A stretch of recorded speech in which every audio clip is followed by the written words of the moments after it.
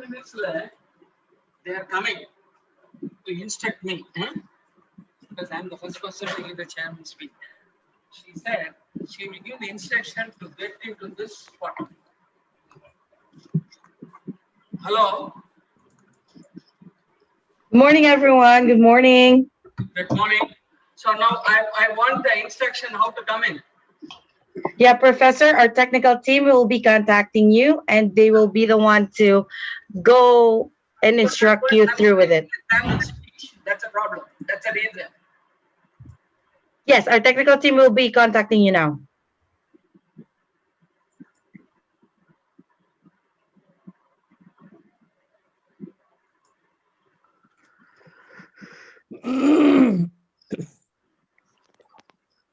Jojo, we are live. Good morning, everyone. Good morning. Good morning. Good morning, all. I welcome you all to the second International Conference in Neuroscience and Neurology, organized by BioLeague's Worldwide and International Association of Neuroscience, or IAN. So just a little bit about IAN. International Association of Neuroscience is one of the non-professional associations operating under Techno Research Development Association, or also known as TRADA, meant for research and development in the field of neuroscience, neurology, and neurosurgery. ACNM is a paramount body which has brought revolution and sustainable development in the field of neuroscience, neurology, and neurosurgery. It is a professional association caring for people, and IAN is an international forum for doctors, medical practitioners, research scholars, scientists, for sharing knowledge and innovation in the field of neuroscience, neurology, and neurosurgery. IAN aims to bring together doctors and medical practitioners to encourage intellectual development and providing opportunities for networking collaboration. Just a little bit also about the organizers. BioLeagues Worldwide is a not-for-profit, professional association which prominently promotes research and development. We at BioLeagues have brought a revolution in the field of worldwide conferences. BioLeagues Worldwide Conferences bring together the professional wizards and leaders who have explored all avenues to reinforce the field of life sciences and medicine technology. BioLeagues Worldwide conduct events worldwide which help in enhancing the skill set of the people from diverse industries, and also forms a common platform for eminent personalities, physicians, researchers, doctors, and academicians, professionals, business figures, and much more. BioLeague's conference encourages better comprehension about improvements and progressions over the world through worldwide conferences with the speed of science and technology. We work with our motto of creating a better tomorrow by organizing conferences and creating a network which will help grow a better tomorrow with the help of advanced technology and achieve sustainable development. Now, about this conference, with an earnest objective of creating an international forum for academicians, researchers, neurologists, and budding students, BioLeagues, an international association of neuroscience, enunciating Second International Conference on Neuroscience and Neurology, which is slated today, July 17th, until tomorrow, July 18th of this year, 2021. This conference enlightens on the theme Important and Revolutionary Investigations in Neuroscience. Second International Conference in Neuroscience and Neurology 2021 aims to interconnect the professionals from various parts of the world for an optimistic networking and collaboration, and will provide you a wonderful forum to refresh your knowledge base and in exploration of neuroscience, neurology, and neurological disorders. Neuroscience 2021 will discuss about the perspective in various fields of neurology, neuroimmunology, neuro-oncology, pediatric neurology, neurochemistry, neurophysiology, what's new in the future neurohealthcare, health education for neuro patients, precision medicine and neural disorders, clinical trials in neurology, and many more. It is a prestigious event organized with a motivation to provide an excellent international platform for again the academicians, researchers, neurologists, and budding students around the world to share their research findings with the global experts. I would like to welcome all our honorable dignitaries. Our conference chair, Dr. A.V. Srinivasan, former president, Indian Academy of Neurology, emeritus professor, the Tamil Nadu Dr. MGR Medical University, India.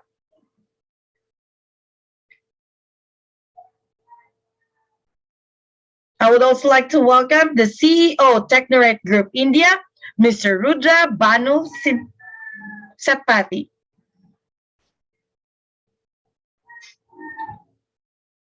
And eminent keynote speakers, former President, Indian Academy of Neurology, Emeritus Professor, the Tamil Nadu Dr. MGI Medical University, India, Dr. A.V. Srinivasan. Next keynote speaker, Head of Research and Development, Neurophysics Therapy Institute, Australia, Dr. Ken Ware. Next is our Director and Neurosurgeon, Neurogen Brain and Spine Institute, India, Dr. Alok Sharma. Next, Professor and Head of Department of Psychiatry, IMS, and some Hospital, India, Dr. Surjit Sahu. Next is the Director and Neurosurgeon, SS Hospital, India. Let us welcome Dr. Namit Singhal.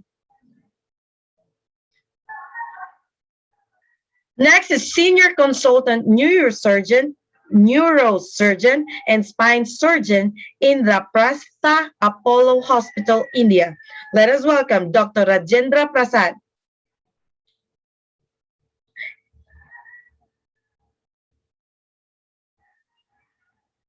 And our session chairs, Dr. Surjit Sahu,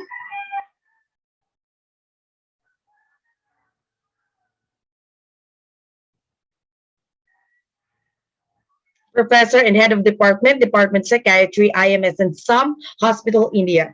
Next is the Director and Neurosurgeon, SS Hospital, India, Dr. Namit Singhal. Next is Dean and Professor, Department of Neurophysiotherapy, Kahir Institute of Physiotherapy, India, Dr. Jeba Chitra. Next is the Principal and Head of Department of Physiotherapy, SPB Physiotherapy College, India, Dr.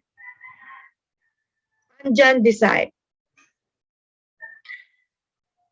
I welcome everyone for joining us even during this pandemic situation and imparting their expertise with us. I would also take this opportunity to welcome all our presenters from across the globe who have spared their valuable time in enlightening us with their latest research studies. I would also like to welcome all of our attendees in joining us today. Again, I welcome our conference chair, Dr. A.V. Srinivasan, former President, Indian Academy of Neurology, Emeritus Professor, the Tamil Nadu Dr. MGR Medical University, India.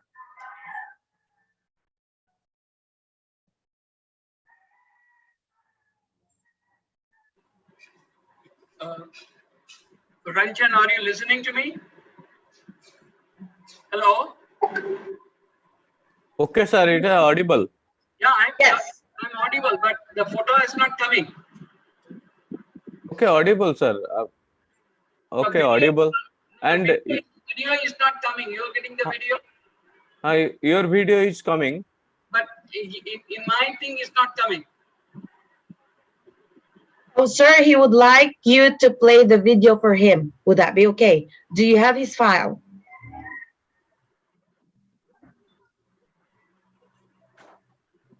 File may be with Anupriya. Yeah, but I can just give the welcome opening message. That's because that's the one that my photo has to come.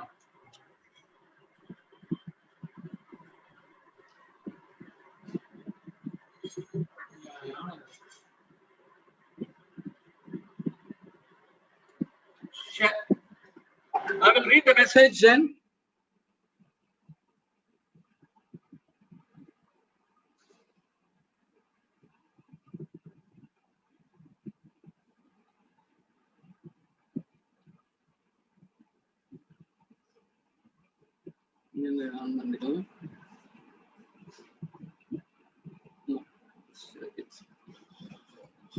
Huh? All right, Professor, you can go ahead and proceed with your welcome address, please. Yeah, fine. Thank you. It gives me immense and the greatest pleasure as the organizing chair of the second international conference in neurosciences and neurology, which was to be held in Dubai on July 17th and 18th. Due to the pandemic, it is now being held in a virtual meet. Organizing a webinar conference is like a newborn baby, seeing it grow every day with its usual happy movements and teething problems. Day by day, the organizing committee has nursed it into a fully mature event that will be before you today and tomorrow. This full-grown webinar is now here before you for today and tomorrow to enrich our knowledge in patient care, teaching, and research, the Trinity principles of medicine. Important topics of the discipline of neurology and neurosurgery and the other allied subjects, physiotherapy, presented by various speakers, which hopefully are going to provocate important discussion and ideas, and finally enrich our fund of knowledge. I am quite confident that this will shape our clinical pearls and further research. This webinar is designed to bring the latest in the neurosciences and to update us.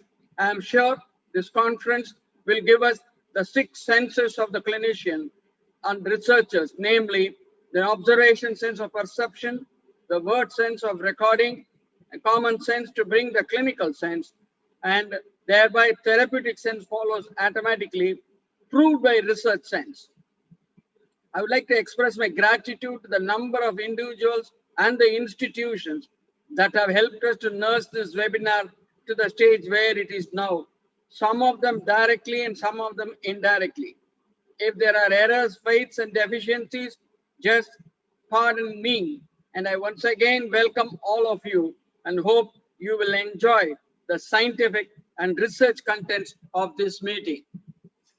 Jai Hind.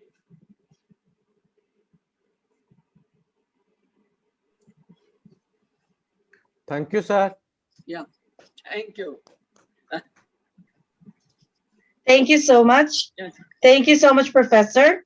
And next, I would like to welcome Mr. Rudra Banu Satpathy, CEO of Technort Group, India.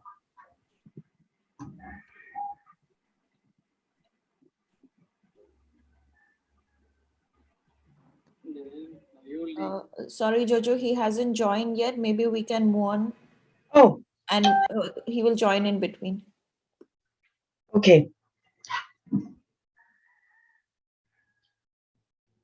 Now I would like to welcome all our keynote speakers.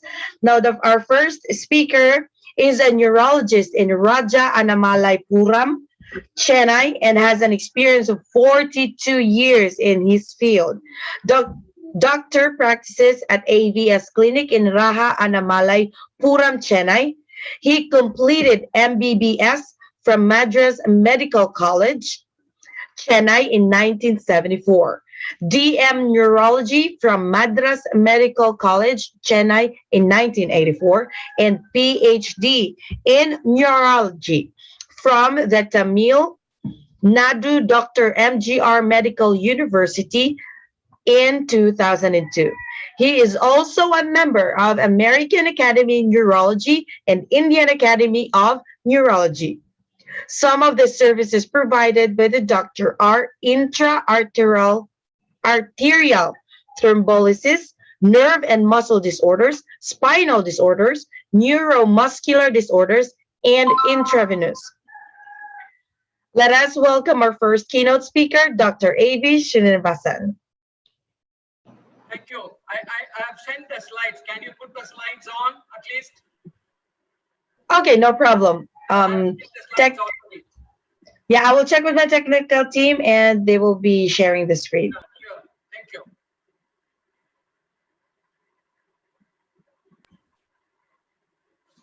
Is that the one? Yeah, this is the one. All right. If you'd like to go on to the next slide, just say next slide. Go ahead, Professor. Yeah, it can be removed. Okay. Yeah. First, let me say good morning to one and all. And it's a tremendous occasion for us to know what is happening in neurology. And my topic today, I'm going to give a new dopaminergic hypothesis, which is described from Madras Medical College, Institute of Neurology, which is an offshoot of the Dr. MGR Medical University control. The clinical conundrum of neuroleptic malignant syndrome, the new dopaminergic hypothesis. Next slide. We always say in any field, find the strangest thing and explore it. That's what John Archibald Wheeler said. And we did follow that. Next slide. The clinical knowledge always consists of three principles, which in my speech, I said observation, recording, and thinking. And next slide. The formula of clinical features of the neuroleptic malignant syndrome was described by Delay and Deniker in 1968 with NMS, neuroleptic malignant syndrome, with fever, pallor, movement disorders, and the signs and symptoms of autonomic. Later in 1985, Levinson criteria was used as a major and minor, with fever, rigidity, elevated CK, minor being tachycardia, abnormal blood pressure, increased breathing with altered level of consciousness, with profuse sweating and leukocytosis. It's diagnostic when there are 3 major and 2 major and 4 minor. Next. When this was shown, then the clinical knowledge of the first Trinity principle, namely the observation, was done by me in 1990 and published in the Journal of the Neurology, Neurosurgery, Psychiatry. And I did mention that neuroleptic malignant syndrome develops earlier and takes longer time to resolve in schizophrenic compared to affective disorders. Mortality is higher in schizophrenia. Next. This observation, the second Trinity principle, to understand the clinical conundrum of NMS, which will become clearer if schizophrenia and affective disorders are studied separately. None of the people before 1990 ever separated these two syndromes and studied the neuroleptic malignant syndrome. Next slide. And we were the first people to do that. And so our aim and objective was to study the clinical conundrum of the following symptoms, which I have already mentioned, to study the evolution and to study the resolution of this syndrome in both these disorders separately. Next. When we did that, the objective was to find out, to study the neuroleptic drug, to study the mode of administration, and to study the mortality in schizophrenia and affective disorder. Next. Inclusion, of course, people having typical features of fever, altered sensorium, extrapyramidal autonomic symptoms with progression of symptoms was analyzed by the method used by Wheeler-Moore. Next. The absence of the primary exclusion criteria was absence of the primary psychiatric diagnosis in the patient due to any other drug-induced systemic or neuropsychiatric illness were excluded in our study. Next. The data analysis was done with tabulation, statistical hypothesis, correlation, factor analysis, cluster analysis, and discriminant analysis of the 50 patients that we studied. Next. Of course, this is a full slide, but remember we have studied in each and every detail of the schizophrenia of 20 and affective disorder of 30 with age, duration, onset, evolution, resolution, EPS symptoms, autonomic fever, and altered sensorium. Next slide. And an important observation was that the age was 32 in schizophrenia and 43 in affective disorder. The duration of illness was 5 years in schizophrenia and 3 years in affective disorder. And the onset of schizophrenia, 9 hours and 17 hours in affective disorder. Next. In an important observation, the analysis of variants include schizophrenia and affective disorder differ significantly: age, onset, evolution, resolution, extrapyramidal autonomic fever, and altered sensorium. Next. And hence the pre-NMS drug, of course, these are all the drugs that have been used, chlorpromazine and haloperidol. Next. And the important observation was that haloperidol was the common drug in both schizophrenia and affective disorder, statistically analyzed. Other drugs, smaller number of patients, hence not analyzed. The t-test for equality of means did not show any evidence for association between the groups and medications. Next. And the other chi-square statistic clearly indicated the rejection of the hypothesis that there is uniformity in giving bromocriptine to both the groups. Next. The component matrix analysis clearly showed the extrapyramidal symptoms in number of hours was 0.9, autonomic symptoms was 0.8, and altered sensorium was 0.805, whereas autonomic symptoms was 0.885 and fever was 0.769. Next. The component matrix also clearly showed in schizophrenia was 0.9, 0.8, 0.7, and 0.4. Next. The factor analysis of the disorder, of the affective disorder, autonomic symptom was, of course, is 1 and 0.1, whereas extrapyramidal 0.2, altered sensorium 0.9, and fever was 0.8. Next.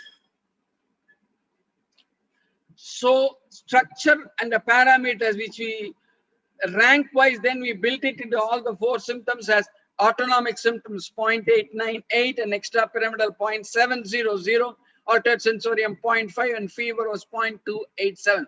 This clearly showed in some of the literature that fever is not the heralding point in some patients, so you need not think that it is not NMS. Fever can come and it's not getting into the rank wise, but it is included as more than 0.2. Next. Of course, this is the dendrogram that usually is relationship between the parameters of NMS, which clearly showed. Next slide. The distance between the cluster combined both in schizophrenia patients and in affective disorder. Next slide. And the rescaled distance of the cluster combined, which very clearly shows the dendrogram showing the relationship of the parameters of affective disorder. Next. So when we did the classification of functional coefficients of the type of patient in schizophrenia, extrapyramidal symptoms, and affective disorder, we clearly showed that the functions of the group centroids level was schizophrenia minus 0.12 and affective disorder 0.8. Next. Then the results clearly showed 90% original groups were correctly classified by this diagnosis of schizophrenia and affective disorder. Total 20 and 30, there was an 85% in schizophrenia. Clearly showed that the misclassification rate in the case of schizophrenia and affective disorder is around 15%, and affective disorder wrongly classified schizophrenia is only 7%. Next. So using this, we for the first time in the world literature gave, instead of major and minor criterion, we have now used this value as KVS CUV criterion. CUV is my teacher, mentor, and is a friend, philosopher, and guide for me, and helped me to finish this thesis. He was my supervisor. He was the professor and head of the department in neurology and a Padma Shri awardee of India. Clinically definite is autonomic symptoms and signs, extrapyramidal symptoms, and altered sensorium. Clinically probable when autonomic symptoms and extrapyramidal alone is present without the altered sensorium and fever. Clinically possible only altered sensorium or autonomic symptoms or extrapyramidal symptoms. You watch this patient, and if you stop the drug which you are giving at the offending drug at the clinically possible state itself, you can definitely not make the patient to come into clinically definite criteria. Next slide. Then these are all the patients under the each group which we have done. This is Adonisov, and these are my cases. Adonisov as a computer, of course, his application 1987, schizophrenia and affective disorder. Next. The distribution of cases by ages, of course, age below 5, it was 11 cases, in our case 5, whereas age below 40 was 21, and in our case 2, and the total was 32, and in our case 17. Next. By mean age of onset in all the patients, we clearly showed that Adonisov is 40 and our case was 39, mean age. Next. And hence, when we found that the NMS evolution days, Shaliv has got the computer control, but she has also, I wrote her and asked for her opinion whether she has separated schizophrenia and affective disorder. Both Adonisov and Karov and Shaliv, they have not separated their cases into schizophrenia and affective disorder, but they put the NMS evolution days as mine was 1.7, Shaliv was 4.8, Adonisov was 14, and Karov weighted average was 7.5 days. Next. In terms of the NMS evolution, schizophrenia was 1.1 days, and affective disorder was 2.2. In all cases, it was 1.7. Next. The resolution time, when we looked at it, we found that in our study, it was 15.9, which was published. Adonisov was 13. Both Karov and Shaliv did not mention the resolution time in their cases. Next.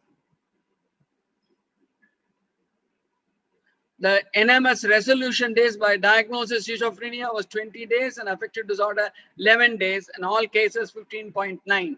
Next. So the discussion is that Grace was the first person to say that the dopamine is released by the behavioral stimuli, and hence she said this is a phasic response, and regulated by prefrontal cortical afferents. She said it is a tonic response. Next.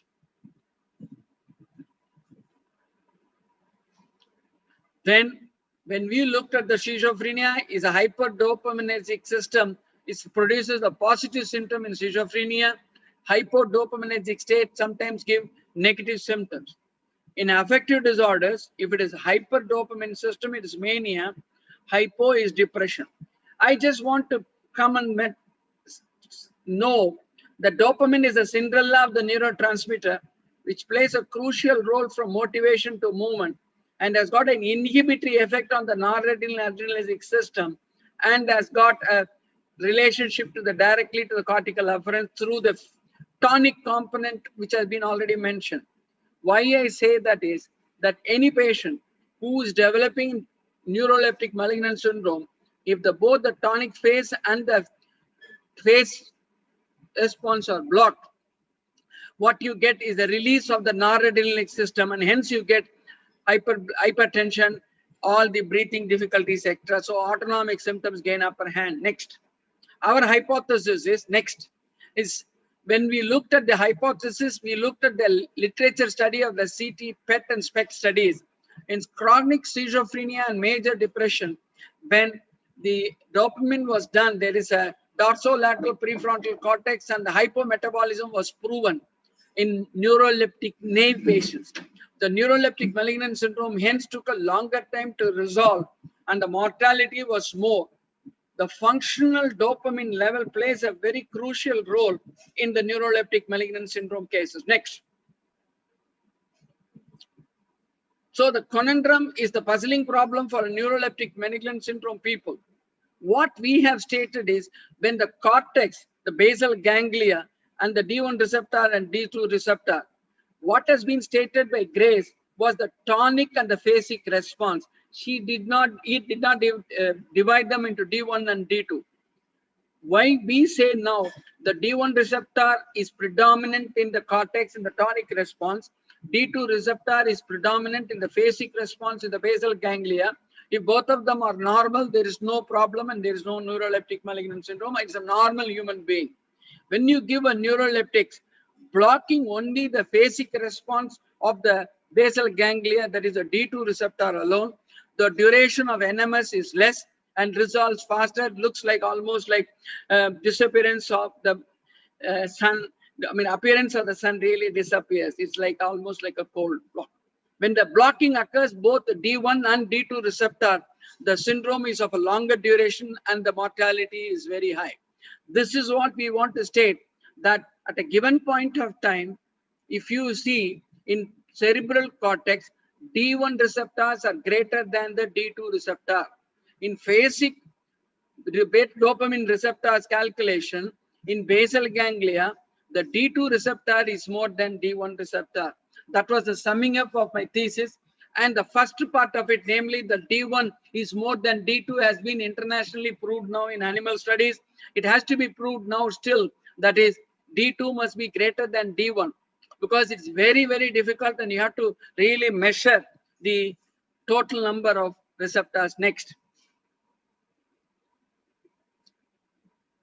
So an observation which was made was accepted by practical neurology Jose Billa, and then of course the neuroleptic malignant syndrome paper was started in 1990. It took really 12 years for us to collect the 50 cases and gave this a new dopaminergic hypothesis. Next.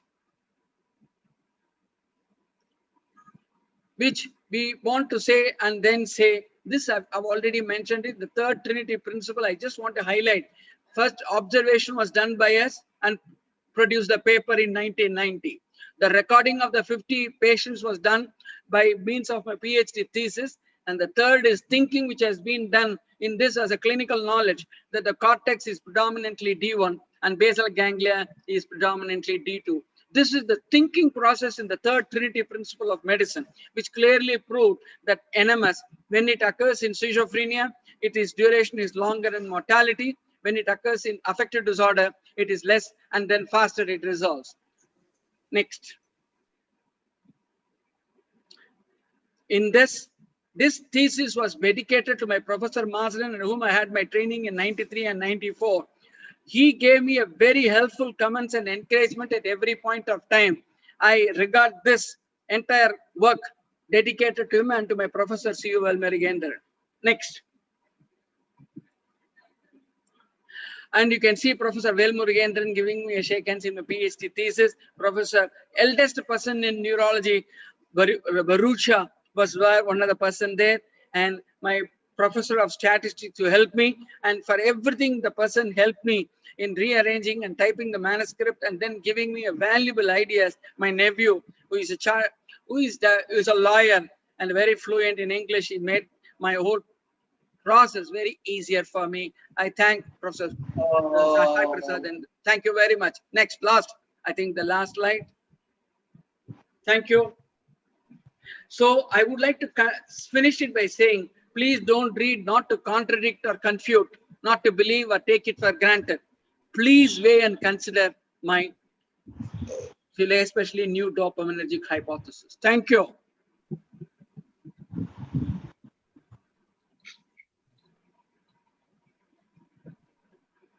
Thank you so much, Professor. Yeah, thank you for that speech. And thank you so much for your time. Next, I would like to welcome again the Mr. Rudra Banu Satpati, CEO and Technoret Group, India. Rudra. Good morning, sir.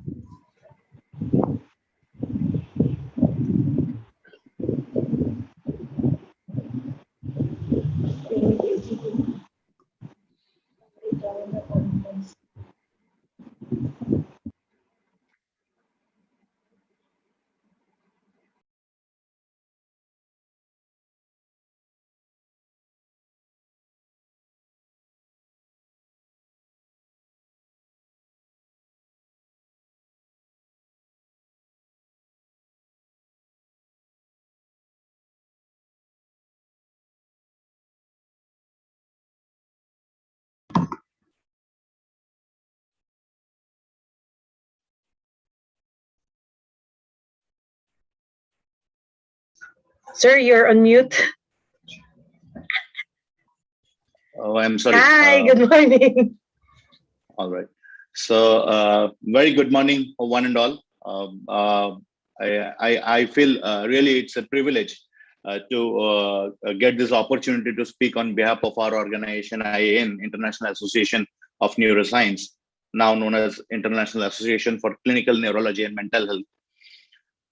My heartfelt thanks to Dr. A.V. Srinivasan, Honorable President and Chair for the International Conference, as well as President of our association, Dr. Ken Ware, Head and Research and Development Neurophysical Therapy, Australia, Dr. Alok Sharma, Director and Neurosurgeon, Neurogen Brain and Spine Institute, Dr. Surjit Sahu, Professor and Head, Department of Psychiatry, IMS, Some Hospital, respected Dr. Namit Singhal, Director and Neurosurgeon, SS Hospital, India, Honorable Dr. Rajendra Prasad, Senior Consultant Neurosurgeon and Spine Surgeon, Indraprastha Apollo Hospital, India, my respected Dr. Pradyut Ranjan Bhuiya, Consultant Neurologist, Amri Hospital, Bhubaneswar, India, Dr. Sanat Kumar Bhuiya, Professor and Head, Institute, Dental Science, Some Hospital, India, my respected Dr. Vinay Agarwal, Chief Neurologist, Agarwal Neurology Clinic, India, my respected Dr. Naushin Mehrbod, Neurologist and Head Neurology Department, Fajit Hospital, Iran, my most honorable Dr. Gurneet Singh Sawni, Senior Consultant Neuro and Spine Surgeon, Fortis Hospital, India, heartfelt respect to Professor W.S.L. Mastery Clinical Professor Spine Injuries and Kela University. My beloved researchers, colleagues, speakers, delegates, attendees, students from nook and corner of the globe, I greet everyone, my hearty gratitude and my thanks to one and all for your valuable support and your intellectual submissions and presentations of abstracts and the research works at this conference to make this conference a value and worth attending. International Association of Neurosciences, now known as International Association for Clinical Neurology and Mental Health, is a leading institute of globe working on neuro health as well as allied health sectors related to neurosciences by bridging all professionals from different continents and countries of globe. Currently, with a strength of more than 3,000 plus professional members, we are trying hard. We are trying our level best, even amid this pandemic time, amid this COVID pandemic, to create a perfect platform by integrating professionals, integrating researchers, integrating doctors, thought-provoking speakers located at different regions, and to bring them at a common forum where the knowledge could be propagated and promulgated at a rapid rate.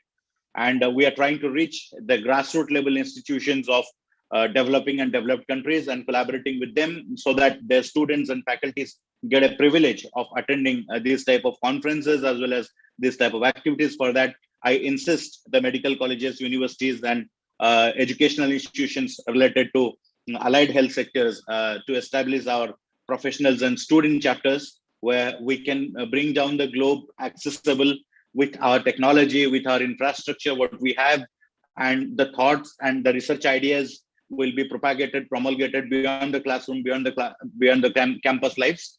We are also assisting researchers in getting their articles reviewed, developed, and further published in renowned journals and scientific repositories, indexed in scientific databases like Scopus or PubMed. And we are rapidly working how India could produce a large number of research articles, and being the second largest population and largest democracy of globe, how quite a good number of research articles could be contributed to world academics. That's our vision. And if we make a statistical analysis of research activities and publication contribution by Indian researchers amid this pandemic time, amid this COVID-19 time, we see that in year 2019, when there was the surge of COVID wave, India was successful in producing about 5%, 5.2% percentage of articles into world academics. And this grew in number in subsequent days and subsequent months. as the organization, the professional organization, institutions, and scientific academic institutions came forward with digital and virtual services of webinars and conferences. And we started working from home. My lovely colleagues supported our organization a lot by delivering their services, delivering their effort by working from home. And successfully from India, we have contributed 7.5%, more than 7.5% of research articles all over the globe published in all scientific databases. This is a survey recently made by us. And we are not only working in field of neuroscience, we are being the organization of BioLeagues, and we are working in field of health and allied health sector. Almost all disciplines talk of neurology, cancer sciences, or nursing, pharmaceutics, and we are also working on environment. We are working on dental sciences. So there are different sectors in which we are working. The purpose behind this is to create an interdisciplinary research infrastructure so that researchers from multidisciplinary domain could connect with each other at a single forum, at a single platform. Thus, we are in a plan of delivering or developing a virtual platform using artificial intelligence and machine learning in upcoming days. And we are keen, and we are much confident that we will be able to launch the platform at a very soon. And we are also insisting the researchers, academicians, faculties, professors, doctors, speakers, and thought-provoking idea holders and the stakeholders of research to contribute their involvement towards our activities. I express my gratitude and thanks to each and everyone for their valuable presence at this conference. I thank my colleagues, the entire team of BioLeagues and Technoarit Group for their hard work, for their effort towards this conference. We have more than 155 presentations, which is definitely a vibrant number. And I believe this conference will be a fruitful event for attending. And the informations and knowledge shared here will be also taken forward and will be assisted by our organization to take it ahead of this conference through the services of publications or services to apply the grants or funding proposals. So we will work together on this. Thank you very much for your belief, and I thank my colleagues and the entire organizing team and the advisory committee members, as well as the ambassadors, institutional ambassadors, zonal ambassadors, national ambassadors, organizing secretary, organizing chairs, as well as everyone for their support towards adding value to this conference. I wish everyone to live safe, and I insist all the viewers as well as all the attendees and associates of our association, those who are watching this conference live now, I insist everyone to get vaccinated and take utmost precautions. And we have many doctors in this conference, and I really thank everyone, my hearty gratitude, and the entire teams of BioLeagues. Respect to you, to stand for the nation, to stand for the humanities, to stand for society at this point of hardship where the globe is facing this pandemic. And at this point of time, we have major attendees from India. So we all versed with the words of Lord Sri Krishna at Bhagavad Gita, what says about the wellness and safety of mankind. Sarve bhavantu sukhina, sarve shantu niramaya, sarve bhadrani pashyantu, ma kaschid dukkha bhavet. This means that we pray for the existence of the globe and safety of the humanity and peace and serenity of mankind, and with a good health to all of us. Thank you very much. Thank you.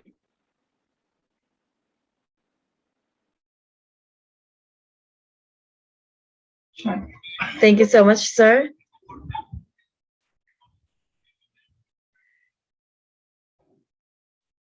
Next, I would like to welcome our next keynote speaker. He was the founder of Neuronutritional Sciences Private Limited and Neurophysics Therapy and Research, and he had been in private practice for almost 30 years. While doing independent and collaborative research, He also presented unique research at 10 major international science conferences, including neuroscience, physics, psychology, and life sciences, which covers a very broad scientific audience. Let us welcome Ken Ware.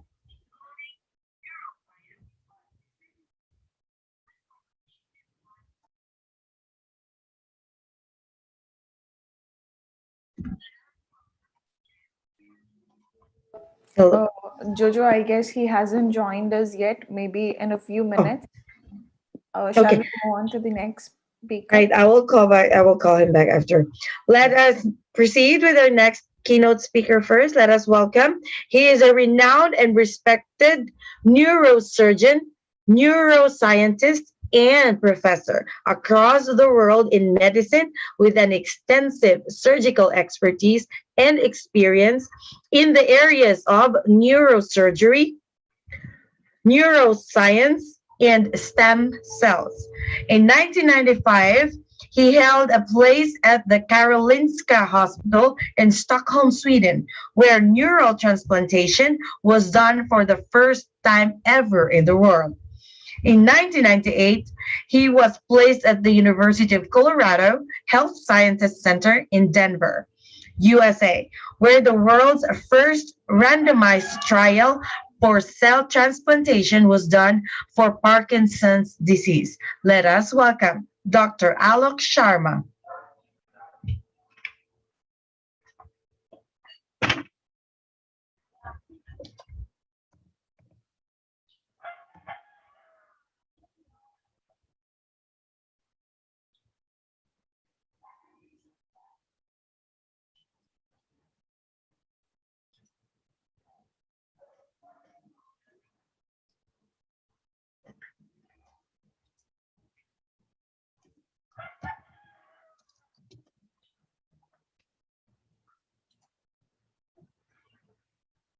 Hello.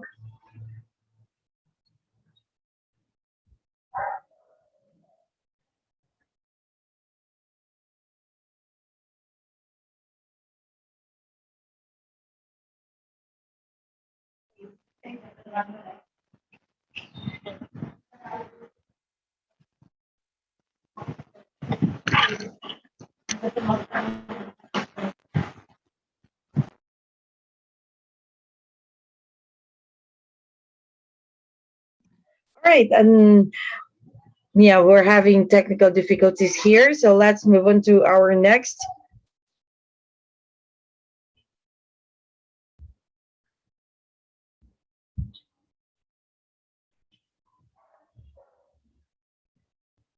All right. Let us welcome our session chairs for second Neuroscience 2021. Dr. Surjit Sahu, professional and head of Department of Psychiatry. जी sellotape मला लागेल because I may exhaust it. I will replace it. मैं Monday आते समय.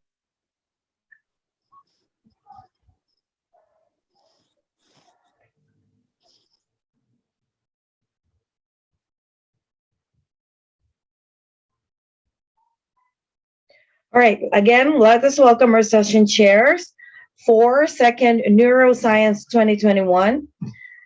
Our welcome session chairs, Dr. Surjit Sahu, professor and head of Department of Psychiatry, IMS and SOM Hospital, India.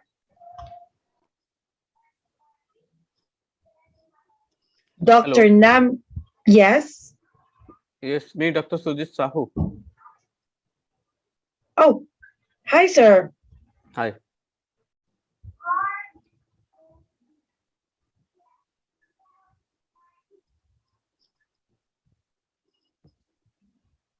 Will you be providing a welcome speech?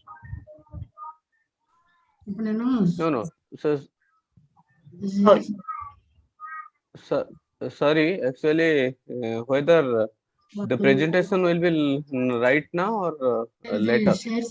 After lunch break, actually. No. The presentation will be there, but keynote 4 is there for me. I'm sorry, what was that again? The keynote speaker 4. I am asking the keynote speaker 4. Can where? No, keynote speaker Oh, 4 is yes. Dr. Sujit sir. Yes, professor in HOD Department of Psychiatry, IMS in some hospital, India. Yes, let us welcome, sir, Dr. Surjit Sahu. Okay. You may now share your screen, sir. Okay.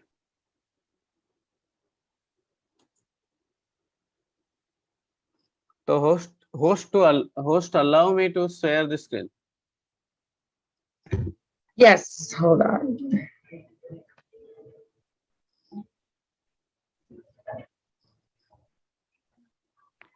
Yes, you are allowed to share your screen. Just right at the bottom, just click on the green button, share screen. No, already I am just trying to, but actually host disabled participant screen sharing.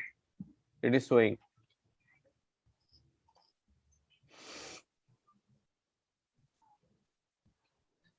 All right, let me check on that. Hold on.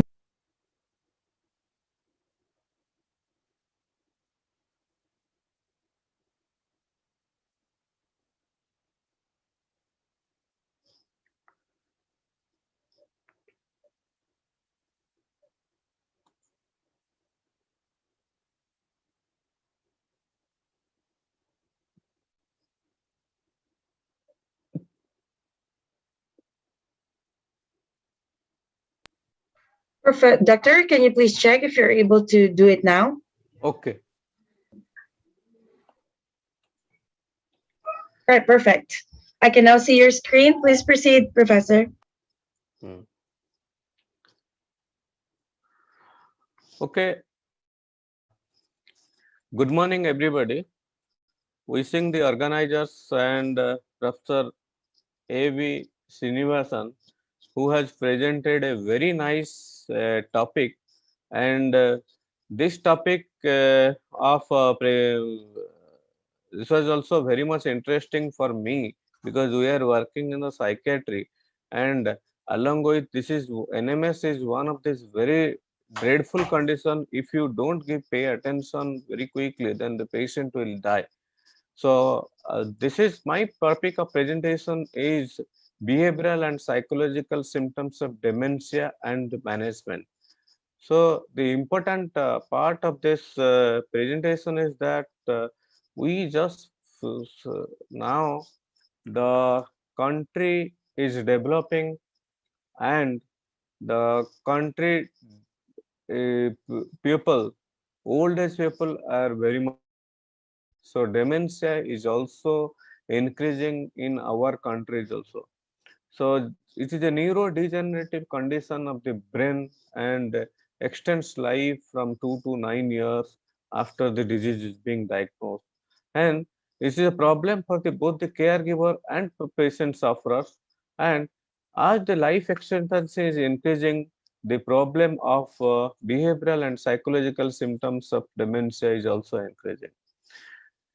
So the very interesting part of this presentation is that when Alois Alzheimer first described in his patient in 1907 August later, he first noticed that there is behavioral changes, paranoid delusions, hallucination, and screaming. So these are all symptoms, behavioral and psychological symptoms of dementia. And after that, the definition tells that the spectrum of non-cognitive neurological symptoms of dementia is the BPST or behavioral psychological symptoms of dementia. And nearly 80% of the people of dementia experience BPST. Then prevalence of BPST ranges from 50 to 100%, and it also depends on the cognitive deterioration. If the MMSE, mini mental state examination score is from 21 to 24, so 84% patients develop BPST symptoms, And if again the cognition is declining, like MMSE score is between 11 to 20, then more people present, about more than 90% of the people present with the symptoms of BPST.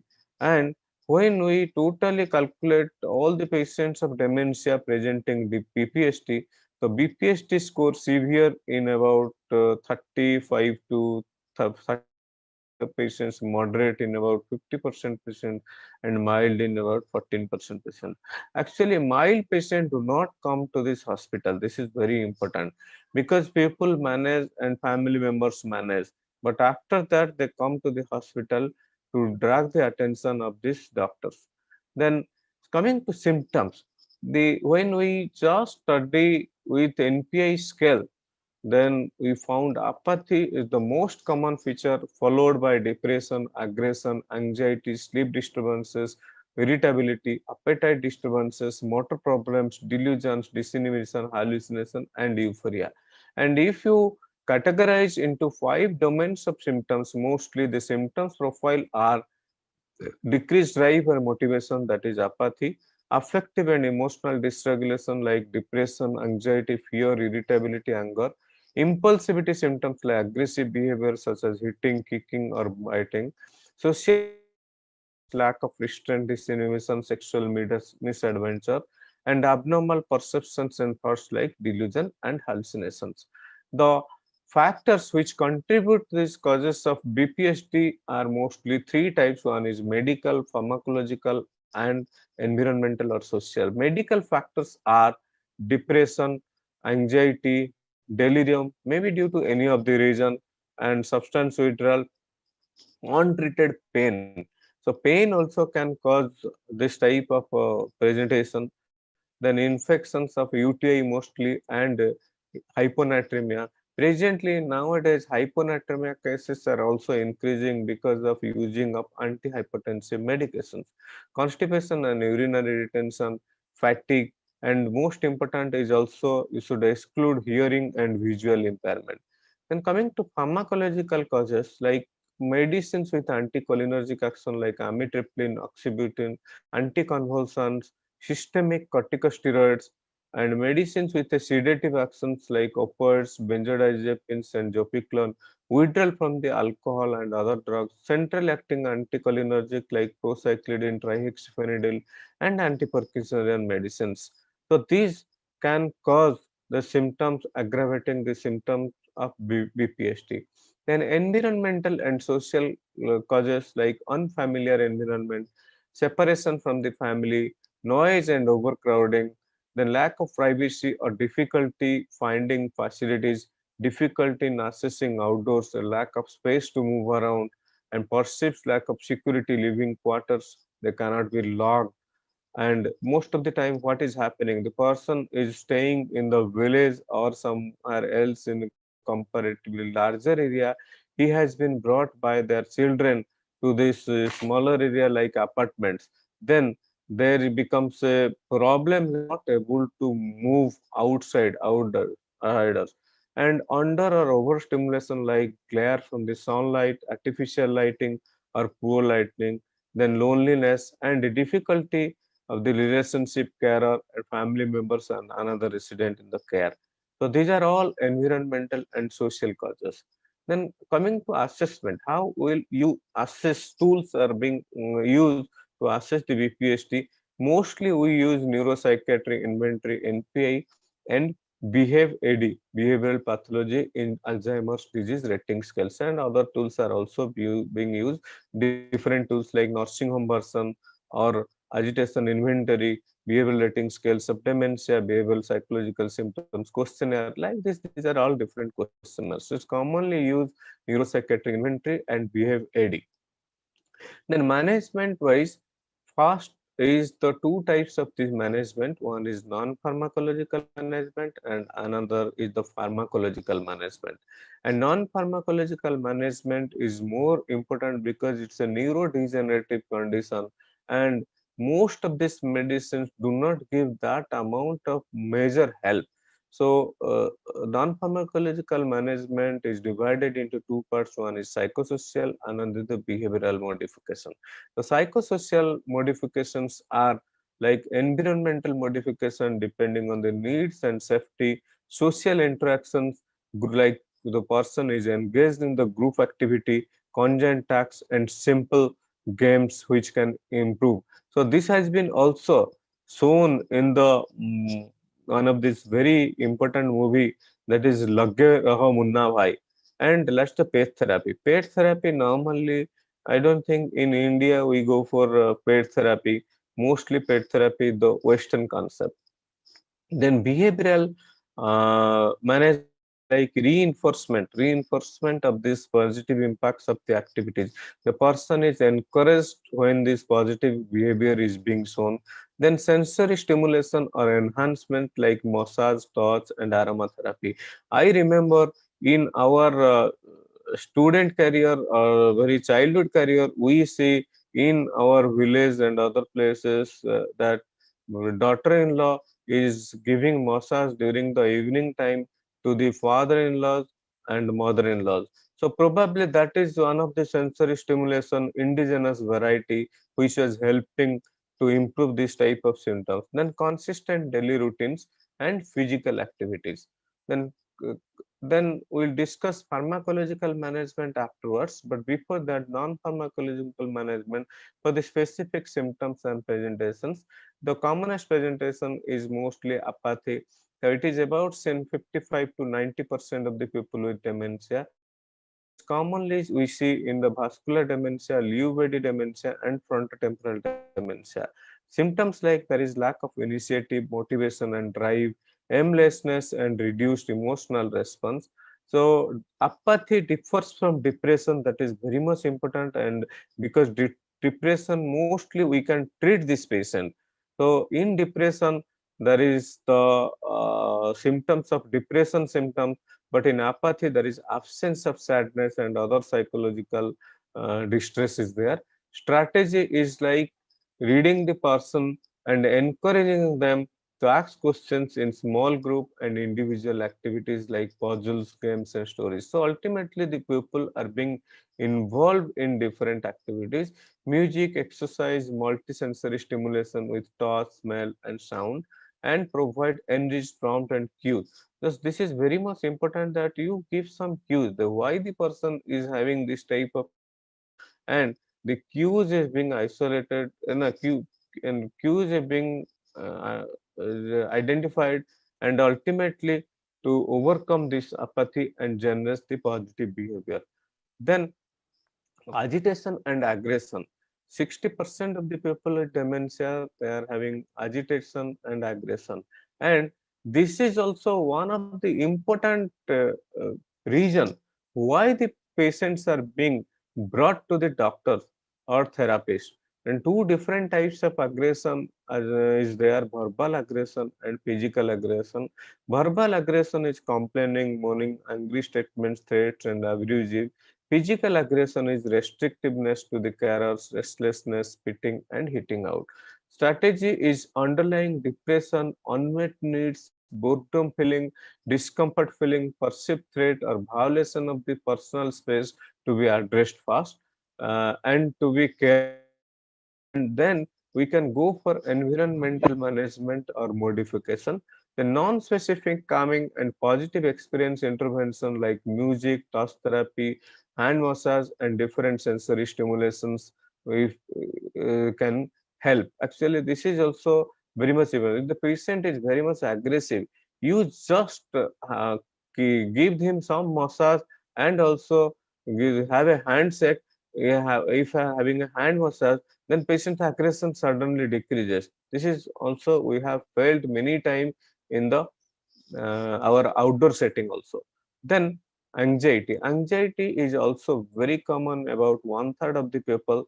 And focus in strategy like focus on identifying and eliminating the trigger for the anxiety, assess if sensory overstimulation contributing like glare of lights or irritable sound, and maintain the structure and routine, reduce the need for the stressful decision making, music, and CBT. the evidence also show benefit. So low, very soothing music also helps this anxiety symptoms. Then depression. Depression is about 20% of the people with dementia, and but it is comparatively more prevalent in the early stage, and it is most of the time confused with apathy. The depression, there is the symptoms of depression like sadness, tearfulness, pessimistic thought, withdrawal, inactivity, or fatigue. There is lack of hope. There is lack of helpless. There is helplessness feeling and hopelessness feeling. But very important that here the patient mostly tells that the patient is sad, and you observe that hopelessness, hopelessness. That is like physical exercise, social connection, and engaging activities. Cognitive and behavioral therapy, CBT, can be helpful in early stages and also mild cases. But for moderate or severe cases, you take input from a clinician with experience managing the patients with the dementia, or medication may be used. Then psychotic symptoms. This is also one of the reasons why the patients are being brought, and why the patients attendants seek also treatment from the physician. The 25% of the people sick with people with dementia experience psychosis. The psychosis like delusion and hallucination. But in dementia, the delusions are usually reflective of online memory loss or changes in the perception. So, what is reflective of online underlying memory loss? Like the person forgets something and accuses the family members that you have taken my or stolen my, or you are making hide of things. So accusation of theft of personal items and infidelity of the spouse or family members are impostors. So this becomes the problem. So different types of perception changes, like the person is having visual impairment, then he will tell that to people he is not able to see properly, and he will take that people have taken my things or hidden some things. Then vivid visual hallucinations are common in low body dementia, but auditory hallucinations are comparatively less common. And strategies distress the carer or family and mostly cause for the seeking medical help. Then important part of this here psychotic symptom that exclude reversible causes of psychosis. The reversible causes of psychosis, like if there is sensory or vision loss, if there is overstimulation or delirium, and initiation of a new medicine or substance misuse. So you should be very much vigilant to see these things, because if you can treat this or stop this, then they can be reversed back. And confirm that patient claim are not being occurring. So items are not being stolen, that you just bring and sort this his stolen item, and the tell that this has not been stolen, rather you have put in a different place. And the use of memory aids like photographs and cue the person to the reality, and distraction sometimes also effective. That is also very important to distract the person, and it is most of the time effective. Then disinhibited behavior. This is one of the very disabling behavior, and this becomes a very problematic to the caregiver. So there is inappropriate verbal or physical behavior, but problem is there when there is inappropriate sexual behavior. The occurs due to reduced impulse control, impaired judgment, reduced awareness of the environment, or lack of understanding, reduced privacy, lack of personal affection, absence of sexual partner, misinterpretation of assistance provided by the care, anti-Parkinsonian medicines, delusion or hallucination may contribute to the behavior. So you might have been heard that sometimes the 85-year-old man is abusing or misbehaving the kids, or misbehaving his caregiver, or misbehaving the daughter-in-law. This may be due to inappropriate sexual behavior. And strategies like avoid reflexive responses that may humiliate the patient. So then identify triggers and what are possible modify the environmental factors, and distraction technique and redirection technique to divert the patient focus. Provide a craft activity or puzzle to distract himself. Then ensure, if not possible, then ensure the patient has a privacy if sexual behaviors are prominent. Privacy will definitely help if he is having prominent sexual behavior. Then nocturnal disruption. If there is nocturnal disruption, then you have to identify the secondary psychiatric causes, like whether nocturnal disruption is due to psychiatric diseases like depression or anxiety or agitation. Then some medical causes also cause disruption of the sleep, like pain. In diabetes mellitus, there is increased urination, and prostatic hyperplasia, there is also increased urination. And in the night time, if they drink water more, then there is problem of this urine retention, and there is disruption of the sleep. Then sleep phase shift, if sleep wake reversal can be sometimes be the cause, because sometimes also they sleep in the daytime and wake in the night time, thus reversing the cycle like all. So it becomes a problem of the phase shift. Then strategy like assess the underlying cause, whether it is a cause can be modified or cause can be treated. Then maintaining of the sleep hygiene is very important in these cases and advice. So restrict caffeine intake in the evening, because after 7 p.m. don't allow for the caffeinated beverages or tea or coffee. And limit fluid intake few hours before bed, like after 7 p.m. limit the fluid intake to half glass or 1 glass. And establish a nighttime routine, like waking up time is to be fixed. So sleeping time may be delayed, but waking up time is fixed, then gradually the sleep cycle will be maintained and the rhythm will be properly maintained. Minimize light and noise intrusion in the room. That should be calming down in the room, and ensure that adequate activity during the daytime. So person will be properly exhausted, and the person should not be allowed during the daytime sleep. The next, wandering. Wandering is sometimes also related to agitation. Different types of wandering, like circular, pacing between 2 points, random or direct to a location without diversion, challenging and problematic behavior. And in the wandering, there's the problem is the safety concern. Then strategies that determine if there is a purpose to the wandering. Like if there is a purpose, then trying to return home or looking for a person or expecting a perceived threat, then you can give this suggestion what to do. Then wandering can have a positive effects via also exercise, like it can improve sleep, mood and general health, and may prevent person from feeling confined. But important thing is that when the person is wandering aimlessly, so the problem is that he might have been some other diseases like osteoarthritis, Parkinsonism, and other problem. So there may be importance of this balance problem. So consider the safety while wandering. So supervised walk or secured space to the roam around. So environmental intervention are for to prevent BPSC. Already I have discussed, like reduce the level of noise and negative distraction, ambient temperature in the room, then adequate lighting and levels and memory aids, then easy access for the toilet, providing privacy and avoiding overcrowding, prominent clock to see the time and calendar, daily schedule, then residential care facilities like home-like situation to be made, and having consistent carers where possible. Then pharmacological management, but although non-pharmacological management is primary, but pharmacological management is also sometimes required and also very frequently used, often adjunct to the environmental intervention.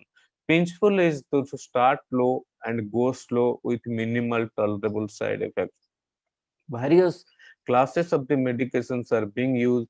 Why you go for such low? Because they may develop side effects very early due to gene management, and also muscle mass is low and fat is more, so there may be cumulative drug effect. So these are the problems. So always you start slow and go slow, and ultimately minimal tolerable side effect. They are maybe taking so much of medication that you should take care of this drug interaction accordingly. cognitive enhancers, antipsychotics, mood stabilizers, antidepressants, and other different medications to be used. Cognitive enhancer, mostly cholinesterase inhibitors are being used like rivastigmine, donepezil, and combination of donepezil memantine. It can delay the onset and reduce the severity of BPST and decrease the requirement of antipsychotic medical. Cholinesterase is mostly considered first-line treatment in the cognitive enhancer, and it is effective in reducing the range of BPST like agitation, apathy, anxiety, delusion, depression, and dissociation and irritability. Cholinesterase inhibitors should be considered for the treatment of BPST before neuroleptic treatment like antipsychotics in the Alzheimer disease patient and low levels of irritability and agitation. Then antipsychotics is also very you often also used and only appropriate. You should see that if there is aggression, agitation, or psychotic symptoms are causing severe distress or an immediate risk of harm to the patient or others if the patient has a pre-existing and comorbid mental illness. So these three conditions are very important. If the patient is severe distress or immediate risk harm, or the patient is having pre-existing mental illness or comorbid mental illness. Then antipsychotics are unlikely to benefit in wandering, calling out, social withdrawal, inappropriate sexualized behavior. But whenever we are giving antipsychotics, you should take care of this patients with dementia, like side effects profile, like sedation, increased risk of falls, extrapyramidal effects, pneumonia, stroke, cardiovascular event, and increased mortality. And antipsychotics should be avoided in the patients of Lewy body dementia and Parkinson's disease with dementia because they can cause very low dose can cause severe adverse reactions and extrapyramidal side effects. Recommended starting and maintenance dose for antipsychotic medications older people with dementia, mostly we use risperidone, quetiapine, olanzapine, and aripiprazole. So here the dose is slow and ultimately we can go up, and risperidone is most commonly studied and also effective treating wandering, agitation, diurnal rhythm disturbances, anxiety, physical sexual advances, fishing, aimless wandering, and performing repetitious mannerism and repetitive sentence or question complaining and negative age. But you remember, risperidone is also used in low dose and you gradually increase because there is chance of extrapyramidal side effect. Injectables, mostly haloperidol is commonly used and aripiprazole is all oral also used along with sometimes olanzapine. Close monitoring is required when the patients are taking other medications along with antipsychotic. If the patient is taking CNS depression, sedation, increased confusion, cognitive impairment, maybe they are added effect, and anticholinergic effects like dry mouth, constipation, urinary retention, blurred vision, postural hypotension like dizziness and falls, antihypertensive, benzodiazepine, zopiclone, antidepressant may exacerbate the symptoms. Extrapyramidal symptoms like akathisia, dystonia, tardive dyskinesia, and Parkinson's symptoms, metabolic changes like weight gain and diabetes, that also you have to take up when giving antipsychotics, and infections like urinary tract infection, aspiration, pneumonia, and deep vein thrombosis, pulmonary embolism, and stroke. Antipsychotics sometimes increase these symptoms. Then mood stabilizer, there is no clear-cut beneficial, but sometimes valproate is being used, but results are inconclusive. Sometimes carbamazepine is being used, and control studies like with lamotrigine, gabapentin, topiramate are not available. Then antidepressants are also frequently used because in the early stage, the depression is the common and anxiety is also common symptoms of dementia. Non-pharmacological interventions should be tried first, and SSRIs are better tolerated than tricyclic antidepressants, and commonly sertraline, escitalopram are being used, and trazodone is being used if there is sleep disturbances and there is mild agitation. Tricyclic antidepressant. Benzodiazepine sometimes you use, but the caution that benzodiazepine is being used it's a short-term use, but in the long term there is risks of abuse potential and then it is accumulated in the body, and a long half-life benzodiazepine should not be used, and there is more amount of the sedation and paradoxal agitation limits the use. I remember I had 2 3 patients that I did not ask that I did not allow the patient to go for benzodiazepine, but they went to the physician and went for this benzodiazepine, and they had a fall, and there is fracture hip, and one is having head injury. So this becomes a problem with benzodiazepine. Other approaches like amantadine, bupropion are for apathy. Psychostimulants like methylphenidate, dextroamphetamine for apathy. Propranolol are being used for aggression. Buspirone is for agitation associated with anxiety or irritability, but benefits are short-lived and results are not definitive. And ECT have been suggested. People think that it is shock therapy. But in the old days, when you are not able to give ECT, nowadays ECT is only being given with general anesthesia and with muscle relaxant. So ECT is also very important when you cannot give any medication, and treatment resistant, severe depression, when there is suicidality and violent thoughts are there. Then take home message lastly, and by BPSD, the behavioral and psychological symptoms of dementia are very common presentation of dementia syndrome and frequently the cause for the referral to the physicians. And it needs the important rehabilitation and associated with high morbidity and poor quality of the life for both the patient and also the caregiver. Behavioral and environmental intervention are the first line of management. Cognitive enhancer, atypical antipsychotics, and antidepressants are beneficial, but whenever you are prescribing, start, uh, start low and go slow. Judicious use of medications are also recommended, considering the side effects and also the drug interaction. Then further research is needed to understand underlying biological etiology, efficacy of pharmacological and non-pharmacological treatment, and stress management in the patients of BPSD. Along with that, the stress management with the caregiver is also very important. Then in the last, not the least, I just share you the spiritual health. Nowadays, it is very much important that the spiritual health, and this spiritual health actually helps very much. I remember this is also part of the definition of WH health definition. If spiritual health is not there, then it is inadequate. But I remember the in our village and other places there was the Bhagavad Tungi, and the Srimad Bhagavad Puran was being discussed there, and that gives this some, and mostly old people were going to that place, and they were discussing about Srimad Bhagavad Mahapuran and about the Gita. So by that, the spiritual health during the evening time probably engage themselves in the spiritual health and discuss the decreased symptoms of. They were also living at the older age, and the discussion with this spiritual health was actually maybe helping those people to decrease the symptoms of behavioral and psychological symptoms of dementia. And also this was the socialization effect of these people. Nowadays in this corona pandemic, see, we are well connected, communicated, but the socialization is not there. Everything is virtual. This becomes a problem in the mind, and we are also suffering. And hopefully with the spiritual health will definitely help us. Thank you.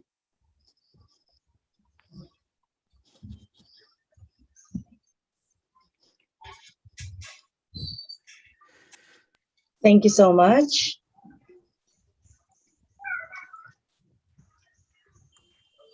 Next, let us welcome our next keynote speaker, which is a renowned and respected neurosurgeon and neuroscientist and professor across the world in medicine with an extensive surgical expertise and experience in the areas of neurosurgery, neuroscience, and stem cells. In 1995, he held a place at the Karolinska Hospital in Stockholm, Sweden, where neural transplantation was done for the first time ever in the world. In 1998, he was placed at the University of Colorado Health Sciences Center in Denver, US, where the world's first randomized trial for cell transplantation was done for Parkinson's disease. Let us welcome Dr. Alok Sharma.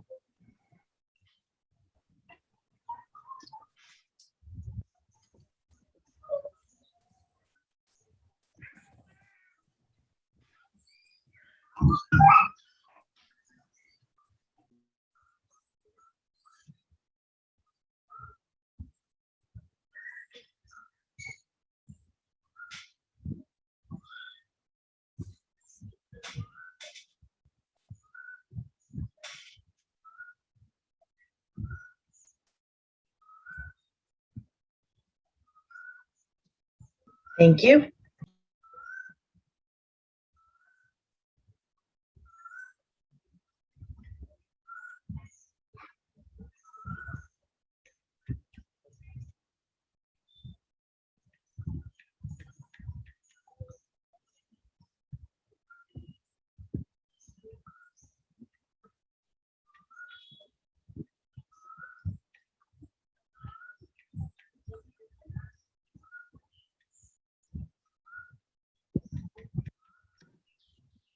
Um,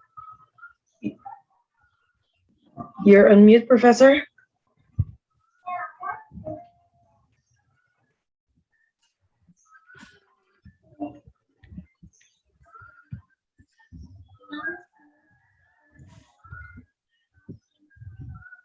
Dr. Sharma, you are on mute.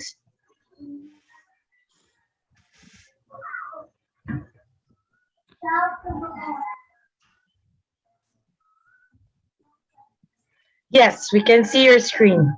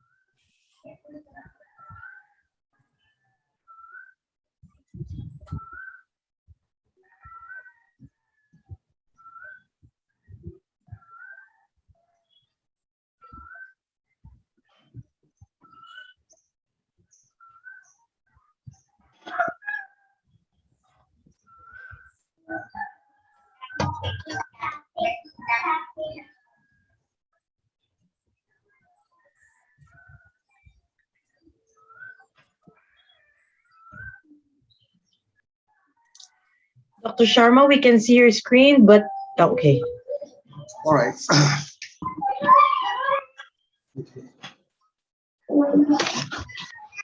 All right. Good morning, everybody. At the outside, I'd like to thank the organizers of the second International Conference on Neuroscience and Neurology to invite me to take this talk. I will be speaking on stem cell therapy in neurodevelopmental disorders.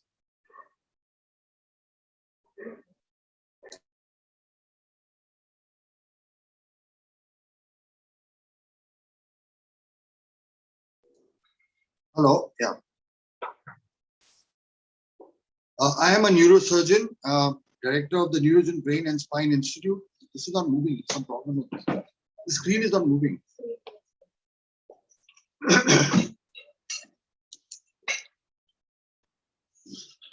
So the old thinking was that once the central nervous system is damaged, it is incapable of regeneration. But the last 20 years or so have brought about a new thinking that some amount of regeneration is possible through a process of cellular replacement and repair. I show this to make a point. On the left-hand side, you see a fracture of the bones of the lower limbs. And I ask you, if if there was a patient with such a fracture, would we give rehabilitation on a broken bone? We would not, right? We would have it fixed with plates and screws and then give rehabilitation. But in various neurodevelopmental disorders like autism, cerebral palsy, we have a damage to the brain. We don't fix it and we just give rehabilitation on a damaged brain. Now, what if the brain could be repaired? Like you see here, the green is normal functioning, the blue is less functioning brain, and then give rehabilitation. Wouldn't the results be better? So that is the point I want to make, that there is technology available to repair the damaged brain. And this is where stem cells come in. Stem cells are, the word stem comes from the stem of a tree. And just like the stem of a tree gives rise to branches, leaves, fruits, etc., there are some cells which have the capacity to give rise to any cells of the body. And these cells are called stem cells. How do stem cells work? The first ability of stem cells is the ability to multiply. As compared to other normal cells of the body, they multiply rapidly. Then they have the ability to convert into other cell types.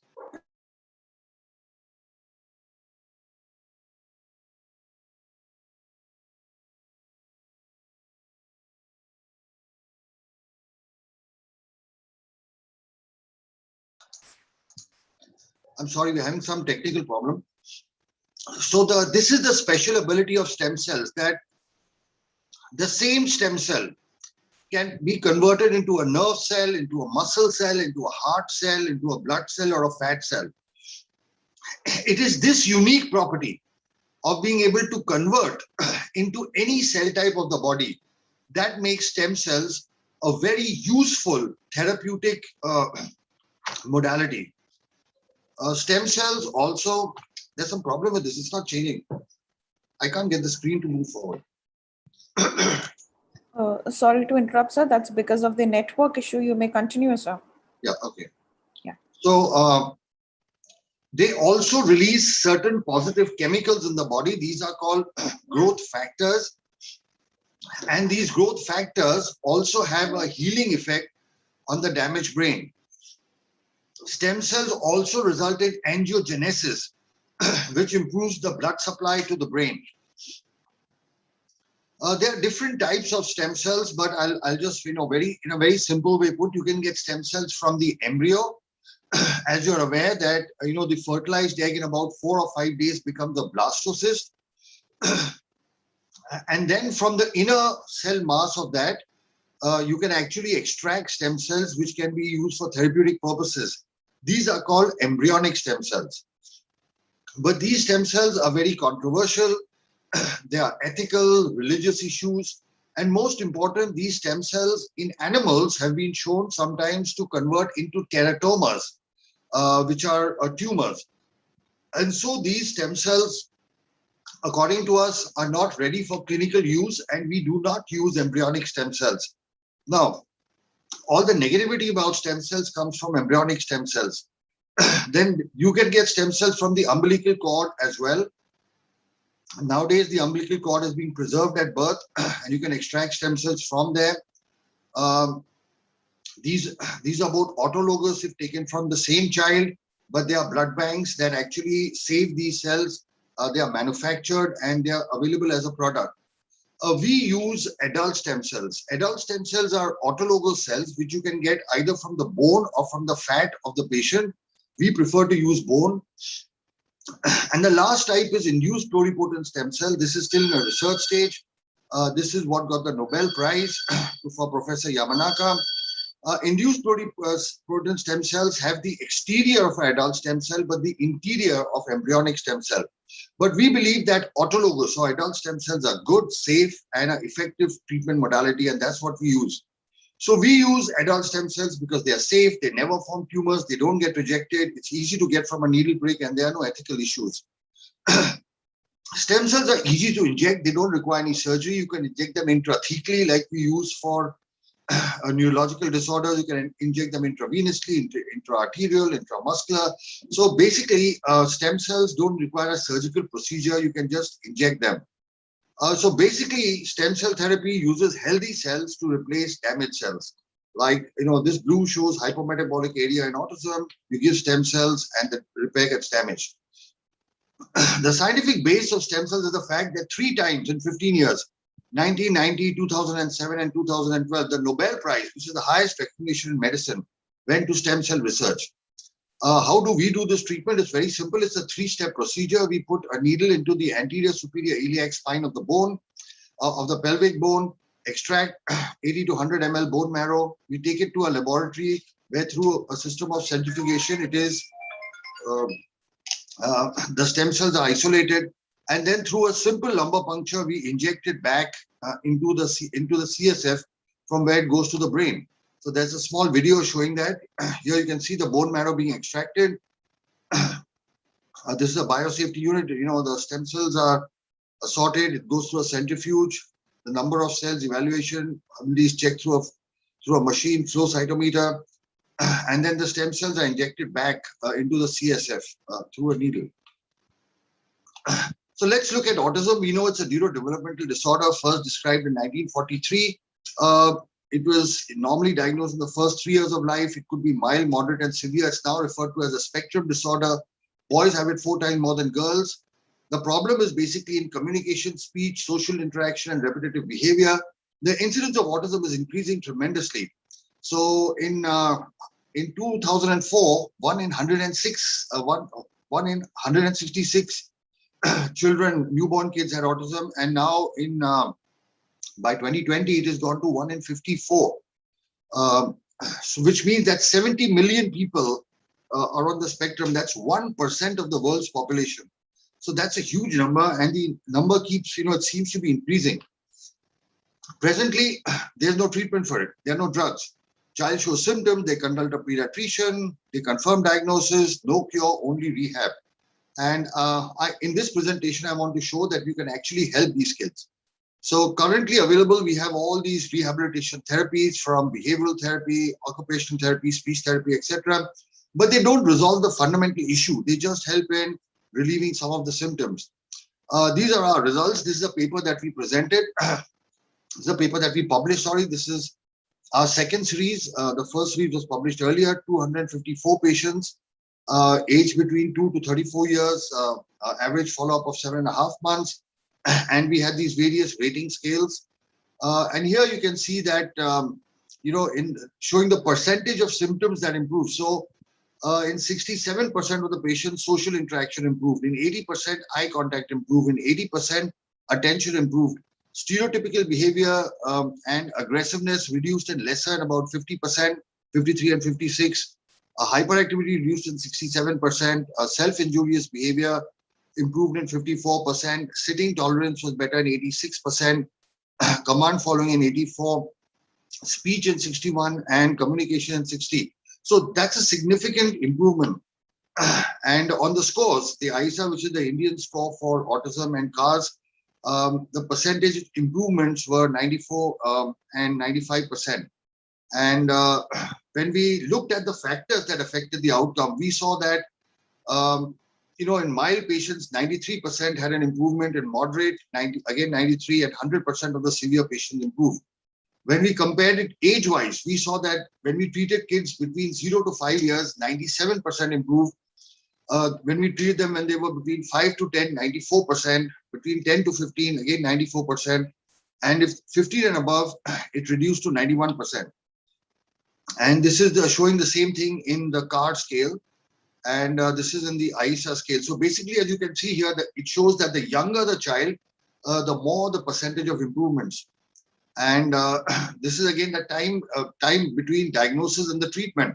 So you can see that if the treatment is done within 1 year of the diagnosis, there is 100% of the patients improve.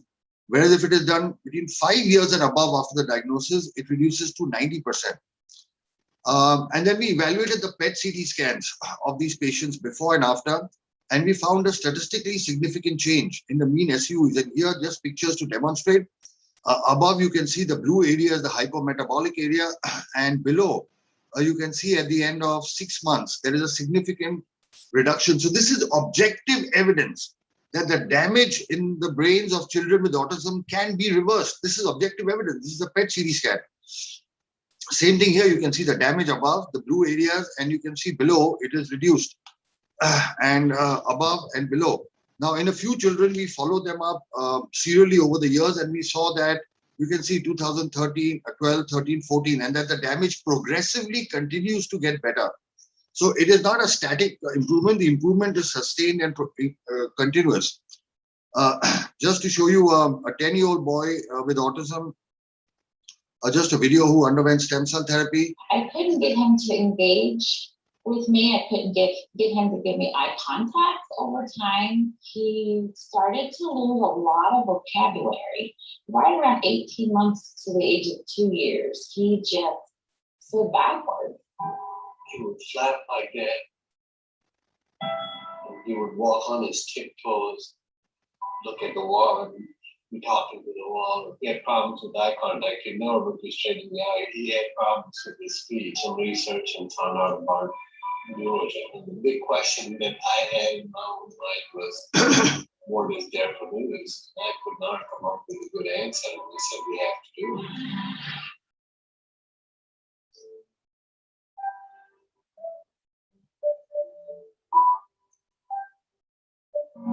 So seeing better eye contact, definitely different.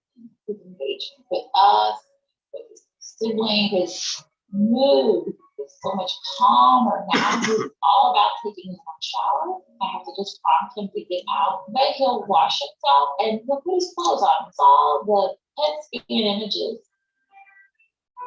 We just, I can't tell you where it was just so excited and thrilled. The areas that were hypoactive or non-active were warm. There was activity there. Ganesh had gone from the 3rd grade, 4th month reading level to a 7th grade, 1st month reading level in 5.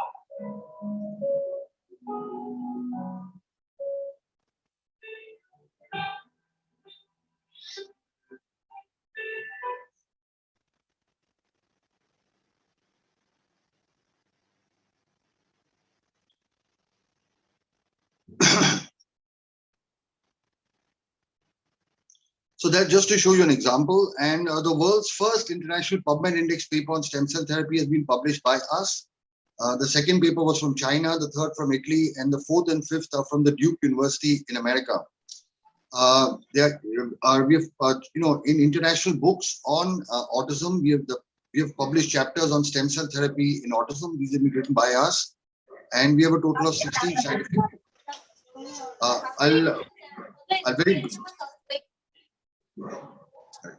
Very briefly, I'll run through a couple of other conditions. Cerebral palsy, where there's a damage in the brain, but you see the effects more in the body.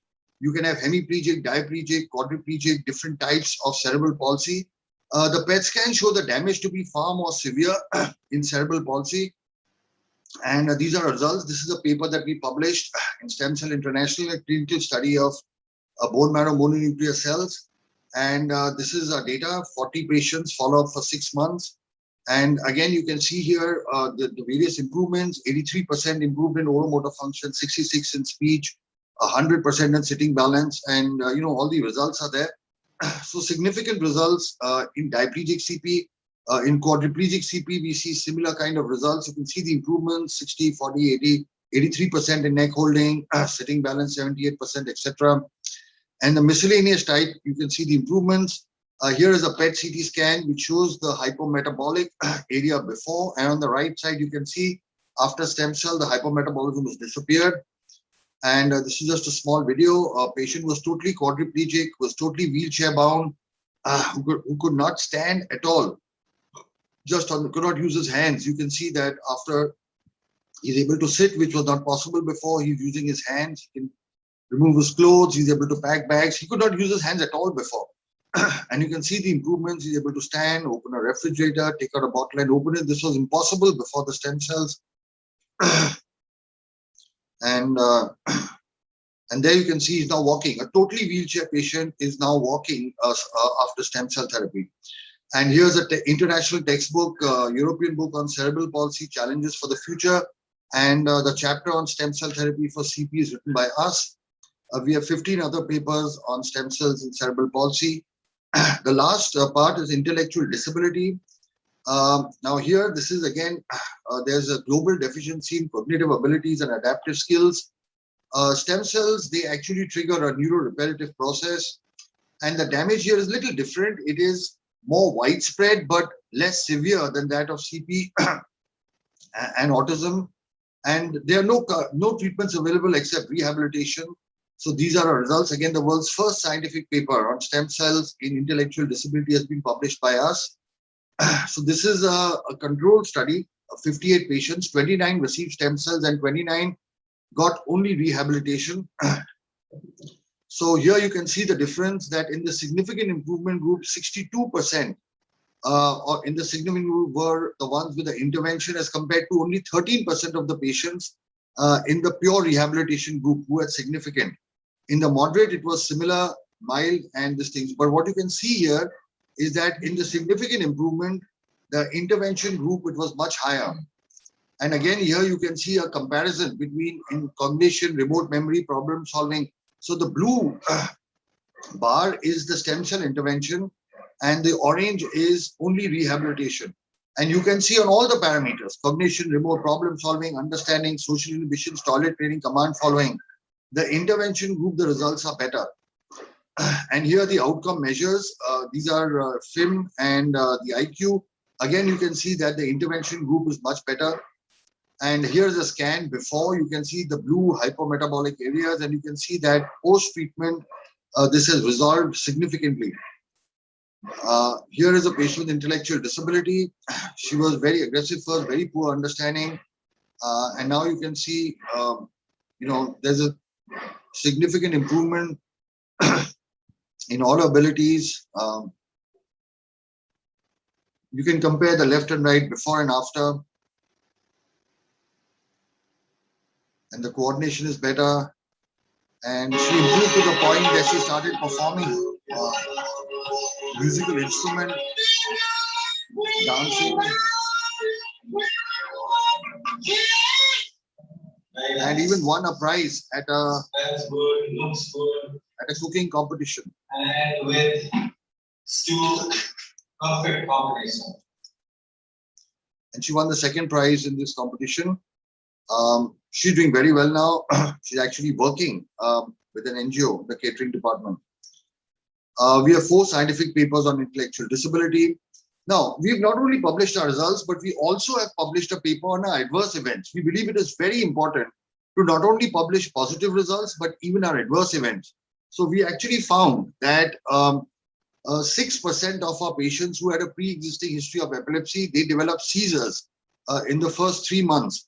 And we published this as a paper, seizures as an adverse event of cellular therapy in pediatric neurological disorders.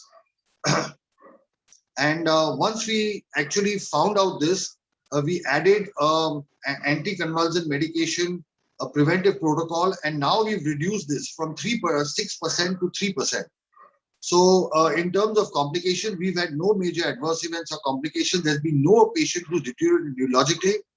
But now we have a 3% incidence of epilepsy. So when we published our data, it was 6%.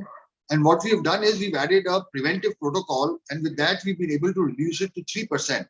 So this is the only major risk that these children may have. 3% of our kids will have epilepsy in the first 3 months. 10% of the children develop a spinal headache due to the lumbar puncture. This occurs in the first 1 week after the stem cells. And this is a peculiar headache. It comes when the child is sitting or standing. It goes away when they are lying down. And some children have had nausea, vomiting, local pain, etc. So my conclusion is that adult stem cell therapy, which is autologous stem cell therapy from the bone marrow, is a safe and effective treatment option for autism, cerebral palsy, intellectual disability, and for many other pediatric and adult neurological conditions which cause paralysis, for which currently there is no definitive treatment. I thank you for, we've now treated more than 10,000 patients from 70 different countries. Like I said, we have 106 scientific publications.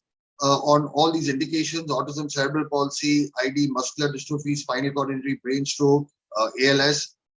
And we have 16 books that have been written on this subject. So I'd like to thank you for your attention.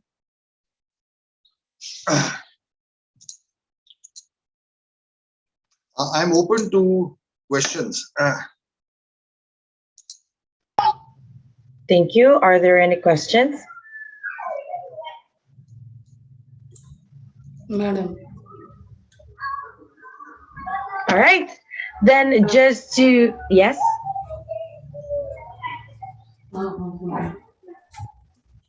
Yes?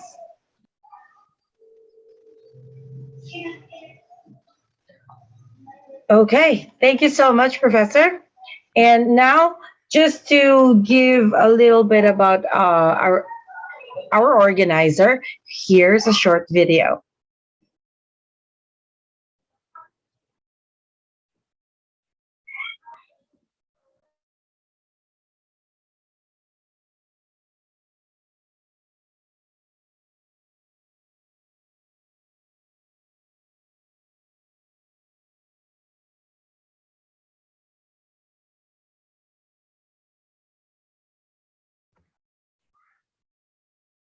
Gisela, no sound.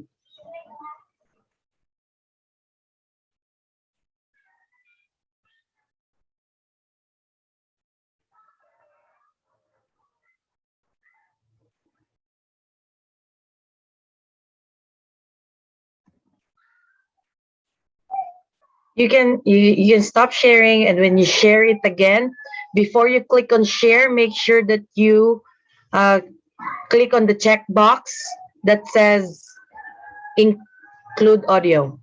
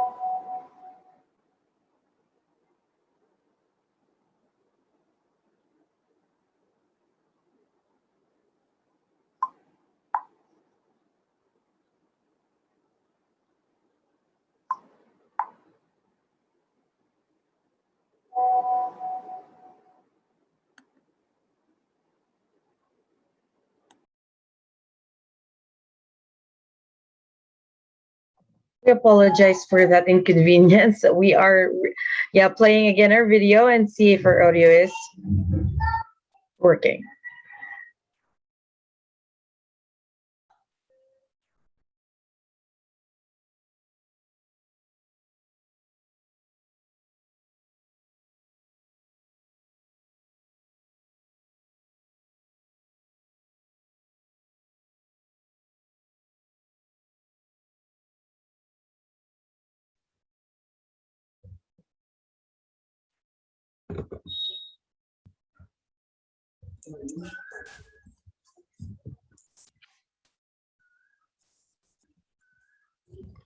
But first, who are we and what do we do? There you go. Leagues worldwide. BLW, for short, is one of the world's largest non-profitable professional associations operating under the Techno-Read Research and Development Association. DRADA, meant for research and development in the field of engineering, science, and technology. BioLeague's worldwide conferences bring together the professional wizards and leader bodies for scientific professionals in India and across the globe. Established in 2000, we extend to every part of the globe, with more than 28,000 professional members and 34,000 student members. Our frowning membership at BioLeague has led to an increase in members from Europe, Asia, Australia, and Africa, fostering networking opportunities that strengthen ties within and across countries and technical communities.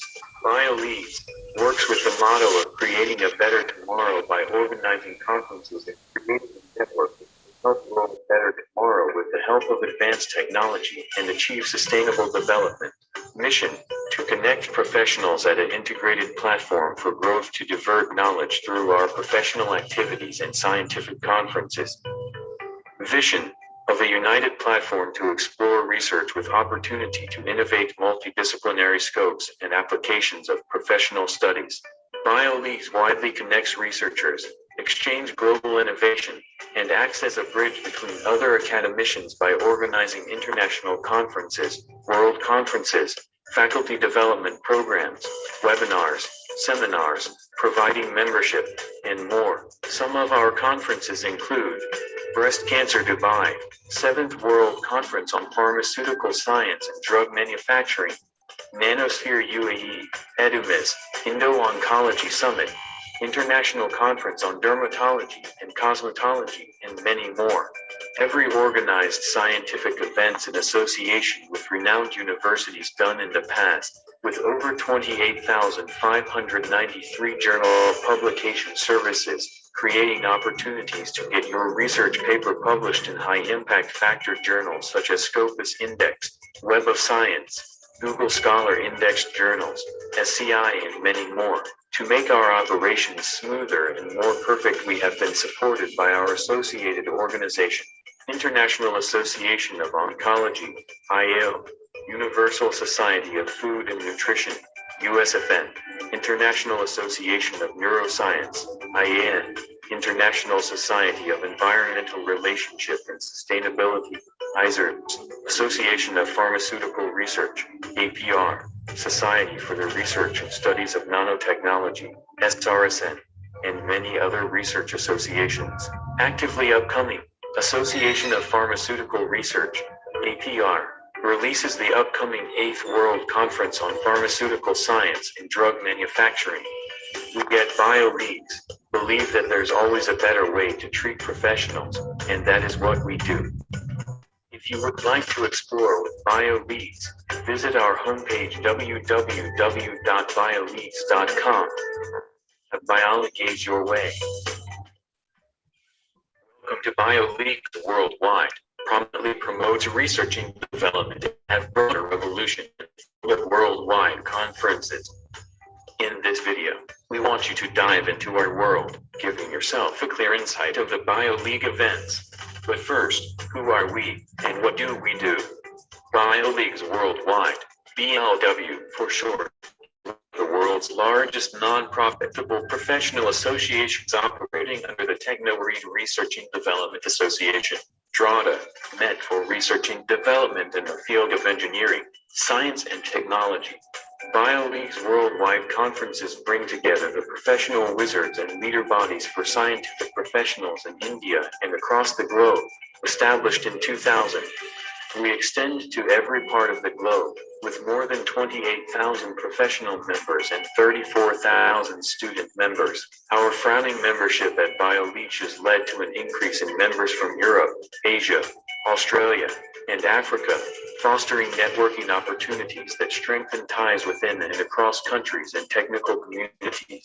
BioLeagues works with the motto of creating a better tomorrow by organizing conferences and creating a network which will help grow a better tomorrow with the help of advanced technology and achieve sustainable development. Missions. ఇప్పుడు phone చేసి 11 o'clock తర్వాత ఉంటది అంటుండ్రు ఇదేమో charging అయిపోతుంది video Activities and scientific conferences. Vision of a united platform to explore research with opportunity to innovate multidisciplinary scopes and applications of professional studies. BioLeagues widely connects researchers, exchange global innovation, and acts as a bridge between other academicians by organizing international conferences, world conferences, faculty development programs, webinars, seminars, providing membership, and more. Some of our conferences include Breast Cancer Dubai, 7th World Conference on Pharmaceutical Science and Drug Manufacturing, Nanosphere UAE, EduMIS, Indo-Oncology Summit, International Conference on Dermatology and Cosmetology, and many more. Every organized scientific events in association with renowned universities done in the past, with over 28,593 journal publication services, creating opportunities to get your research paper published in high-impact factor journals such as Scopus Index, Web of Science, Google Scholar indexed journals, SCI, and many more. To make our operations smoother and more perfect, we have been supported by our associated organization, International Association of Oncology, IAO, Universal Society of Food and Nutrition, USFN, International Association of Neuroscience, IAN, International Society of Environmental Relationship and Sustainability, ISERS, Association of Pharmaceutical Research, APR, Society for the Research and Studies of Nanotechnology, SRSN, and many other research associations. Actively upcoming, Association of Pharmaceutical Research, APR, releases the upcoming 8th World Conference on Pharmaceutical Science and Drug Manufacturing. We at BioLeagues believe that there's always a better way to treat professionals, and that is what we do. If you would like to explore with BioLeagues, visit our homepage www.bioleagues.com. BioLeagues your way.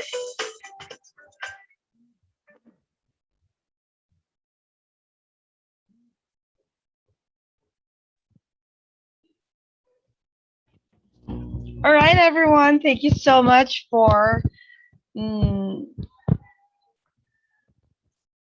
staying for watching that video. Now I will be needing your big smile. So please open your cameras. I would like to recommend everyone to open their cameras and give me that big smile of yours. I like your smile, Mr. Sim. There you go. Ooh, lots of ladies, beautiful ladies. Yeah, before we proceed with the photo shoot, I would just like to inform everyone due to emergency schedule problems, so some keynote speakers couldn't join us.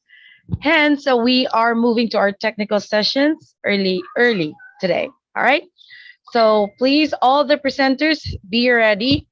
And please be patient with the photo shoot because I have 4 screens, so I cannot take a photo at one time. So please hold your smiles, all right? Ready, everyone? Open cameras and big smile, please. Say cheese. 1, 2. All right, one more. Going to the second page, hold on. Second page, big smile.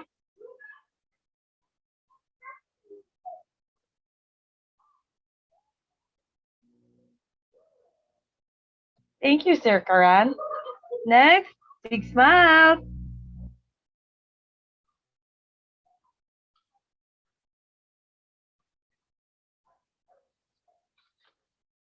And last page, one more. Smile.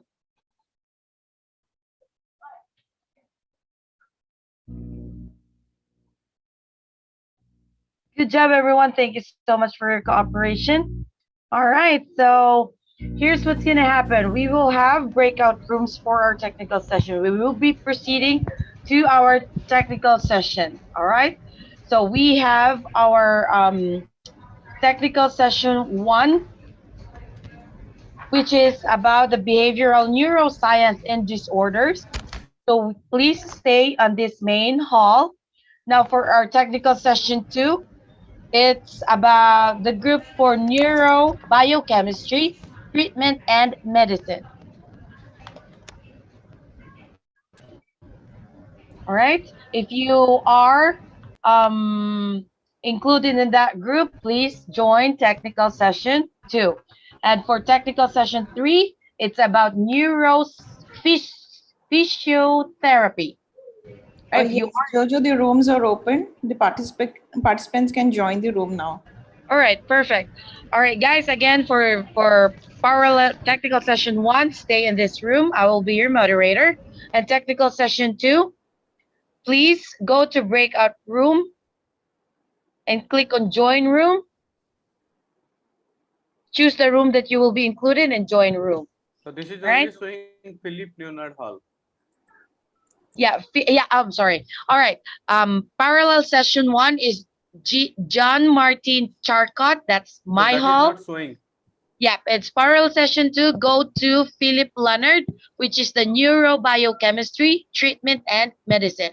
Now for Thomas Willis, those group that are included in neurophysiotherapy. This is one room it is showing. That is Philip Leonard Hall.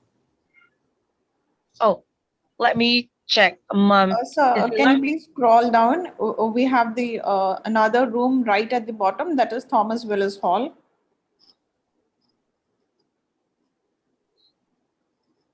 Sorry. Yeah, on the Philip Leonard, you will see there an arrow, black little red triangle. You can click on that one. It will be yeah, it will show all the participants. Will actually I want to go to Jean Martin Charcot. So what to do actually? Please stay on this hall, Professor.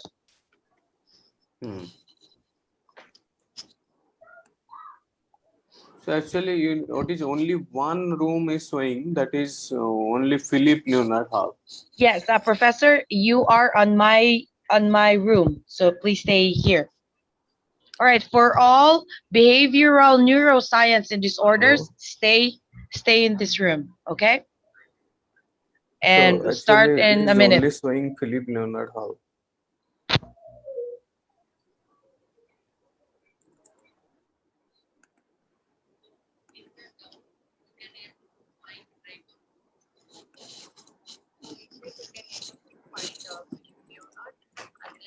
Breakout in the who is there?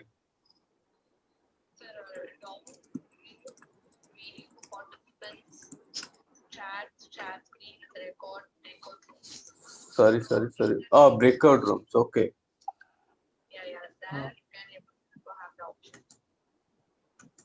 Breakout room only breakout room. Those who are unable to see the breakout room, please click on the more option, and you have the option of breakout rooms, and you can click on it and join. And for those who haven't updated your Zoom application, kindly update it, and it will be available. So main hall. So I do need not go.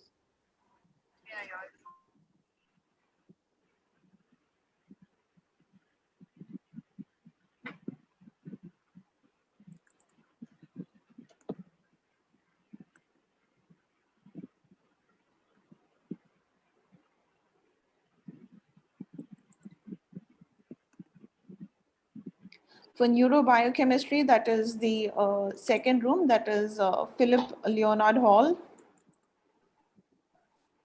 Gisela, if Yeah. you are the host, you can actually move Yeah. participants. Yeah, Can I'll you move the just move them? participants. Yeah. Yeah. If you are having troubles with your rooms, please message us in the chat box so that we will know who are having problems and we will move you to your rooms. Please give us a message.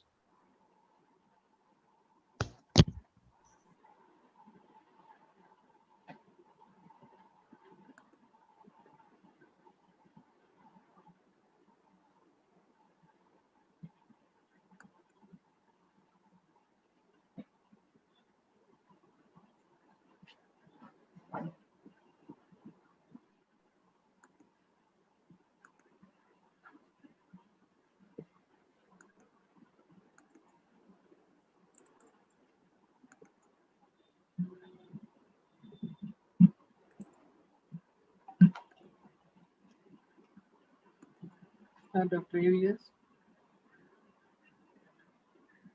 சொல்லுங்க.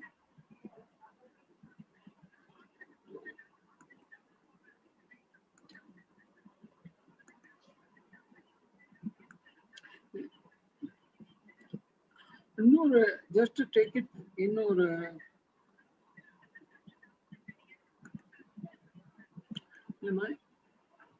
எந்த நேம்ல அனுப்பிச்சிருக்கீங்க? Okay, பார்த்துட்டு இன்னைக்கு evening வந்து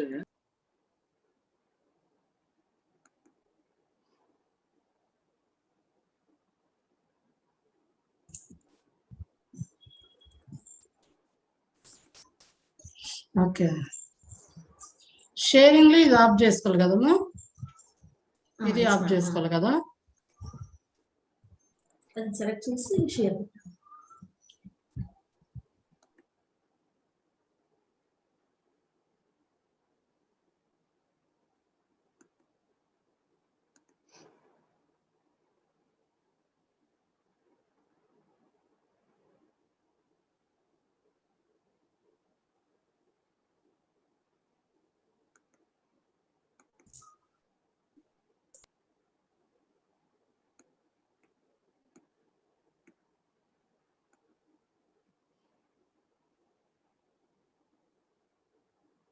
Those who are part of the Jean Charcot Hall, please stay in the main hall where you are right now.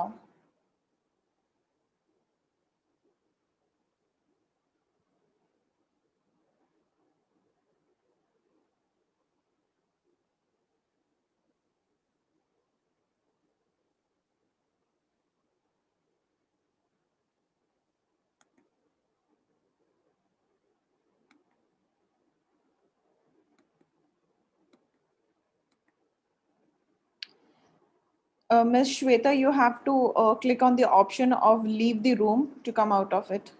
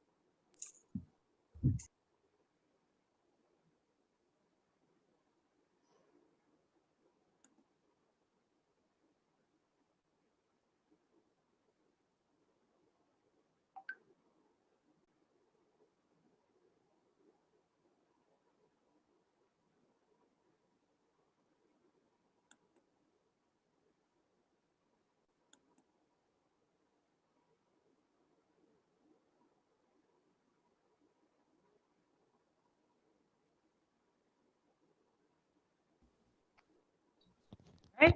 I think we are. If you are still having problem with your rooms, just give us a chat box and our technical team will forward you to your designated room. All right. Now, for the session,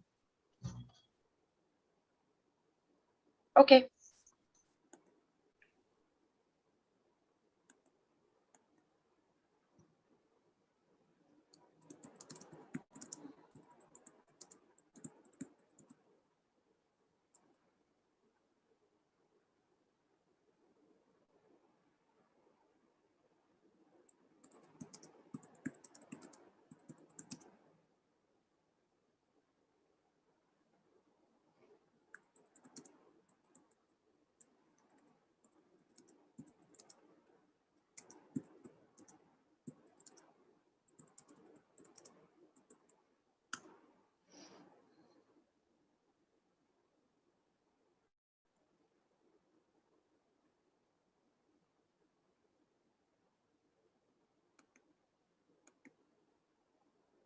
Jojo, I have moved Divine to Hall Wireless.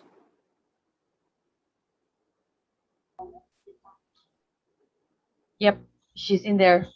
Okay. Everyone is in. Shall we start?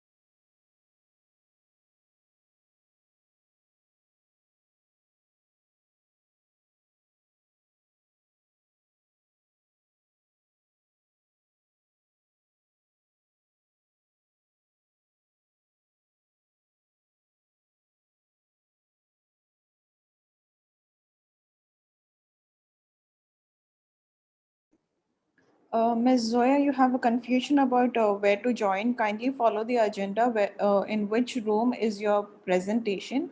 Accordingly, you have to click on the breakout room and move to the particular room.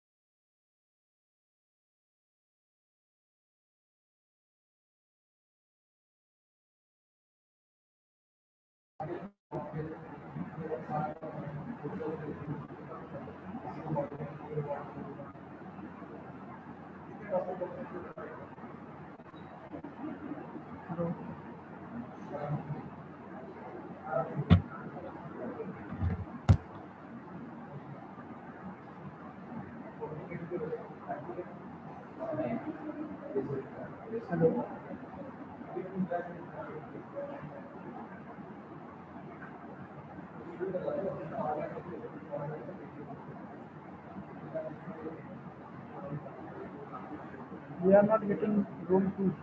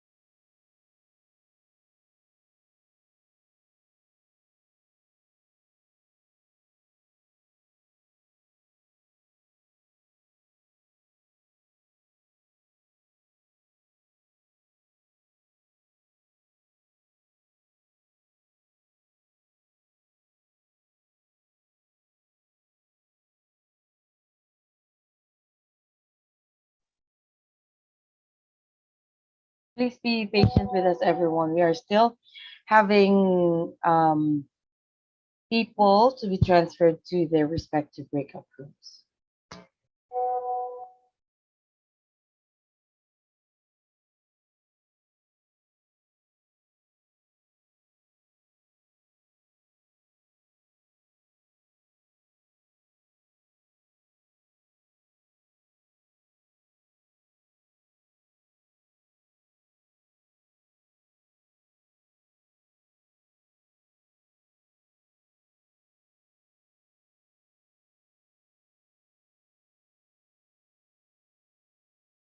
All right, and let's all start.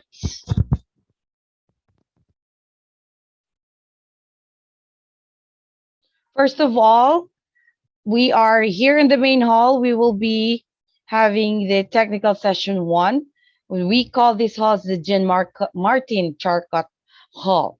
All right, and let us welcome our session chair, which is a professor and head of Department of Psychiatry, IMS, and some hospital, India. Right, before we call on our first presenter, I would just like to remind all the presenters to please be mindful of the allotted time per presentation, which is 10 minutes per presentation, for us to be on schedule. Thank you so much, everyone. And let me go ahead and call on our first presenter. It's an oral presentation by Dr. Tassin Ara Azad from Sheffield Hallam University, India. It's a topic about a new approach of biofeedback to help maintain mental and physical health.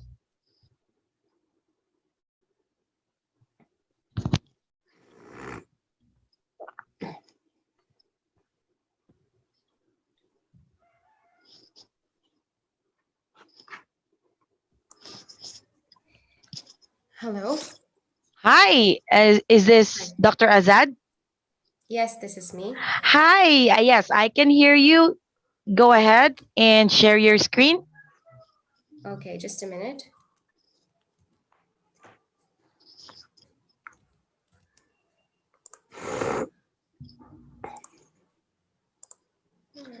Is my screen visible? Yes, perfect. Please have it on presentation mode and you may proceed. How do I? Yeah.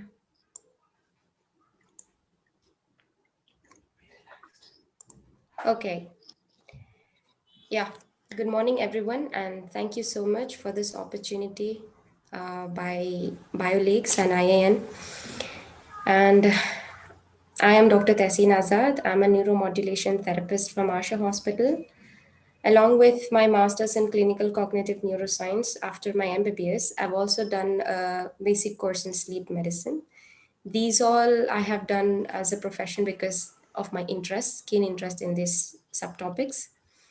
So today's topic of my research is new approach of biofeedback to help maintain mental and physical health. So it involves anxiety, depression, as our doctor has said it in the keynote, how important it is to maintain anxiety and depression because it can affect their day-to-day life, and so it can affect the environment as well. The aim of the study is to summarize the scientific and clinical review of heart rate variability biofeedback training and to modify how we can modify it into 5-visit protocol as compared to the older protocol, and the critical review of evidence for the efficacy of this protocol that we are using, the new approach. So biofeedback is a functional system, is a machine that will give you a graphical representation or a bar graph representation of the physiological functions that are happening inside the body with just a connection of a single electrode or the connection of a respirator. So we have got 5 modules here, that is multi, which will give us the, I'm sorry for that.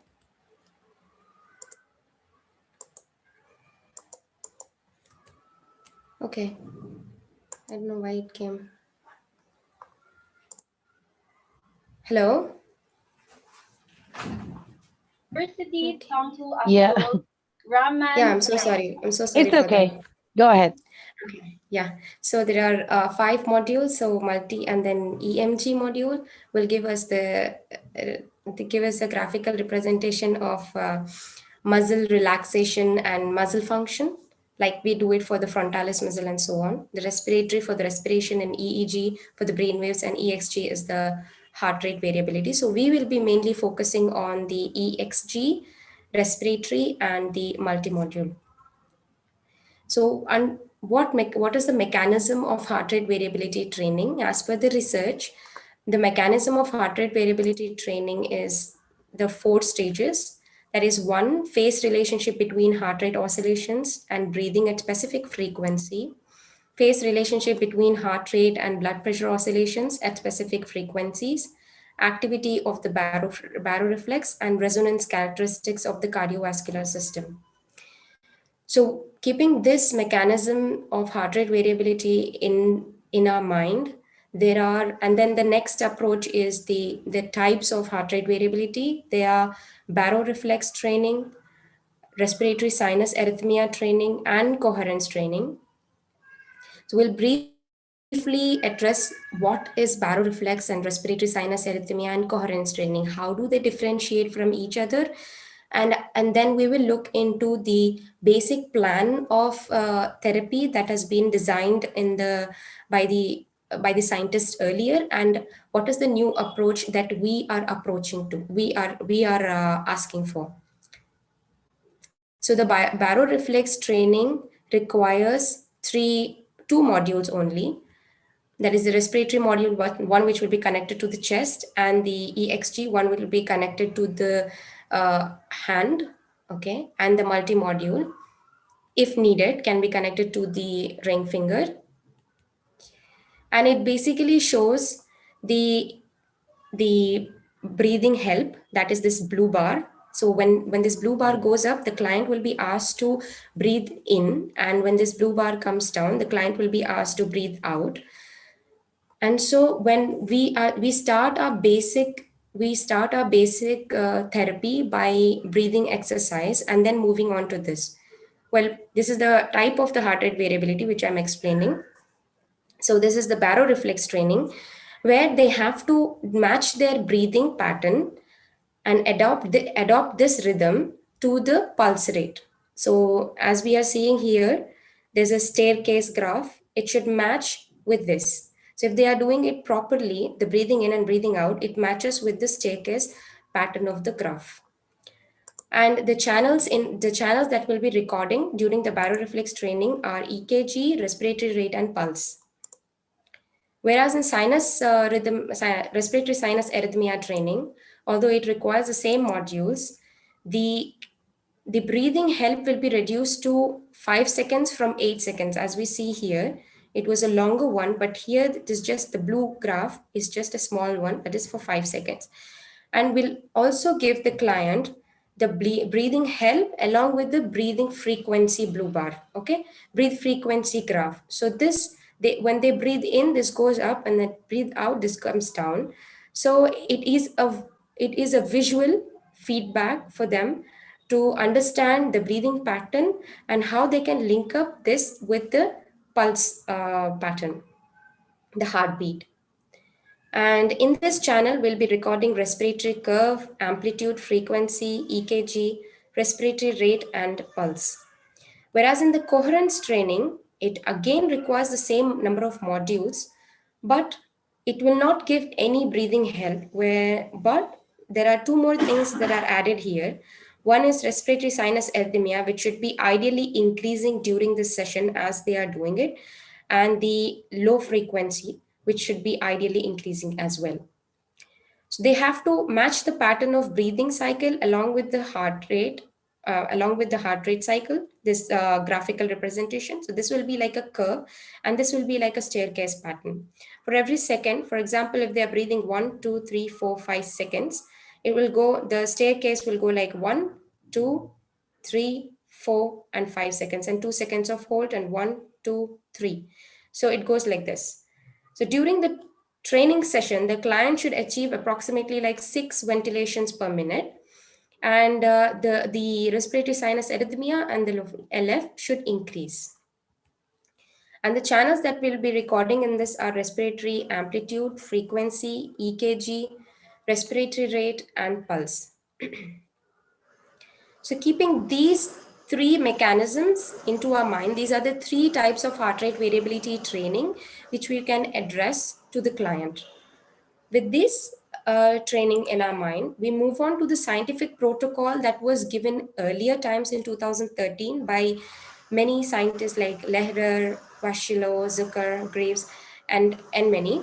So they have given a protocol that in the first visit, they'll be given an introductory instructions, And the second visit, they'll practice the resonance frequency of breathing, which we have told you about the baroreflex, fine-tuned resonance frequency. In the third visit, they'll return to abdominal breathing if the client was not able to learn it in the previous visit. Briefly practice the resonance frequency breathing with a pacer.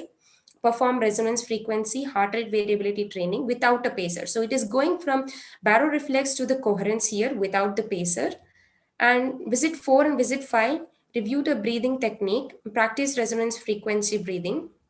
And then in the end, we give the instructions. So in this protocol, as per the older times, when the patients used to not be so aware of baroreflex and aware of any other mechanisms, but nowadays the clients come to us with half browsed information from the Google, and they will obviously learn it. They feel like, I have got a feedback that it's more or less like meditation, or it's just like yoga, and what our Guruji shows and all. Yes, it is similar to it, but it is not same. And so how can we make them understand how it is different? And on the third visit, if we explain them about the difference between abdominal breathing and the thoracic breathing, it will not be so easy for them to inculcate and to accept it. And these visits are continuous day visits. So we have modified it a little bit, not changed the complete protocol of it, but we have modified a little bit by saying initially we'll do the initial assessment. If there is needed, anxiety and depression scales will be used, and then the supporting therapy will be given so as to understand the client's condition, moods, feelings, thoughts and behaviors, irrespective to the therapy what we are going to give them. Because we cannot ask the clients these days to just go lie down on the bed and start doing the meditation, because they might have something to tell us, they might have something to talk to us in this busy schedule, where the psychiatrists, neurologists and neurosurgeons may not be they might give 30 minutes max, but they might have something else to share as well. In that situations, we can go hand in hand and we can give the supportive therapy and listen to them. Now, moving on from the supportive therapy, we can go to the biofeedback therapy. This is what we have improvised the scientific protocol by more variants and supporting therapies into 5 alternate day visit. So we have put it into alternate day visit rather than regular day visit. So in the biofeedback approach, we have the process of biofeedback is like, first we'll give them a breathing exercise, then SCL relaxation, that is skin conductancy level relaxation exercise, baroreflex, respiratory sinus arrhythmia, where here we'll be given the breathing help for 8 seconds, here for 5 seconds, and then the coherence training without any breathing help. So in short, visit 1 will be on day 1, where we'll do the initial assessment. If required, any scales and instructions will be given and breathing exercise will be shown to them. Visit 2, that will be on day 3. We have inculcated this habit of alternate day because we'll give instruction to the client to also practice at home, so that irrespective of the hospital visit, they get used to the therapy that they have to do, and they can help themselves in the crucial times, like when they are in a panic attack, or when they have anxiety, when they have to manage their anger initially, they can do this first 2-3 steps, so that they can be before they come to the doctor. And visit 3 will be on day 5, where we'll start the baroreflex training, that is the heart rate variability training, where we'll show them how they have to use this breathing exercise, the base foundation, and relax their sympathetic activity and parasympathetic activity, and use it to modulate their heart rate, the baroreflex. And visit 4 will move on to the respiratory sinus arrhythmia, where we'll reduce the breathing help to just 5 seconds, 5 seconds breathing in, 2 seconds of hold, and 3 seconds of breathing out. And then visit 5 will be the coherence training, where we'll be doing it without the breathing exercise, breathing help. So in visit 4 and visit 5, we'll initially ask them to do it for 5 minutes by seeing the screen, and then later on we'll change the screen into some nice nature video or something that will amaze their eyes and relax them along with the uh, soothing music. So the optimal necessary things are here. That is one, the environment, it should be calm and silent, and the lights should be dim, and the third one is the soothing music and something to view that is again soothing and natural, as instructed in the many research articles. So we follow the same thing. But what exactly do we calculate in the breathing exercise? As instructed by Dr. Rudolf Marx, we follow the same breathing exercise where we can adjust the inhaling and exhaling percentage and the breathing space, and then we will give them a basic chart of this. Black line is the earlier chart, and then this blue line is how they have to breathe in and breathe out. So we instruct them to follow this. So this is the first instruction that we'll give them, and we will record the respiratory curve, amplitude, and frequency. And the second session, we ask them to do the skin conductance relaxation training, where their level of sympathetic nervous system should be increased by 50%.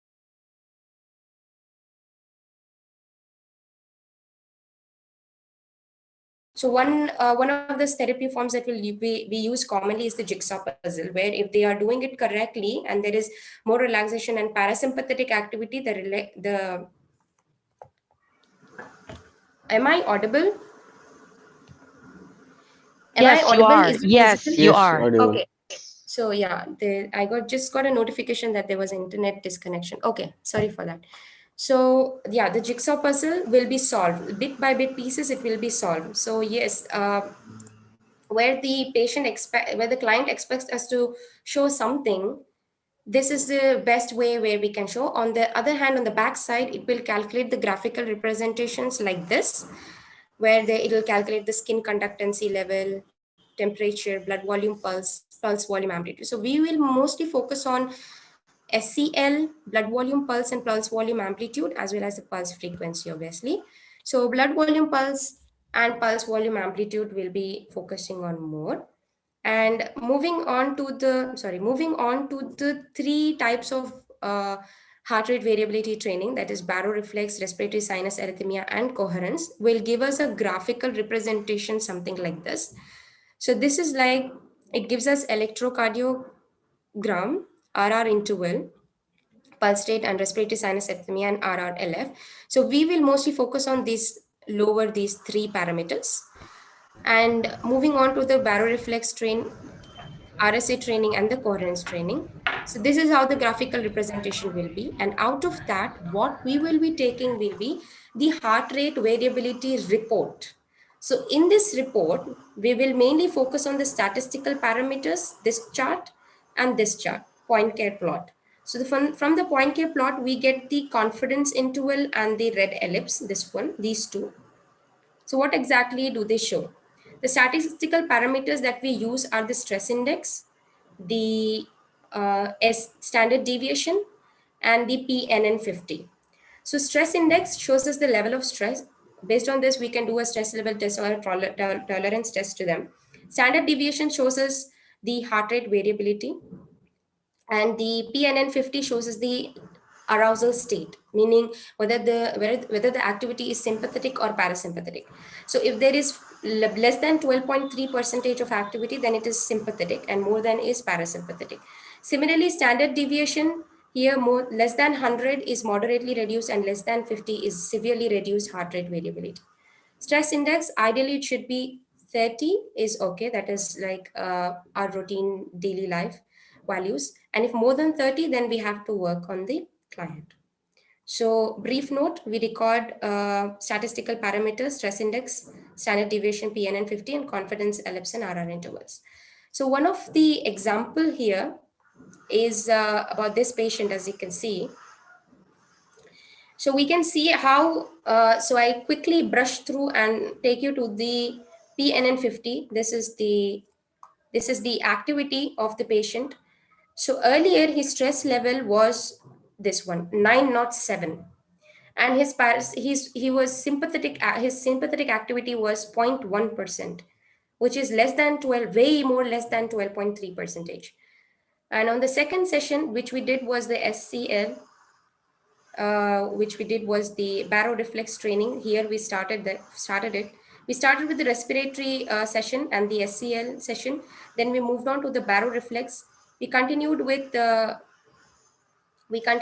this treatment, that is the respiratory sinus arrhythmia. So we followed this respiratory sinus arrhythmia, and it has reduced the stress index 160. Then, sorry for this line, it has come twice.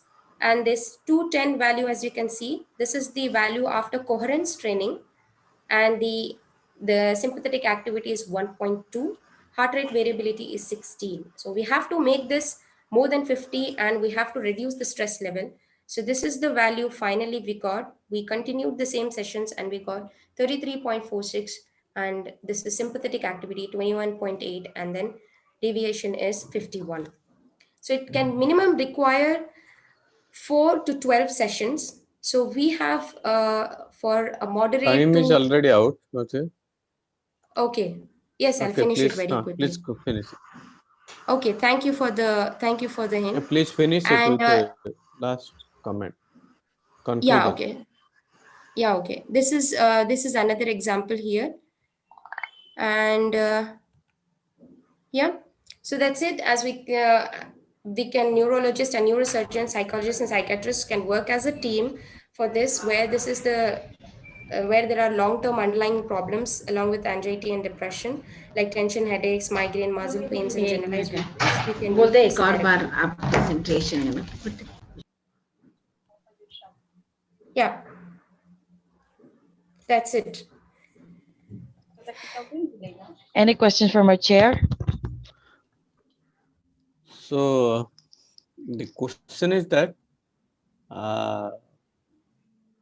the base level Hamilton anxiety and depression score is been taken, but ultimately the final how the improvement has been occurred, it has not been actually documented. Is there any documentation? I don't understand the 1 minute. I'll just. Sorry. Yeah, sir, can you ask me once again, please? The Hamilton anxiety depression scale is showing that you have documented, but at the end, does it documented? Yes, at the end also we take it. We take it after 2 weeks. We take it after 2 weeks. Usually we don't ask them to do it with every session, but we go through with these values of stress index, standard deviation, and PNN 50. And then we ask them to practice it and then come back after 2 weeks, where we can do a reassessment and take the same values of the anxiety and depression scales. If the patient is having anxiety and depression, certain patients will also come with just for anger management alone. Okay.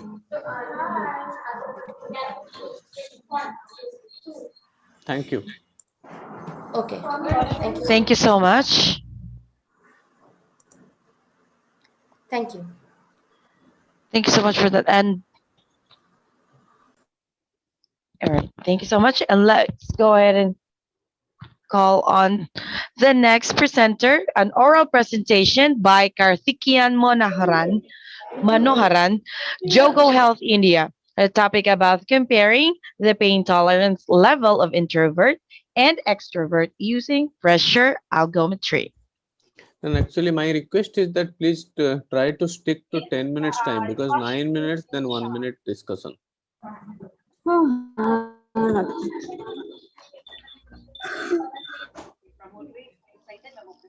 And I would like also to remind all participants to please go on mute if you are not the presenter.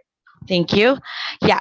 All right. Let me call again. And I would like to remind again everyone to please be mindful of your allotted time for the presentation. You are allotted around 10 to 9 minutes of presentation and a minute or two for the question and answers. All right. for us to be on schedule. All right, let me second call for oral presentation by Karthikeyan Manoharan, Jogo Health, India. Topic about comparing the pain tolerance level of introvert and extrovert using pressure algometry. Okay, let's proceed to the next presentation.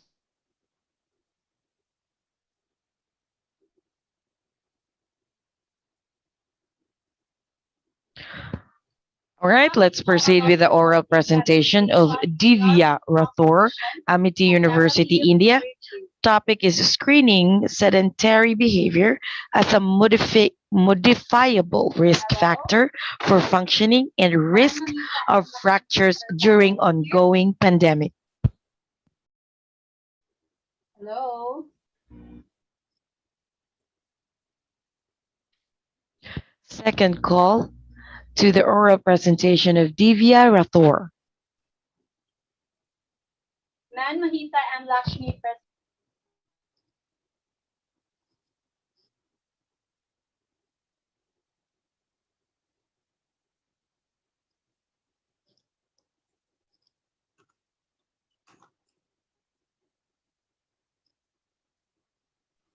All right, let me go ahead and let us welcome oral presentation by Valuri Lucy Keja Kamala Kumari, Venakaya Missions Research Foundation, India. Okay, let's proceed to A topic about a study to assess the knowledge regarding role of teachers in promoting healthy behavior in school children among primary school teachers in selected primary schools, Hyderabad, Telangana. and disability. You're on mute, ma'am. With cervical radiculopathy and experimental study. You're on mute. Hello, Dr. Jarti and Mihara Jia. You're on mute. Hello. Only. There you go. Yep. Okay, You can go ahead and share your screen.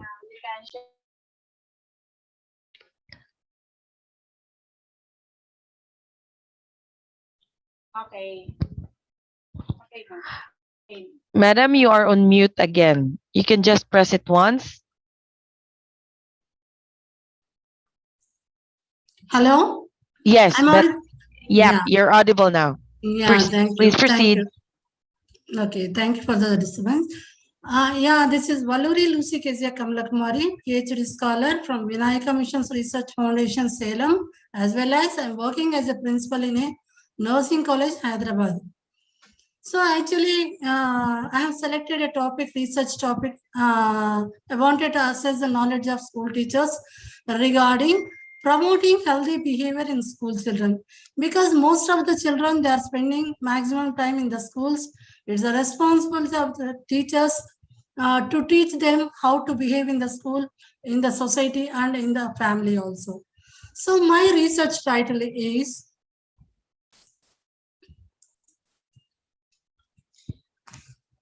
a study to assess the knowledge regarding role of teachers in promoting healthy behavior in school children among primary school teachers in selected primary schools, Hyderabad, Telangana. So teachers also, they have to play a very major role in promoting healthy behavior in school children. So the background of the study is teachers' role is very important in promotion of healthy behavior and prevention of behavioral problems in students at school level. School-going children are spending most of the time so the school authorities and teachers have to play a vital role in developing healthy behavior in students. Develop and promoting healthy behavior also is a part of curriculum. Healthy behavior in students helps in getting good academic results also. So my study objectives are, so I have framed three objectives. The first one is to assess the knowledge of teachers regarding role of teachers in promoting healthy behavior in school children. Just I want to assess the knowledge, how much knowledge the teachers are having regarding in promoting healthy behavior. The second objective is to find out the association between knowledge scores of teachers regarding role of teachers in promoting healthy behavior in school children with selected demographic variables. Third one is to provide a pamphlet regarding role of teachers in promoting healthy behavior in school children. So these are all about my objectives of the study. So the materials and methods I have used for my study is quantitative approach and non-experimental design was selected for the study. Convenient sample method was used to select 60 primary school teachers.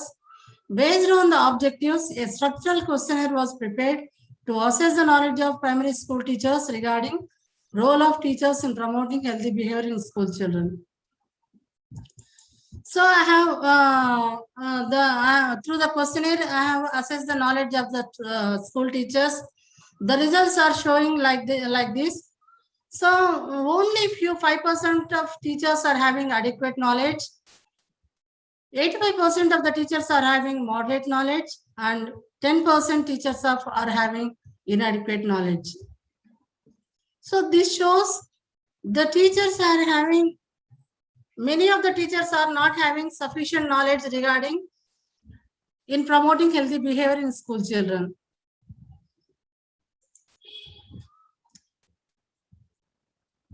The study conclusion was, every teacher has to follow the above some of the basic and important steps to promote healthy behavior in school children. In school age, only we can guide and educate the children about importance of healthy behavior.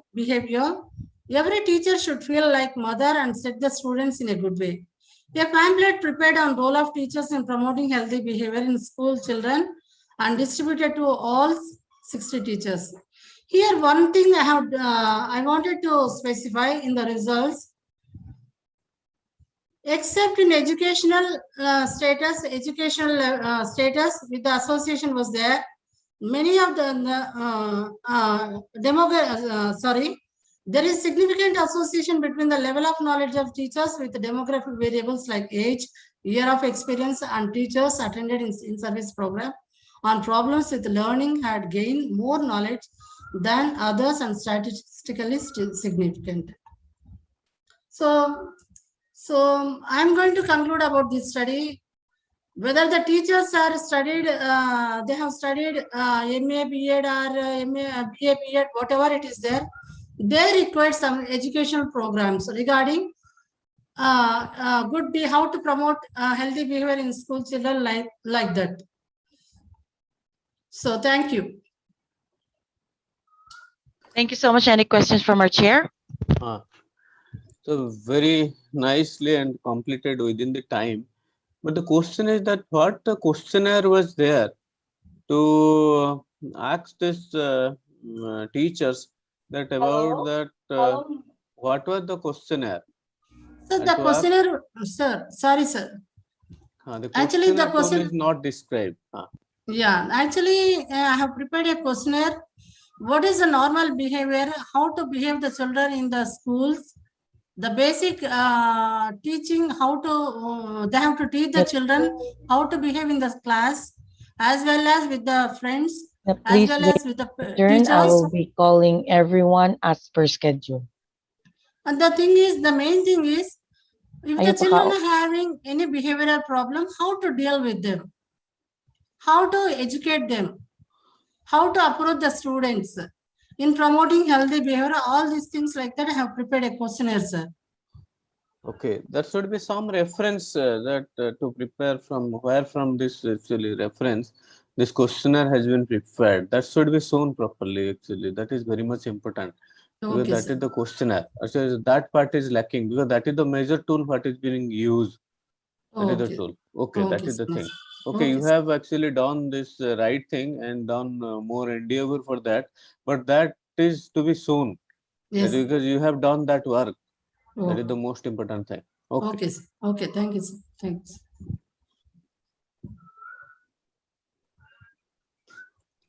Thank you. Very good job. Thank you so much. Thank you, sir. All right, and let's go ahead and proceed to our next presenter, the oral presentation by Wenthrui Kappo, MMK and SDM, Mahila Mahavidyalaya, India. A topic about RNA sequence analysis of Helicobacter pylori infected gastric cells as a potential prediction tool for onset of Alzheimer's disease? Okay. Hello. Hi. Yes, Yes. you're audible. Not Go ahead visible. and share your screen. Okay, thank you.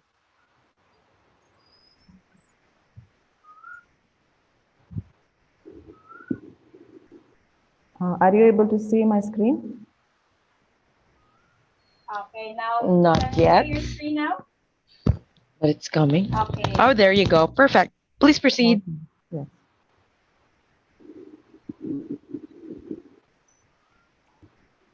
So good afternoon, dear organizers, judges, and all the dignitaries and the participants here. It is a great honor for me to be presenting this presentation on RNA sequence analysis of Helicobacter pylori in gastric cells. Yeah. Infected gastric cells as a potential prediction tool for onset of Alzheimer's disease. So this is a review about one of the a very interesting pilot study that was done using gastric cell lines, and based on the epidemiological evidences both in vitro as well as in vivo as well about how Helicobacter pylori infection, particularly those who are chronically infected with this particular bacteria, can have the risk of developing Alzheimer's disorder. So therefore, I will be explaining more about the work that has been done and how we could utilize this pilot study in future as a prediction tool for predicting the onset of Alzheimer's disease to patients who are having this infection, and maybe utilize it as a preventive measure in various ways. So, as I mentioned right now, there are evidences to show that the Helicobacter pylori infection in the gut increases the risk of developing Alzheimer's disease. So there have also been clinical studies that have been done in separate case groups. So both in the Asian as well as the European ancestries. So with this, it has been understood that through the gut microbiome, when there is an imbalance of excessive infection of Helicobacter pylori, it adversely affects including the nutritive assimilation of the individual, causing inflammation not only to the gut that also can pass through the gut microbiome axis and affect the brain, resulting not only the inflammation patterns that is seen in the brain through amyloid protein formations or presenilin expression protein formation, etc., but also cause collateral metabolic disorders or syndromes.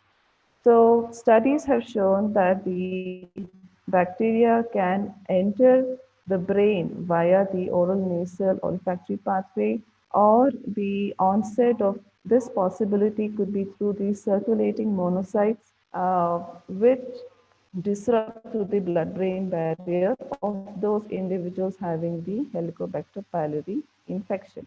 So I will talk about what was the work that was done. So the MKN28 gastric cells were treated with the Helicobacter 2 to 20 peptide, and another set of group of cells was treated with the growth broth of Helicobacter pylori, and the third set with a combination of the peptide as well as the growth broth.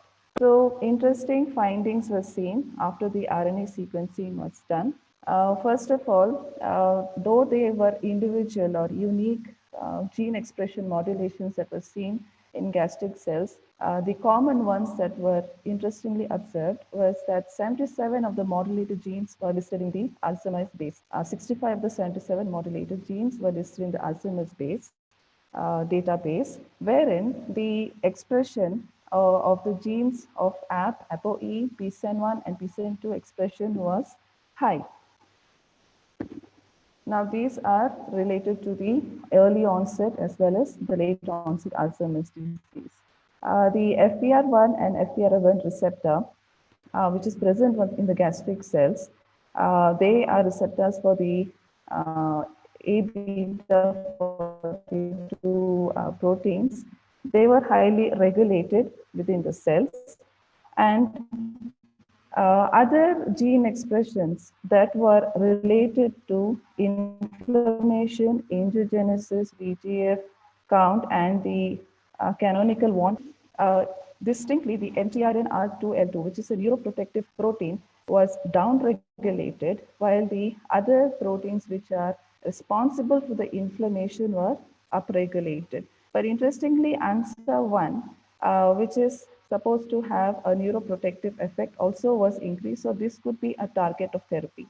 The other genes that were downregulated, the other neuroprotective genes were also downregulated through this RNA sequence analysis. So through the integrated analysis, IPA, the peptide targets Alzheimer's disease genes, particularly through the amyloid processing pathway. An interesting observation also was made that when the cells which were only treated with the peptide were sequenced for the RNA, and they showed significant increase in the gene expression related to inflammation. However, the group of cells that was treated with the peptide as well as the growth broth showed the expression of genes which were hallmarks of Alzheimer's disease remaining silent. So this also showed a positive analysis that it could be utilized particularly as a preventive or therapeutic measure. So why RNA sequencing? So the major advantage is that it's highly reproducible. It is independent of assumptions about genes being involved, and it leads to the identification of new gene products or pathways. So far, the studies that are related to RNA sequence in Helicobacter pylori infected clinical endoscopic gastric biopsies have concentrated on the effect of the infection on the immune factors or the onset of gastric cancer inflammatory response. But so far, there is no concrete report about how the how it affects or how it influences neurodegeneration. So the scope of therefore utilizing this technique is that we could use the gene expressions to allow gene expression markers for possible disposition to Alzheimer's disease. This gene expression prediction tool can be utilized also to determine whether the person can get Alzheimer's disease, can develop this disorder. Preventive measures with drugs to downregulate the expression can be initiated at an early stage. Periodical track of the status can be done, and most importantly, developing personal and specific therapeutic treatments such as the peptide inhibitors can be developed. So therefore, but of course, there are challenges because this was a pilot study that was done in vitro using gastric cells, and reproducibility in a clinical biopsy is a big challenge. And one of the major challenge is the vast microbiota, which also influences the brain health. So that is with regard to the clinical side. But when we look at also the facilities, we need to have the hospitals or the clinical facilities need to have the proper instrumentation and also the consent of the patient to go about this kind of analysis. Periodical tracking would be also challenging, and also developing personalized medication. So no doubt there are challenges to overcome, but once we are able to standardize this particular sequencing analysis, then I'm sure the hurdles can be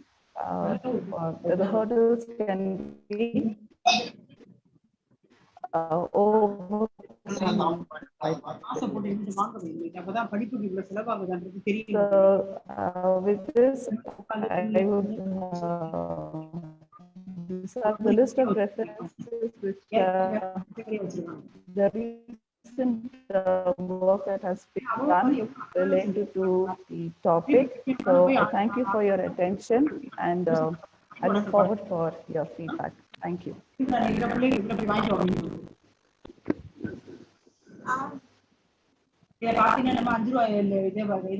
Thank you so much. Any question from our chairs? It's a nice presentation and a very new concept that Helicobacter pylori sequence can help in diagnosis of Alzheimer's disease. Actually, hopefully, this also contradicts this actually. The concept of formation of plaques and neuronal tangles of Alzheimer's disease. And also another thing is that most of the time we see we can diagnose this stomach has been infected with this Helicobacter pylori by this taking biopsy when we are going for endoscopy, and this can be treated. So this is very important. Whether with the treatment of Helicobacter pylori, can we tell that the improvement of Alzheimer's disease can occur? Yes, sir. So using, when we're talking about the periodical tracking, so treatment has started for Helicobacter pylori. The thing is, these please unmute other people who are taking. Arthika, please go on mute. Yeah. So when we talk about the periodical tracking, when the medication starts for the Helicobacter treatment, then the tracking utilizing the gastric biopsies can undergo the RNA sequence analysis once again, and to see whether the genes that were upregulated, that is meant to trigger the onset of Alzheimer's disease, has reduced. So if that downregulation is observed, then this could be a positive sign that not only is the treatment regime also working for that chronic infection, but also there is a prevention that is probably possible for this individual to have this kind of a disorder later in stage. So that is where the periodical tracking would play a very important role. So that will depend on the practitioner of how long the treatment of the Helicobacter pylori is. So to add more information, it was interesting that when the Japanese studies extensively did with regard to the correlation of Helicobacter pylori and IED, they did not see this kind of a correlation, very interestingly, in the Asian setup. But in the European setup, it was seen. So therefore, there are two ways of also taking advantage of this particular tool. Is that, okay, probably the person can have an onset, and also probably the person may not have an onset. So it is at least at least it is a way to also confirm whether a person is going to have this particular, develop this kind of clinical pathological condition in future or not. So that is where even periodical tracking will play a very important role when the treatment regime for Helicobacter pylori infection initiates. Thank you. Yes. Thank you. Move to the next. All right, thank you so much. Let me go ahead and call on the next presenter, or fifth presenter. Let us welcome our next presentation, an oral presentation by Professor Ruba, Vinayaka Missions Research Foundation, India. Topic of quality of life of infertile couples. Hello, Dr. Dorothy and Ingara Gia. Are you ready, ma'am? To share your screen? Dr. Dorothy.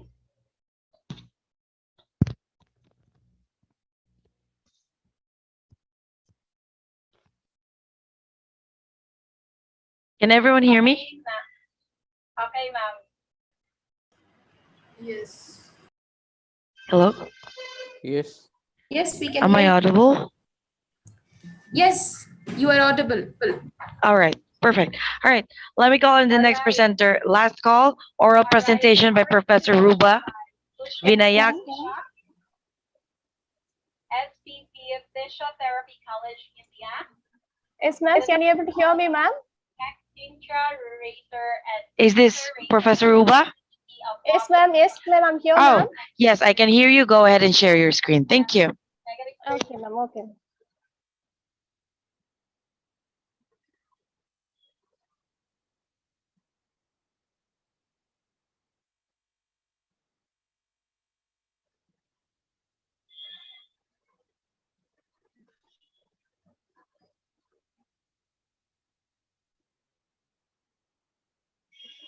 Excuse me, ma'am.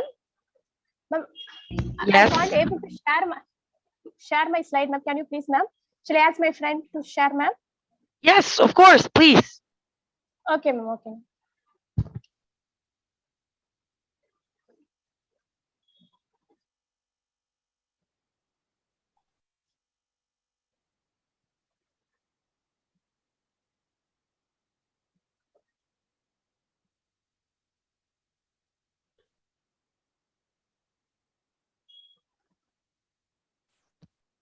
Hello. Yes. Kamala Kumari, ma'am. Can you please share my slide, ma'am? Yes, go ahead. Yes.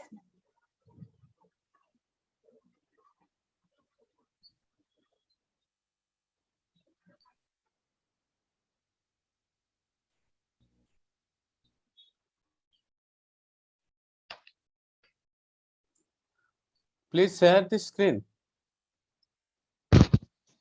Share the screen and your PowerPoint to be shared, please. Please share your screen.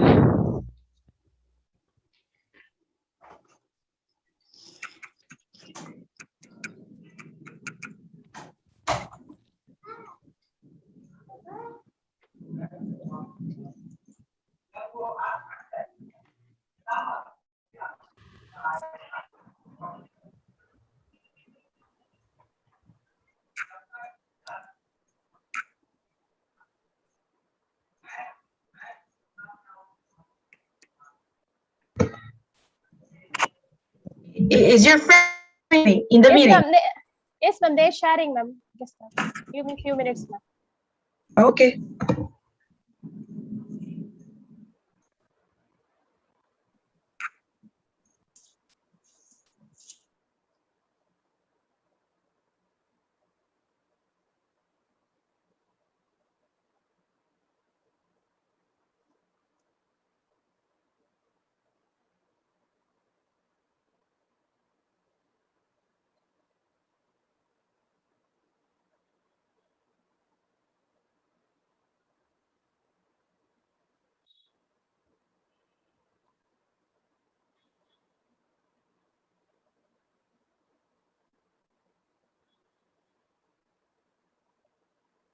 Kamala Kumari, ma'am. Yes. I'm sorry, what was that? Yes, ma'am. I could not share my slide. It's fine. All right. I think you'll be needing a few more time for that. I will be just calling you back after the next presenter. All right. Please check your presentation. Okay, all right. I'll call you back. Okay. 6. Okay. All right. Let me go on to the next presentation, an oral presentation by Mohita Singh, Government Medical College, Jammu, India. Yeah, A topic ma'am, it's about already there. We already have shared the slides. Can you please all right. check it? Perfect. Yeah, I can see it. Proceed, Yes. please.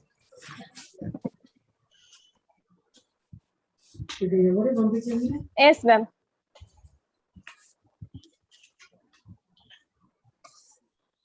Yes.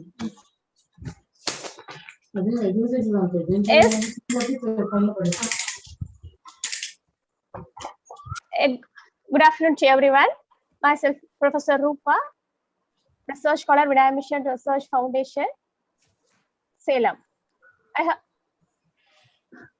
Infertility remains an important problem worldwide, which affects men and women equally. It does not affect large percentage of population and on the rise in many countries. There are millions of couples right now struggling with infertility. It can be hard struggling as couples see other people with their babies and wonder why it is not so easy for them. Health-related quality of life now considered as an important outcome measures in maternal health.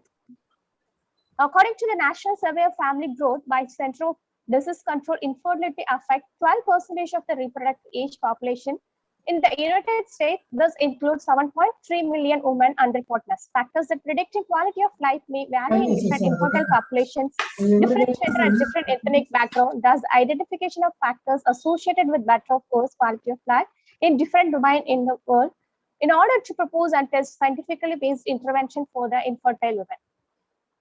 Go to topic, ma'am. Research topic.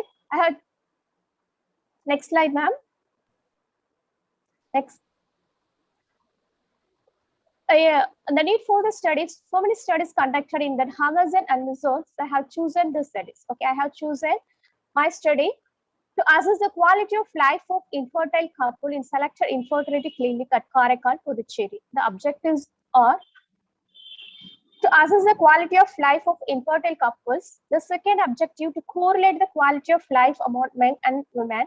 And third one is to associate the quality of life of infertile couples with the selected demographic variable. Next slide, ma'am. Hypothesis: there will be a significant correlation between quality of life among men and women. And the second hypothesis: there will be a significant association between quality of life of infertile couples with selected demographic variable. Variable chosen independent variable quality of life with infertility, and infertile couples are dependent variable. Next slide, ma'am. Next, the methodology used. Next slide. The research methodology, the quantitative approach in exploratory correlation survey design was chosen to assess the quality of life of infertile couple. Here, infertile couples are the populations. The study was conducted in Dr. Narmata Infertility Clinic at Karaikal, Puducherry. About 60 infertile couples who has fulfilled the criteria, inclusion criteria was considered as a sample for the study. Convenient sampling technique was used for the selection of the present study.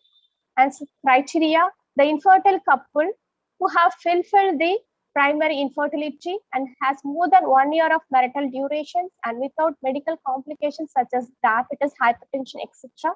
And those who are willing to participate in the study will be considered as inclusive criteria. And the exclusion criteria are infertile couple who has secondary infertility, not willing to participate in the study and not able to read and write in Tamil. The description of the tool. The tool consists of 2 sessions. The session 1 includes demographic variables such as age, relations, education, occupation, domiciles, type of family, family income, age at puberty, regulatory of menstruation, age at marriage, type of marriage, family history of infertility, duration of marriage, and use of contraceptive within 1 year of marriage, source of information regarding infertility, etc. Next. The section 2, it consists of standardized modified Fatigue international tool. It consists of 34 items to assess the quality of life of infertile couple. The self-answer questionnaire to assess the quality of life of infertile couples solutions, 4 positive and negative in the tool. Next. The scoring procedure: each positive items had a scoring between 0 to 4 and negative items had a scoring between 4 to 0.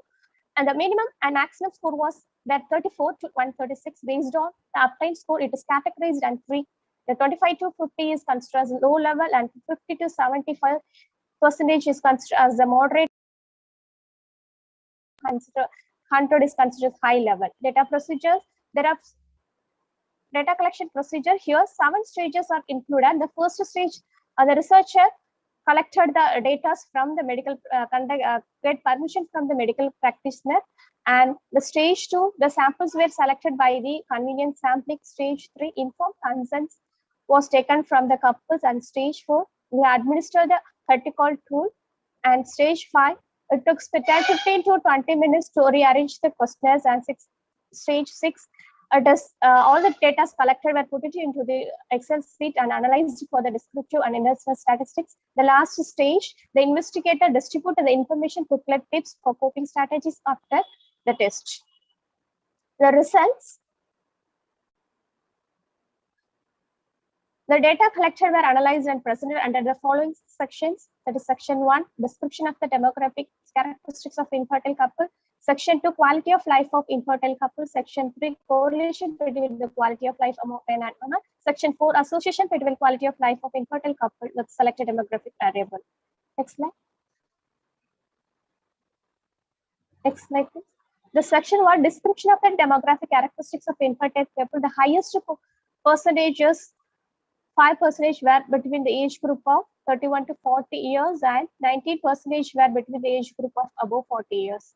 The most infertile couples, that is 45% were Hindu and 5% were Christians. The majority of couples, that is 3.3% studied up to diploma and 15% were studied and higher secondary. Majority of the couples, 42% were private employee and 23% were business, and 74.5% are responded in urban area and 25.5% were from rural area. Then 30% of couples getting family income, that is low percentage, that is 5,000 to 10,000, and the people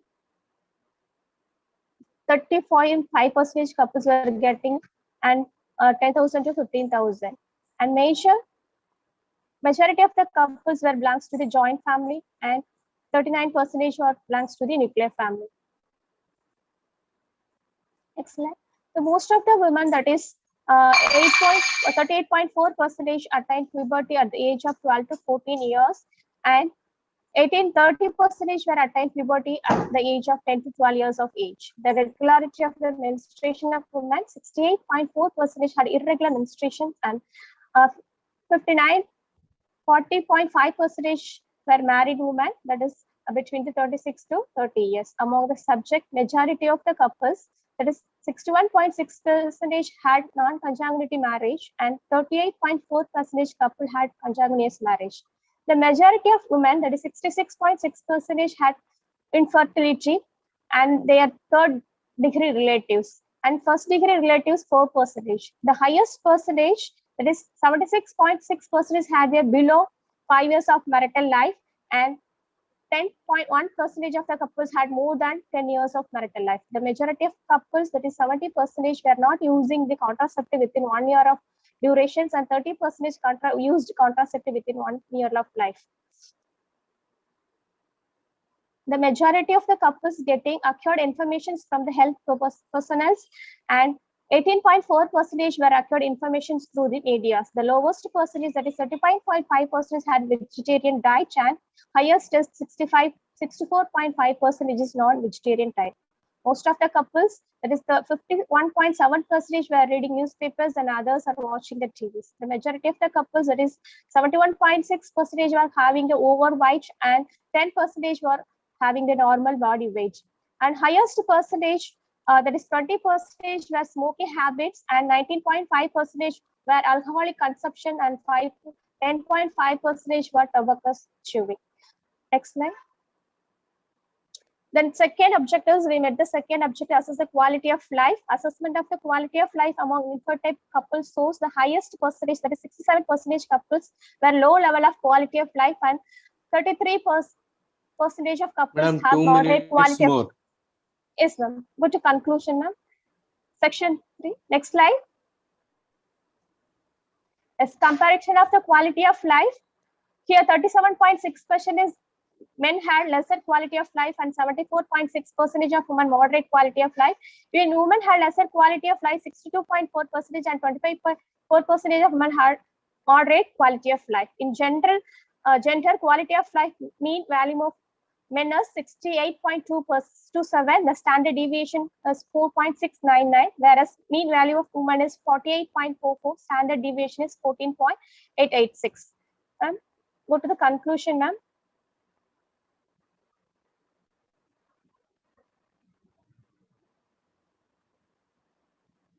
Conclusion.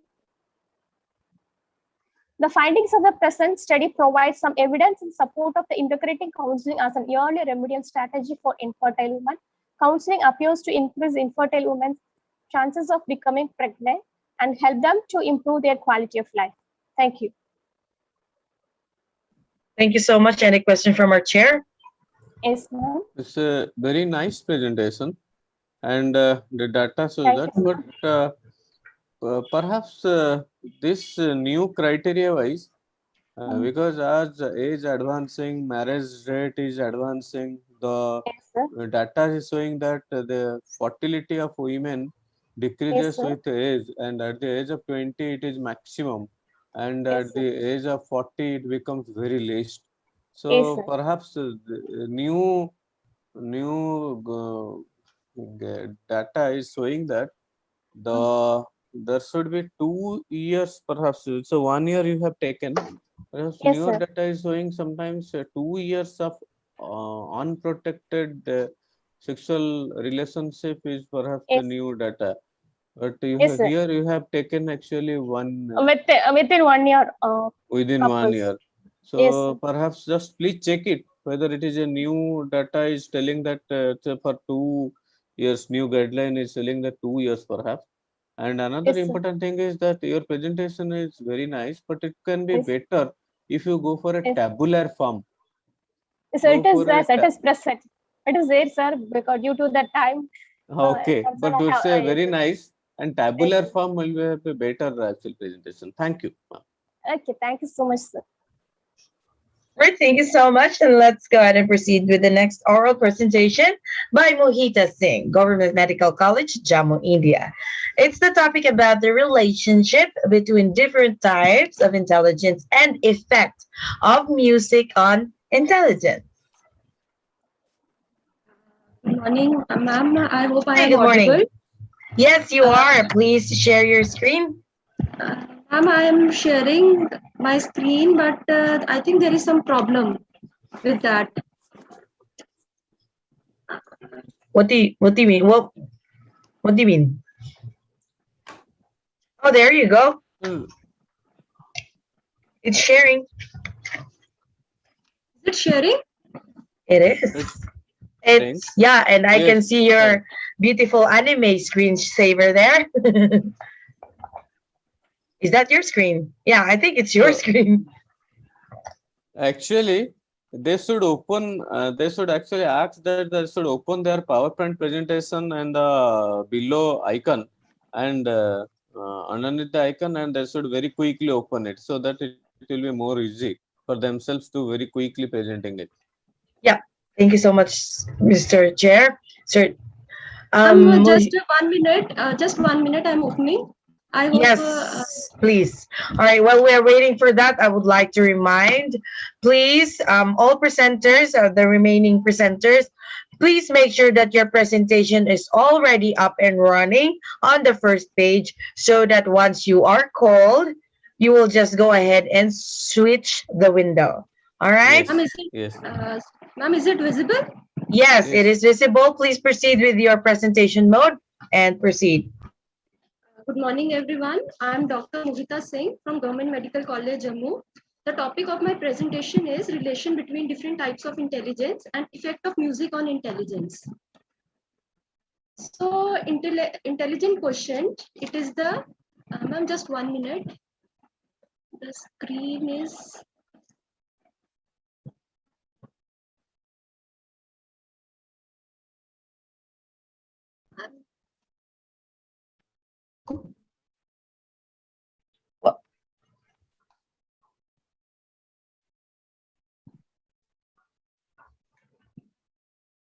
Actually, my half of the screen is covered by the blog of the, presenter. So I am not able to see my entire screen. Now, okay. Is it okay now? Yes, it's visible to us. Okay. So, ma'am, I'll continue. Sorry for the interruption. Go ahead. So, intelligent quotient, it is the intellectual prowess of human marked by high cognition, motivation, and self-awareness. It has two forms, the fluid intelligence, which is the measure of speed of reasoning and memory, and crystallized intelligence, which is knowledge and skills obtained continuously through learning and experience. Emotional quotient is the capability of individuals to recognize their own and others' emotions. It has 4 cornerstones: emotional intelligence, which is knowledge of one's own emotions; emotional fitness, which is emotional hardiness and flexibility; emotional depth, which is emotional intensity and potential for growth; and emotional alchemy, which is ability to use emotions to spark creativity. Social intelligence, it develops from experience with people and learning from success and failure in social settings. It has direct effect on our physical health and mood. It is composed of social awareness, which includes empathy, social cognition, attunement. Attunement is to bring harmony. And social facility, which is synchrony, self-presentation, influence, and concern. Adversity quotient, it deals with ability of a person to deal with adversities in life. Resilience is positive adaptation after adverse situation that disrupts the internal and external sense of balance. Resilience promotes an individual to protect oneself from negative effect of stressors. It refers to those who engage in life with hope and humor despite devastating losses. Natural resilience builds in ideal family through 4 key markers, which is realistic upbringing, effective risk communications, positivity and restructuring of demanding situations, and building self-efficacy and hardiness. Material and method. The present study was conducted on 100 college-going students chosen randomly with no gender bias. Informed written consent was taken and procedure was explained to subjects. The study was carried out in 2 phases. In the first phase, baseline parameters of IQ, EQ, social intelligence, and resilience level was assessed. They were asked to listen to receptive music for 1 month and to maintain the record of the same. In the second phase, effect of music was studied on parameters. The inclusion criteria were college-going students with no significant medical history based on short clinical interview, no sleep disorder. Exclusion criteria included significant drug or alcohol abuse history, psychiatric illness, CNS disorder including traumatic brain injury, significant medical history including asthma, immune disorders, hypertension, seizure, or any other known medical condition. Statistical analysis was done between parameters and the results were computed as significant at p less than 0.05 level, more significant at 0.01 level, and highly significant at p less than 0.001 level. So the results were that out of the 100 subjects, there were 50 males and 50 females. When the correlation was studied between different intelligence as shown in this graph, that is IQ and EQ, intelligent quotient and social intelligence. The third one was IQ and adversity quotient. Fourth one was EQ, that is emotional quotient and social intelligence. Fifth one, the EQ and AQ, and the sixth one was social intelligence and adversity quotient. It was found out to be highly significant at different levels of P.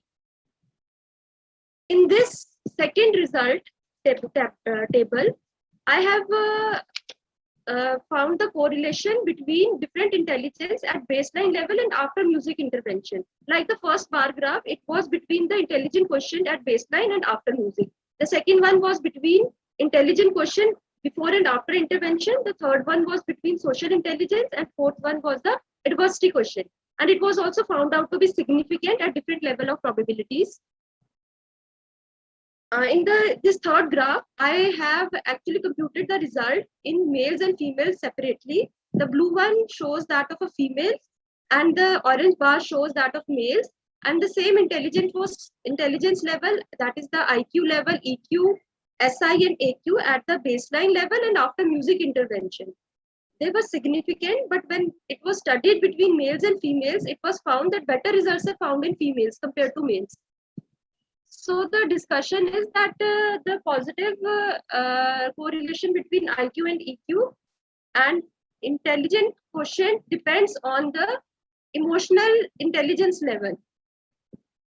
And between IQ and social intelligence also positive correlation was found. High social intelligence traits include social expressiveness skills, how to play different social roles, that is social interaction, being excellent listeners, and effectively analyze what makes people tick by paying attention to what they are saying and how they are behaving.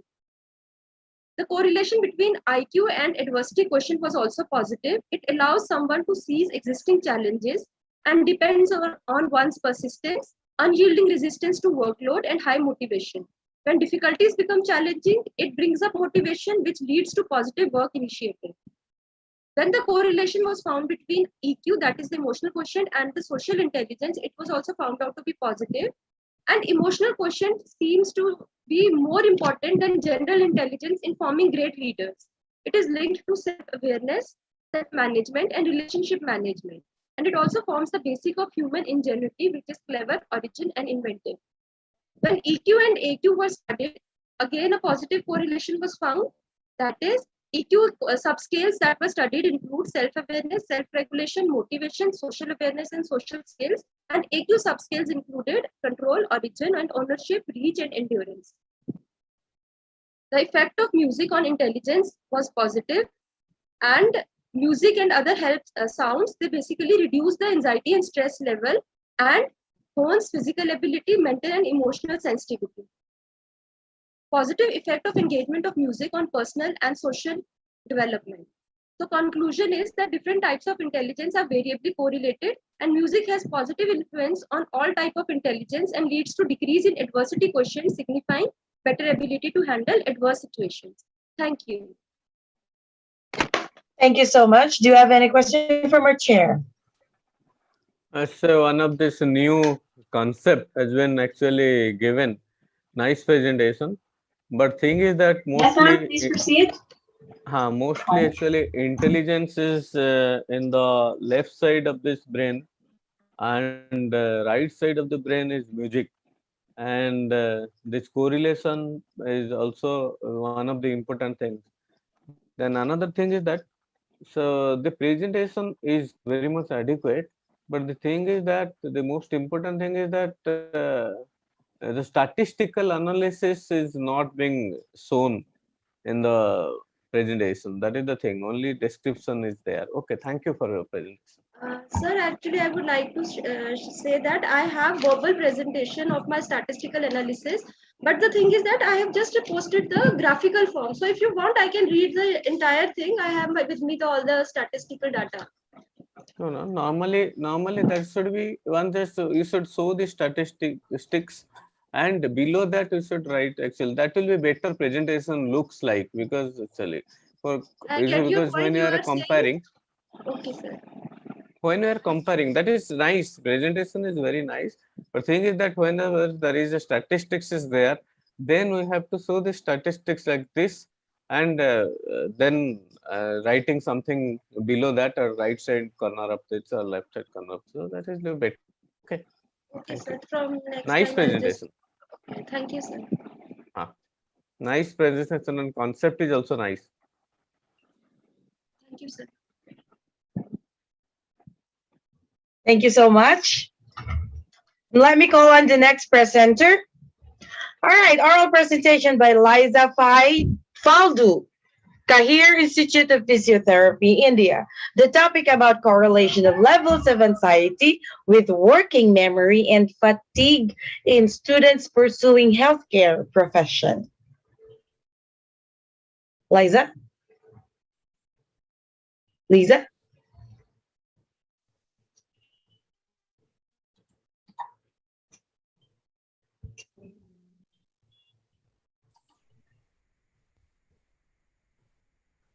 Second call to oral presentation by Liza Faldu, Kahir Institute of Physiotherapy, India. The topic about correlation of levels of anxiety with working memory and fatigue in students pursuing healthcare profession.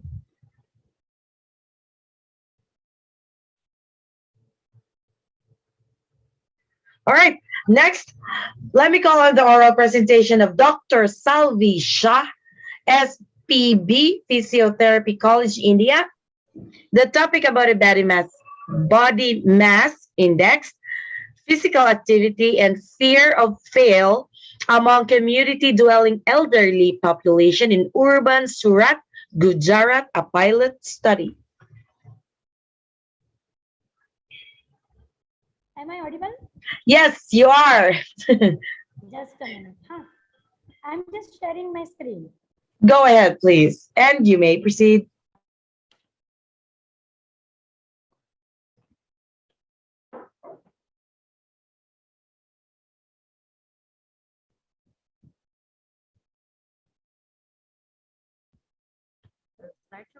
Yep, it's now visible. And please put your mic closer to your mouth. It seems like you're too far. Hello? Is it visible? Yes, it's visible and you may proceed.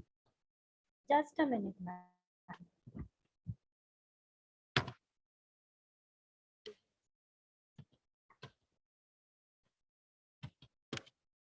Please go on presentation. Already time started. Hello. Just a minute, sir. Just a minute.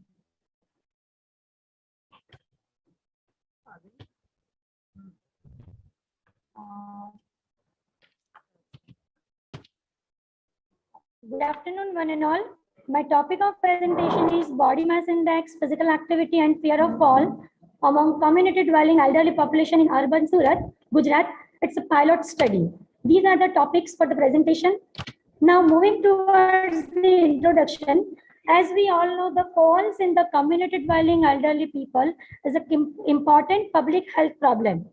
Prevalence of fear of falls is 21 to 85% who have previously fallen and 33 to 46% who have not fallen. Fear of falling is basically defined as an exaggerated concern about falling or belief that one cannot prevent a fall. Fear of falls leads to the functional restriction into the community dwelling elderly people. Adipose tissue accumulation and body mass influence, basically body balance, mobility, and the overall well-being of the people. Body mass index is one of the major contributing factor which is concerned for the falls. Regular physical activity is basically essential for healthy living and the aging. Beneficial effects of physical activity and the adverse effects of the physical inactivity. Even though it is known, majority of the older adult peoples don't meet the recommended level of physical activity, which is engaging in 150 minutes a week of moderate intensity and 75 minutes a week of vigorous intensity, or equivalent to combination of moderate and the vigorous intensity of physical activity. The lower physical activity levels leads to the decrease in strength and balance and initiate a downward cycle towards the losing of the independence into the elderly people. Now, need of the present study is, in the previous studies, high prevalence of falls and the fear of falls were noted among the community dwelling elderly individuals, but very few previous studies have analyzed the different aspect which is responsible for the higher occurrence of falls in the community dwelling people. So the present study was undertaken to verify the association of BMI and physical activity with fear of falls among the community dwelling elderly individuals of the urban Surat, Gujarat. Now, the present study was basically a cross-sectional survey and the pilot study of 10 individuals was undertaken. The convenient sampling was chosen and the duration of the study was May 2021 to June 2021. The nature, purpose, and the procedure of this study was explained to the people in their vernacular language. These are the inclusion and the exclusion criteria. Aged above 65 years, both males and the females, participants who are ambulant, and participants who are well oriented with time, place, and the person. Now, exclusion criteria for the study were participants with any neurological disorders, participants with any cognitive disorders, cardiovascular disorders, musculoskeletal disorders, and the participants with visual disturbance and who underwent the surgical procedure within the last 6 months were excluded from the study. Now, the mini-mental state examination was used just to confirm any cognitive deficits into the individuals. Informed consent was sought and obtained from the participants. Socio-demographic characteristic was also sought and obtained through the oral interview method from the participants. BMI was calculated, which is based on weight and the height, that is weight upon height square. Fear of falls were noted with the one question, are you afraid of falling? Yes or no? And the false efficacy scale international was chosen to obtain the information regarding the fear of fall. It's a reliable questionnaire which consists of 16 items which assess the concerns of the individuals about falling during the activity of daily living, and the scores were ranged from 16 to 64. That is not at all to the very much concerned, and the values which is greater than 23 points corresponds to the worse falls related self-efficacy and greater fear of falling. Now, the physical activity was assessed through the use of physical activity scale for the elderly individual. It's a reliable and valid instrument. Items regarding the frequency and the duration of leisure activity, that is sports, jogging, swimming, strengthening and endurance exercise, household activity and the work-related activity during the last 7 days. Leisure time and the strengthening activities are scored as a never, seldom, sometimes and the often. That depends on the frequency of the how much day they were doing the activities per week. Duration of these activities were scored as less than 1 hour, 1 to 2 hours, 2 to 4 hours, and more than 4 hours. The overall pace score was ranged from 0 to 400 and more. The score higher reflect the physical activity. And the interview method was used to assess the physical activity as well as the fear of falls among the individuals.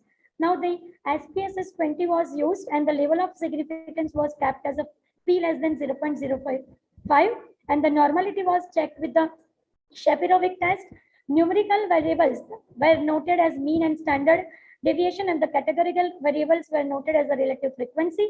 As the data was not normally distributed, so the Spearman correlation coefficient was used to establish the correlation between the fear of falls, BMI and the physical activity among the community dwelling elderly people. Now, this table shows the how many participants were there. So total of 4 male participants and the female were 6. Marital status, that is 1:7:2. Literacy level, literate and the non-literate, that is 7:3. Age mean was 68.7 and the standard deviation was 4.4. So the accordingly height, weight and the BMI was noted. Total 9 of the individuals were concerned for the afraid of falling, and the 1 individual was not having any they were not afraid of the falling. So the self-reported frequency of falls in the last previous year, that is 5:2:3 according to the frequency of falls, that is none is to once is to more than once. And the mean score of the fear of fall scale, that is 34.30 plus or minus 6.6 and the pace scale was 129.7 plus or minus 30.60. Now the correlation of BMI and the fear of falls was 0.45 and all the correlations were significant at 0.05 level, and the physical activity and the fear of falls correlation was minus, that is the negative correlation.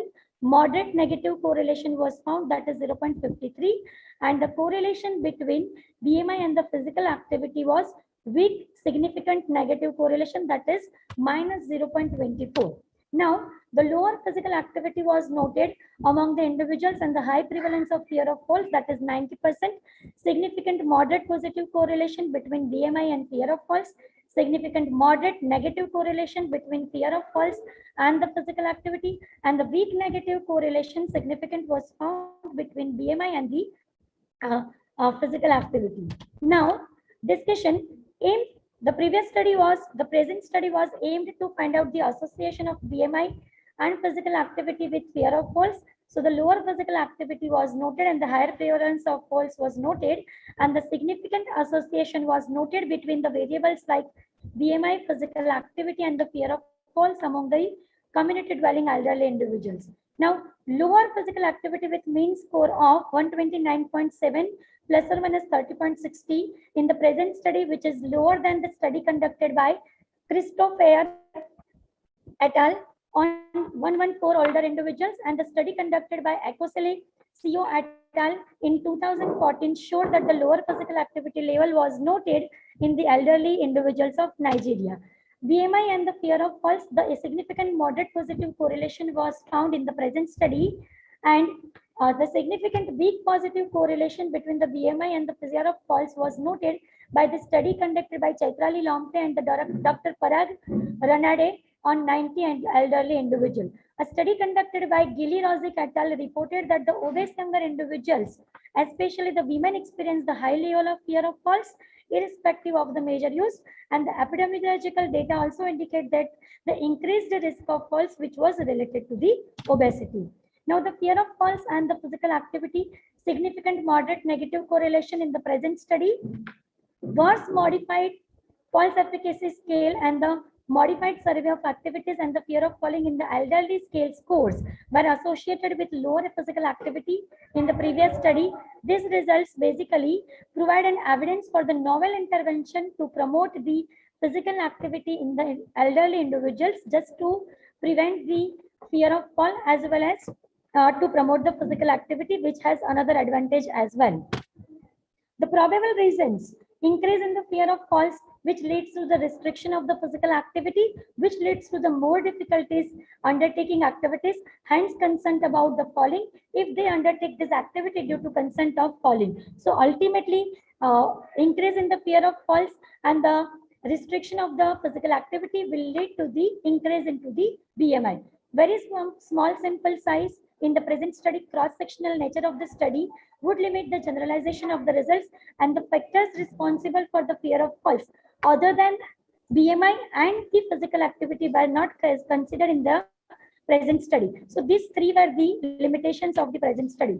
Conclusion of the present study was body mass index and the physical activity was associated with fear of falling in community dwelling elderly people. Healthcare professionals should promote the physical activity interventions among the elderly people to have positive effect on body mass index as well as fear of falling when we deal with the prevention of the falls into the elderly individuals. These are the some references which I have used in my study. Thank you so much. Thank you. Thank you so much. Question from our chair. It's a nice presentation. Thank you. Very nice presentation. Comparatively, sample size is low. But thing is that what was the mean of this BMI? Yes, sir. What was the mean of this BMI? Just a minute, sir.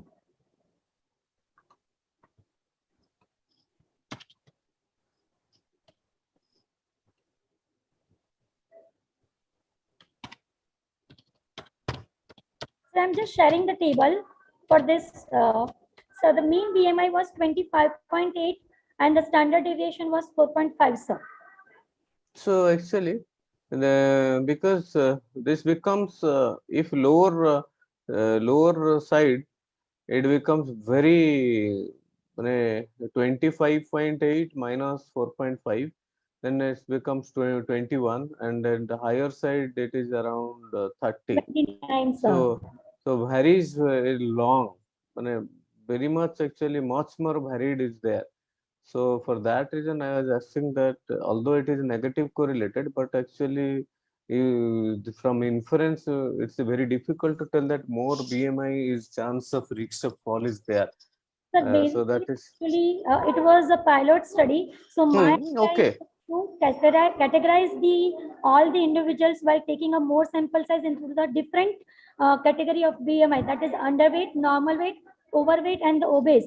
Then only I'll just find out the correlation between these variables. Okay. BMI, physical activity, and okay, nice. But it was a pilot study, so like the result was limited to this only. Okay, thank you. Yeah, thank you so much, sir. Thank you. Thank you. Thank you so much for that presentation.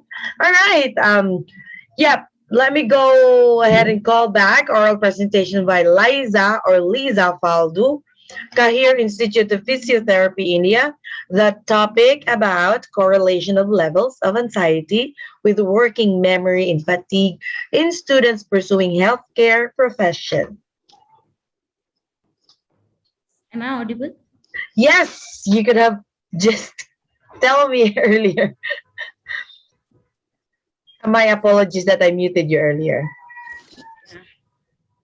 All right, you can go ahead and share your screen.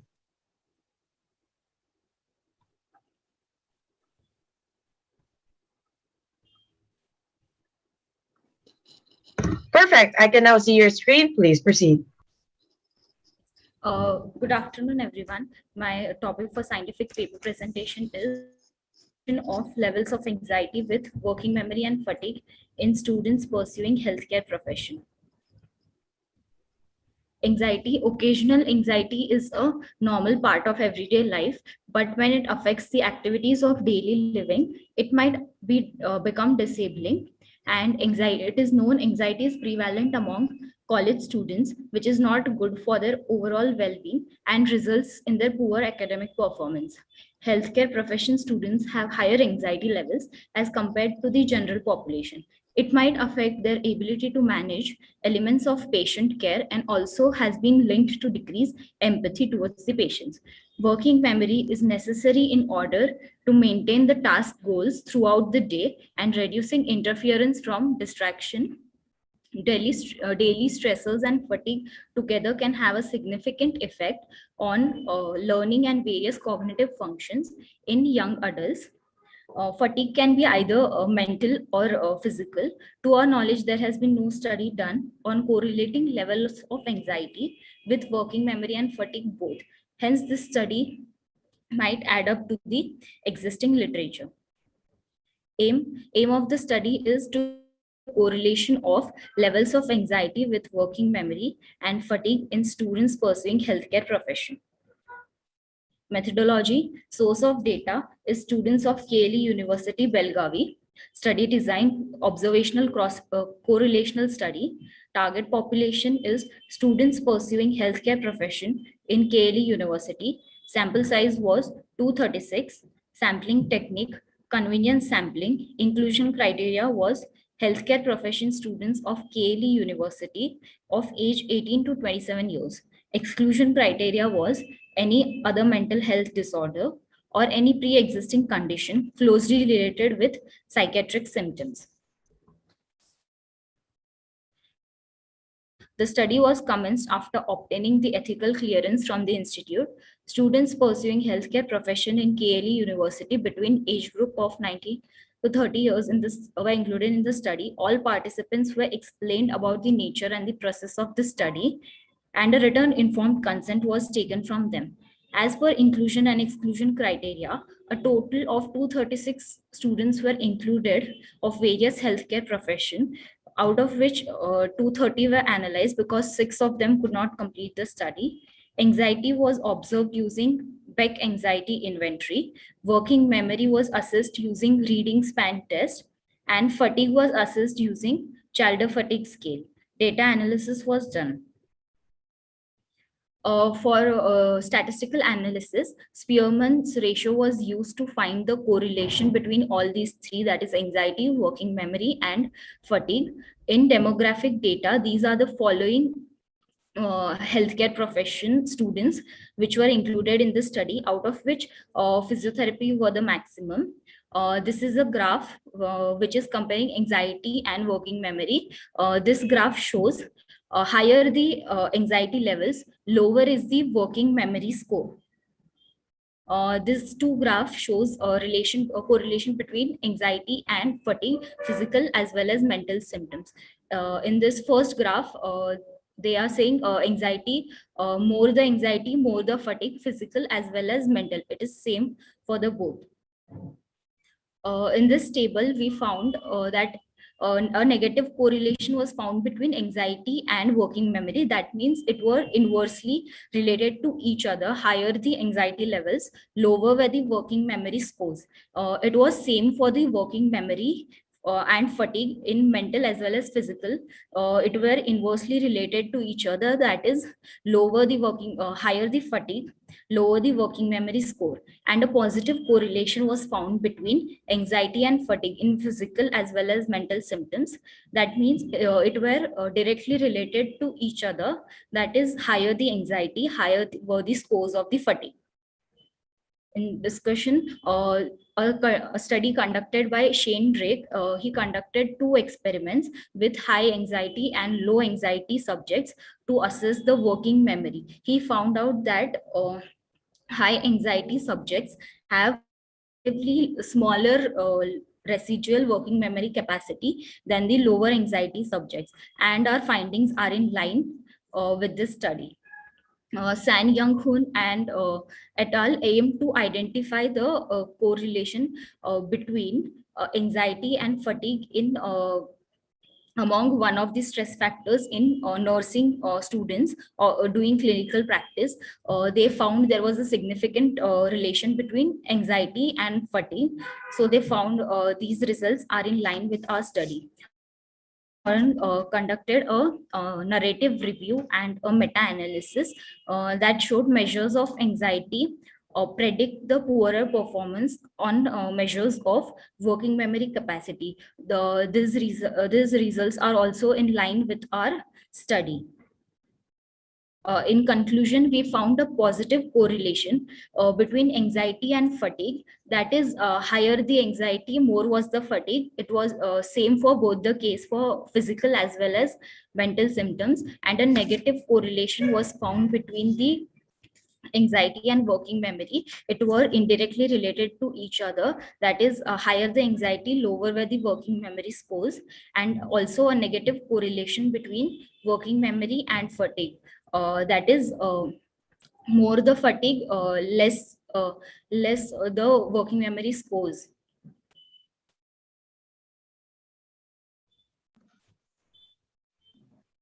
Thank you so much for that presentation. Do we have any questions from our chair? So what was the tool used for working memory? So for working memory, I used a reading span test. Oh, reading span. Yes, sir. Okay. Okay. All right, thank you so much. Thank you. Let me go ahead and call on, you may now stop sharing your screen. Let me go ahead and call on the next presenter. 10. All right, oral presentation by Anita Prem, Vinayaka Missions College of Physiotherapy, India. The topic is a post-COVID-19 cognitive impairment, a reality, a review.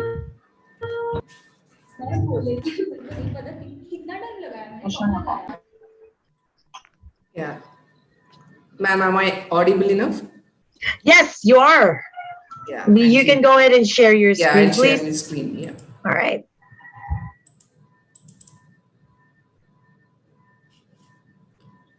Can you see my screen? Nope. Hold on. I will stop sharing. Any questions from Yep. here? Can you see my screen now? Almost. It's still loading. There you go. Go ahead, please. Yeah, okay, fine. Right. So I hope I'm audible enough to everyone. A very good afternoon, esteemed chairperson, distinguished guests. It gives me immense pleasure to present my paper on this second international conference on neuroscience and neurology. And myself, Dr. Anita Prem, a PhD research scholar from Vinayaka Missions College of Physiotherapy, as well as the principal of Columbia College of Physiotherapy, Bengaluru. So my paper is about post-COVID-19 cognitive impairment, a reality, a review. It's a review about the cognitive impairment following post-COVID-19. Okay. So now my co-authors, these are my following co-authors. I'm not taking much time on them. So let me go to the introduction. So COVID-19, as we are all the most commonly used word at this current scenario is COVID-19. So it is, you all know, it's an ongoing global pandemic caused by the severe respiratory syndrome coronavirus 2, identified in December 2019. So though respiratory symptoms are very predominant for these patients with COVID-19, it has been noted that they also suffer from neurologic and neuropsychiatric complications. So the two possibilities for the involvement of the central nervous system could be, first one, the hematogenous spread of SARS-CoV-2 from systemic circulation to cerebral circulation. So where the slower flow could be very comfortable for the virus to damage the capillary endothelium and gaining access to the brain. That is the first possibility. And second possibility is spreading through the cribriform plate and the olfactory bulb.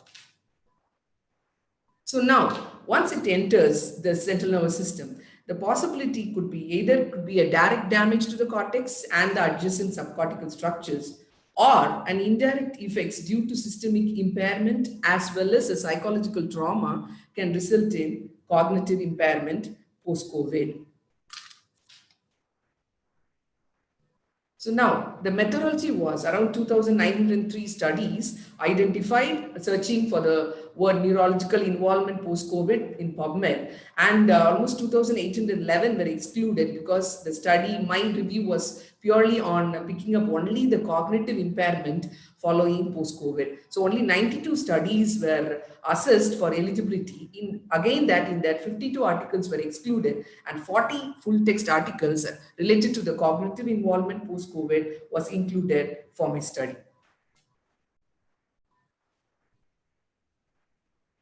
Yeah. So now from the review, what I have found is the general commonly neurological manifestations found in the COVID-19 could be differentiated into, central nervous system involvement and the peripheral nervous system involvement. Common in the central nervous system involved headache, dizziness, alterations of the sensorium, ataxia, encephalitis, stroke, seizures, as well as a cognitive impairment. And peripheral nervous system very commonly involved hyposmia and hypogeusia. So when I picked up only the cognitive impairment post-COVID, so I found from the studies that certain factors influenced the cognitive impairment post-COVID. So the first one, the encephalopathy, which is which is a common neurological manifestation in COVID. So following encephalopathy, the patient suffered from executive function disturbances.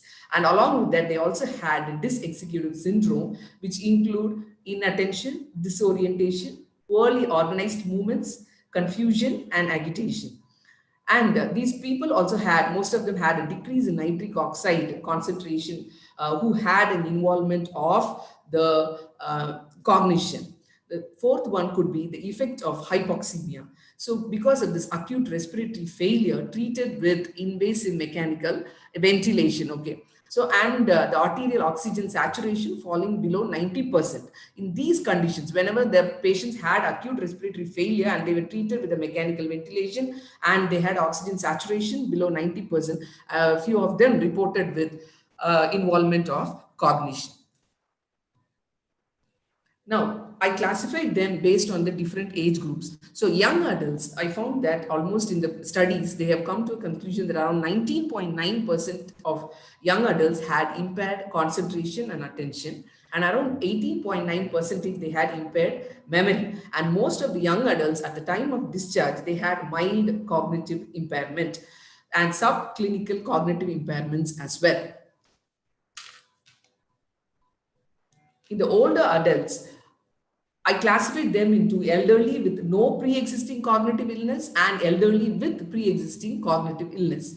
Okay, so elderly with no pre-existing cognitive illness, for them following COVID, there was memory impairment found, and they had poor occupational and functional abilities and accelerated brain aging. Okay, so age-related neurodegenerative disorders, it was accelerated and demyelination found, and in even the cytotoxic insult by the viral entry, it initiated the apoptic pathway, resulting in accelerated neurodegenerative disorders like Alzheimer's disease and Parkinson's disease. Now, the possible mechanisms, the possible mechanisms could be, first one, the SARS-CoV-2 infects the endothelial cells expressing the ACE2 receptors, the angiotensin converting enzyme 2 receptors, resulting in hypoperfusion, which restricts the energy substrates essential for maintaining the neuronal networks and which further accelerates the cognitive decline. Another possible mechanism is this SARS-CoV-2 induces aggressive secretion of pro-inflammatory cytokines, which increases the oxidative stress that indirectly damages the cellular membranes, as well as the glutamate levels gets elevated and creates an excitotoxic environment, and further resulting in neuronal loss and damage to the surrounding parenchyma. Now, the next classification is elderly with pre-existing cognitive illness.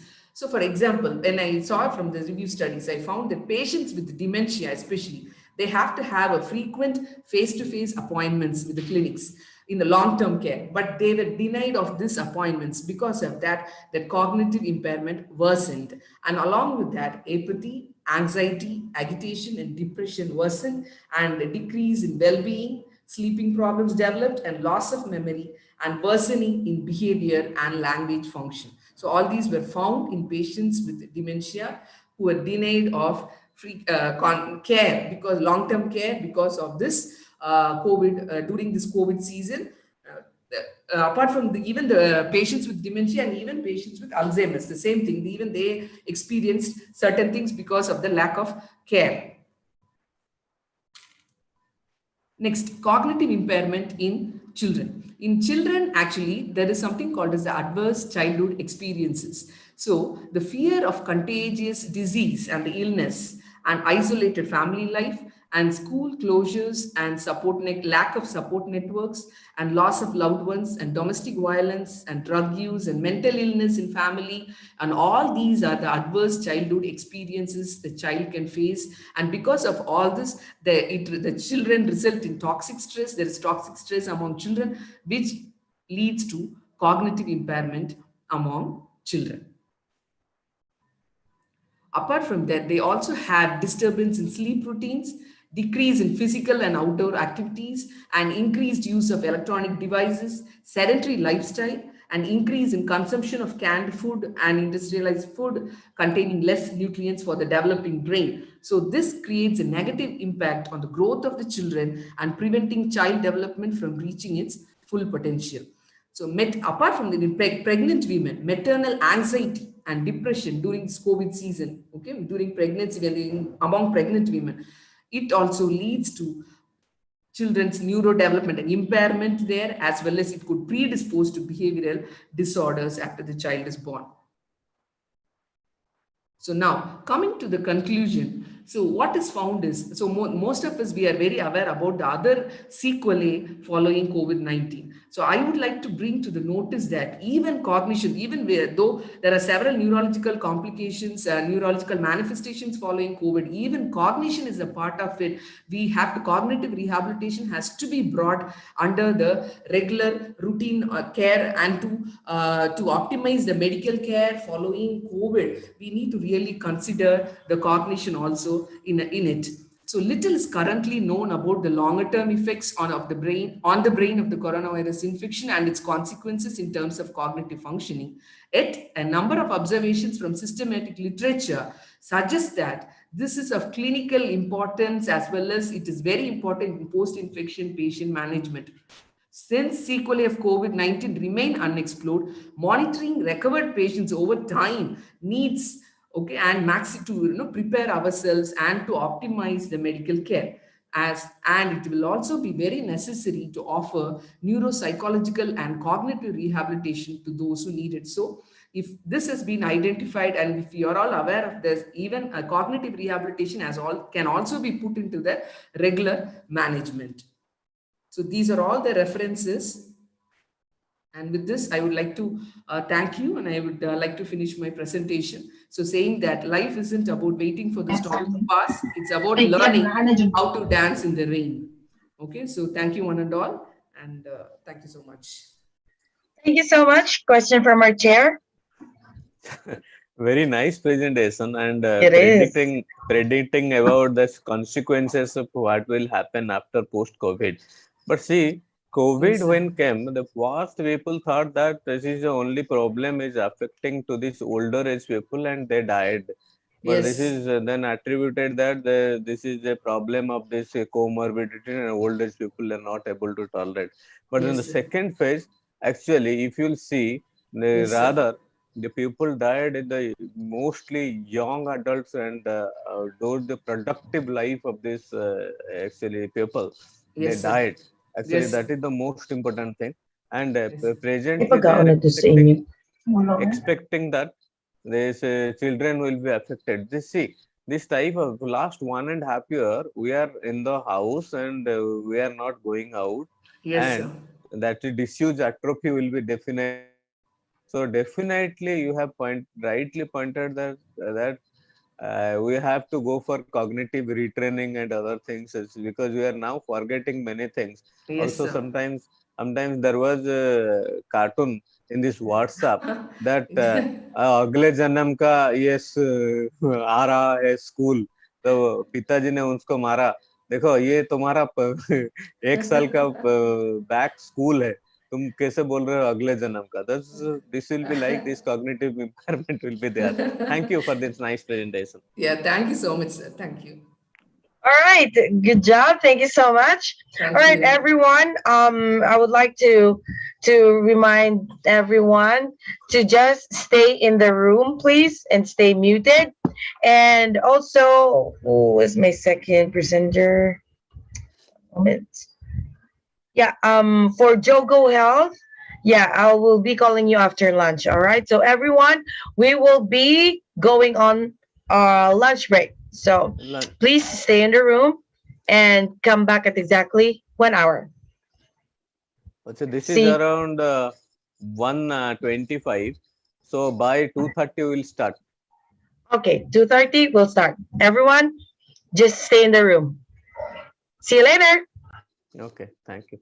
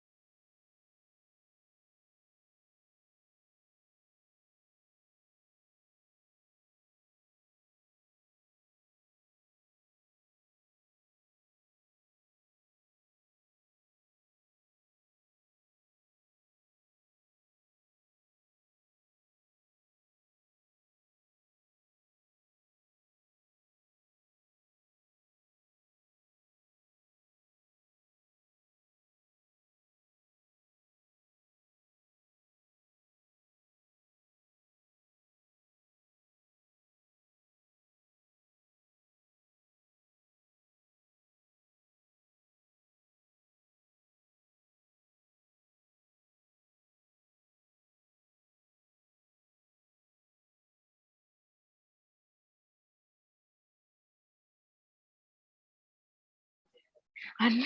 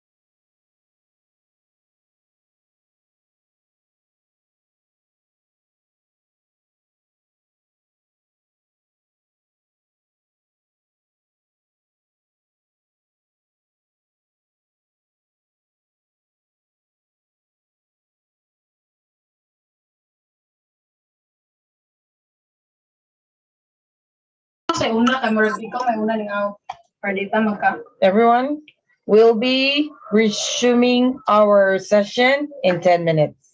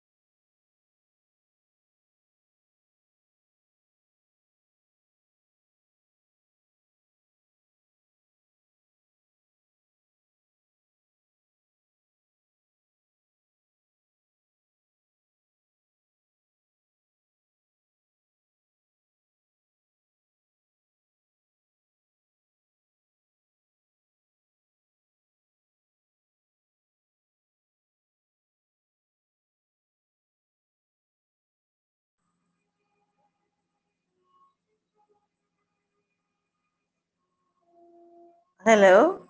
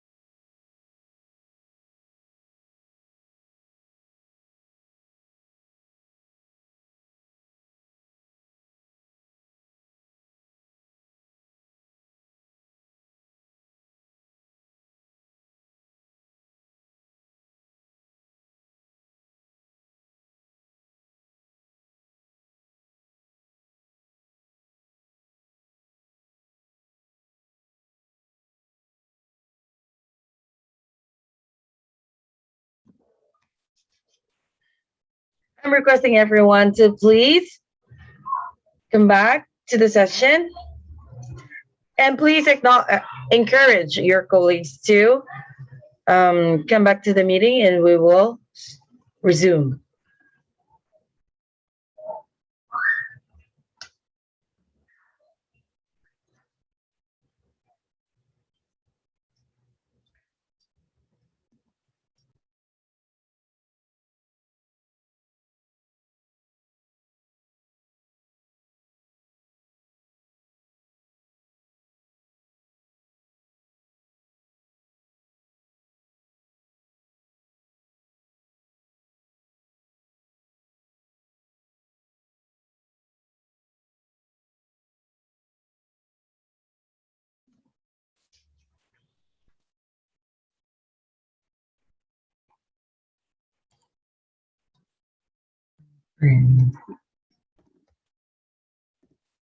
After the Malaysia Desha.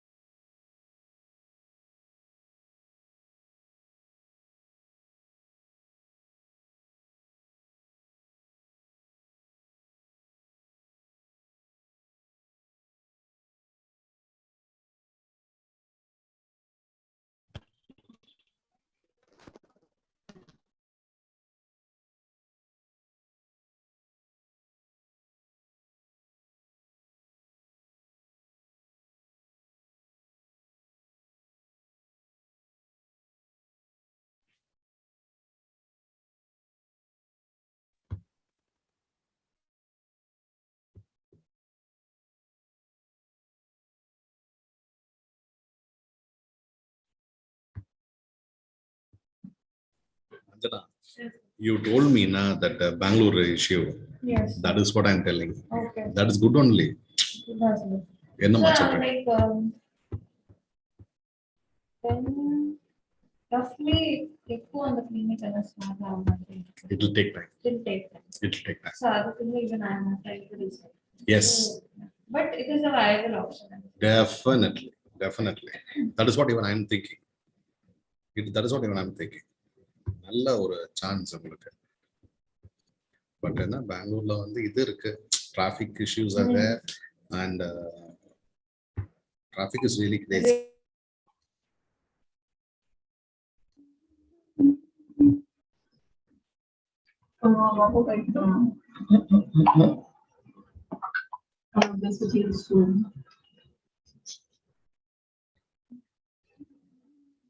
Welcome back, everyone.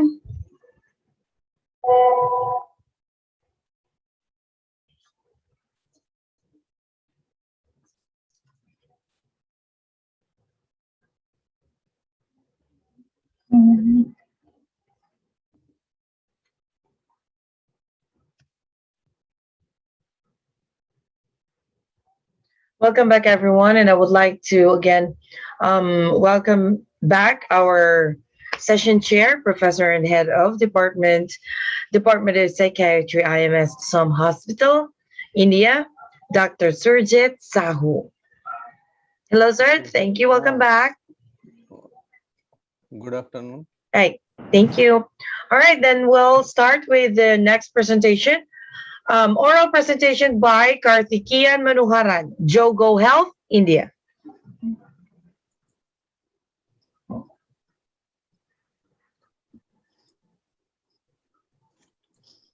Perfect. I can now see your screen, but I cannot hear you. Hi, good There you afternoon. go. Perfect. Please proceed. Yes, good afternoon, forum. Good afternoon, Dr. Surjit Singh Sahu. My presentation topic is comparing the pain tolerance level of introverts and extroverts using pressure algometry. And my co-author is Mir Hassan Abbas. Introduction. See, according to Allport, personality is a dynamic organization inside the person of psychosocial symptoms that create the person's characteristic patterns of thoughts, feelings, and behaviors. Introverts is a silent and humble person who finds it difficult to talk to other people, whereas extroverts enjoy talking with other people and always try to make social contacts. Pain is a distress feeling caused by intense or damaged stimuli, which is associated with sensory and emotional disturbance that causes the individual to withdraw from damaging situation. Pain is defined as an unpleasant sensation, which is divided on the basis of experience, type of pain, and behavior. Pain is usually transitory, lasting until the noxious stimulus is removed or its underlying pathology. Algometers are the devices which is used to identify the force, which includes the pressure pain threshold. Pressure pain threshold, or PPT, has a good reliability, and it depends on the rate at which the physical force is being applied.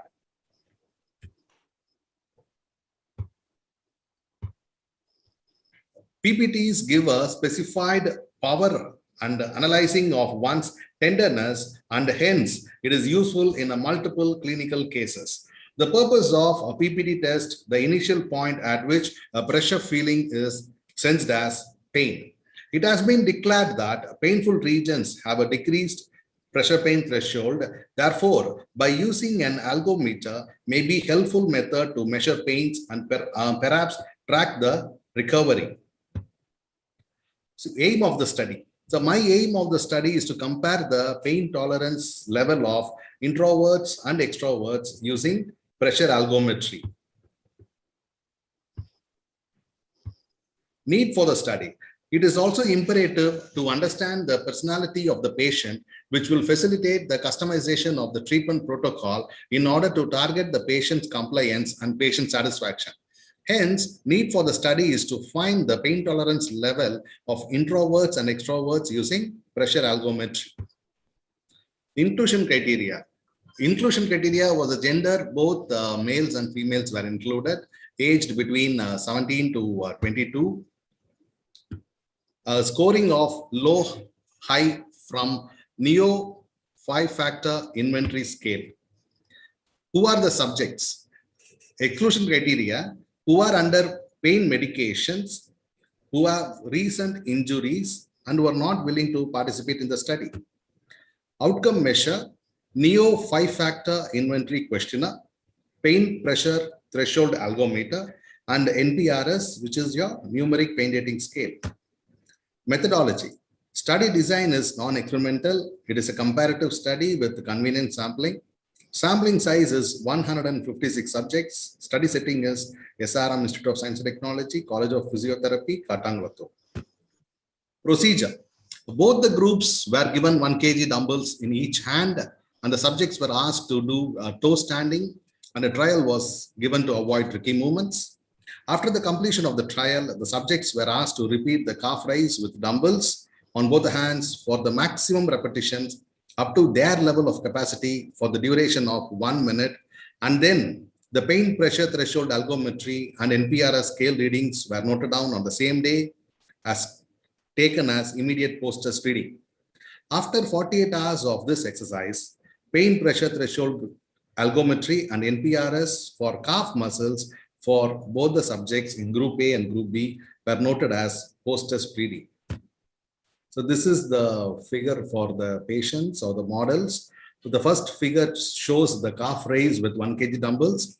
And the second picture shows the pressure algometry measurement in the calf region. Statistical analysis. This study was done to find the pain tolerance level of introverts and extroverts, and the outcomes were assessed and tabulated. Paired t-test was used to analyze the immediate post-test and post-test mean values within the groups, and the independent t-test was used to analyze the immediate post-test and post-test mean values between two groups. So the graph 1 shows that there is a statistically significant p-value less than 0.05 increase in immediate post-test values of 2.11 of NPRS to post-test mean values of 7.32. Graph 2 shows there is a statistically significant increase in the immediate post-test, that is 2.94 mean values of 2.10 of NPRS to post-test mean values of 7.57. Graph 3 shows there is a statistical significant increase in the NPRS post-test mean values of 7.57 in the group B, that is the extroverts, than that of 7.32 in the group A, which are introverts. So there is a statistically significant reduction in the pressure algometry post-test mean values of 2.09 in the group B than the post-test mean values of 1.71 in the group A, which are introverts group. Results. Bar graph 1 shows that there is a statistically significant increase in the immediate post-test value. Bar 2 graph shows that there is a statistically significant increase in the immediate post-test mean value. Bar 3 shows there is a statistically significant increase in the NPRS post-test mean values of 7.57 in the group B. Discussion. Individuals were selected between the age group of 17 to 22. Both the genders were included in the study. Total 156 number of individuals participated in the study, in which 78 were introvert and 78 were extrovert. So this introvert and extrovert classification was done according to the NEO 5-point questionnaire. According to the statistical results, there is a statistically significant increase in the NPRS post-test mean values of 7.57 in the group B, which are extroverts, then the post-test mean values of 7.32 in the group A, which is the extrovert. Healthcare professionals are well known for individual variations among the patients they experience with relevance to personality and response to pain. However, these variations are often compared with upcoming treatment protocols. The literature indicates that personality regulates pain response with a focus of extroversion and introversion. It has been hypothesized that the subject's pain tolerance ought to be absolutely associated with extroverts and negatively associated with introverts. The results of this study is supported with the fact reported by Monks are that the correlation review between extroverts and introverts, threshold and tolerance, to see if the results obtained here, there is no relationship between personality trait measures and pain parameters, which could be a result of parameter under this study. Extroverts have higher potency and must be motivated to involve partly in therapy and exercise in addition to recommended physical activity. Rather, introverts could struggle to manage with these activities or unwilling to involve, either because of lack of motivation or categorization. We tend to believe this might be one in all the explanations in order that different patients have different outcomes. Extroverts have been demonstrated to be connected with high tolerance and the use of lively cope mechanisms and lesser recognition amount of pain. This study was supported by Zimmerman BJ, clearly indicates that introverts were additional variable in their performance than extroverts, and as a result, samples of chosen introverts might be with low pain tolerance. One major physiological distinction between the brains of introvert and extrovert is that the method they reply to neurochemical entropin. Entropin may be a chemical that is discharged within the brain that provides motivation to hunt rewards like attaining the next position at work, earning cash, etc. Each introverts and extroverts have constant quantity of entropin levels. However, their distinction in activity matters. The results of this study is supported with the very fact, according to Scott Berry, George S. Kaufman, that intropin is additionally active within the brains of extroverts than within the brains of introverts. Introverts use a unique, reasonably neurochemical known as neurotransmitter that conjointly join to pleasure that creates them feel smart after they flip inward and also make them suppose deeply and focus intensely on a selected factor for a protracted amount. This explains why introverts like calm environments. Thus, the statistical findings could be attributed to the fact that pain tolerance level between introvert and extrovert shows high significance. Hence, introverts have higher pain tolerance level than extroverts. Conclusion. Knowing, for example, that a given patient is sensitive or inwardly sensible to experience a pain, which may signal the need to provide added attention or motivation to increase the likelihood of that person adhering to the clinic-based aspects of rehabilitation program. Hence, this study concludes that there is a higher pain tolerance in introvert rather than extroverts. Further recommendations. See, this study can be further done in various injuries and rehabilitation protocols in involving different age groups. They can have even a different inventory questionnaire other than NEO 5-factor inventory questionnaire. Further studies can be done by comparing both the genders with various studies. These are my references. And I thank you, and I thank you, the International Association of Neuroscience, and I thank the jury members, the whole team for this opportunity. Thank you.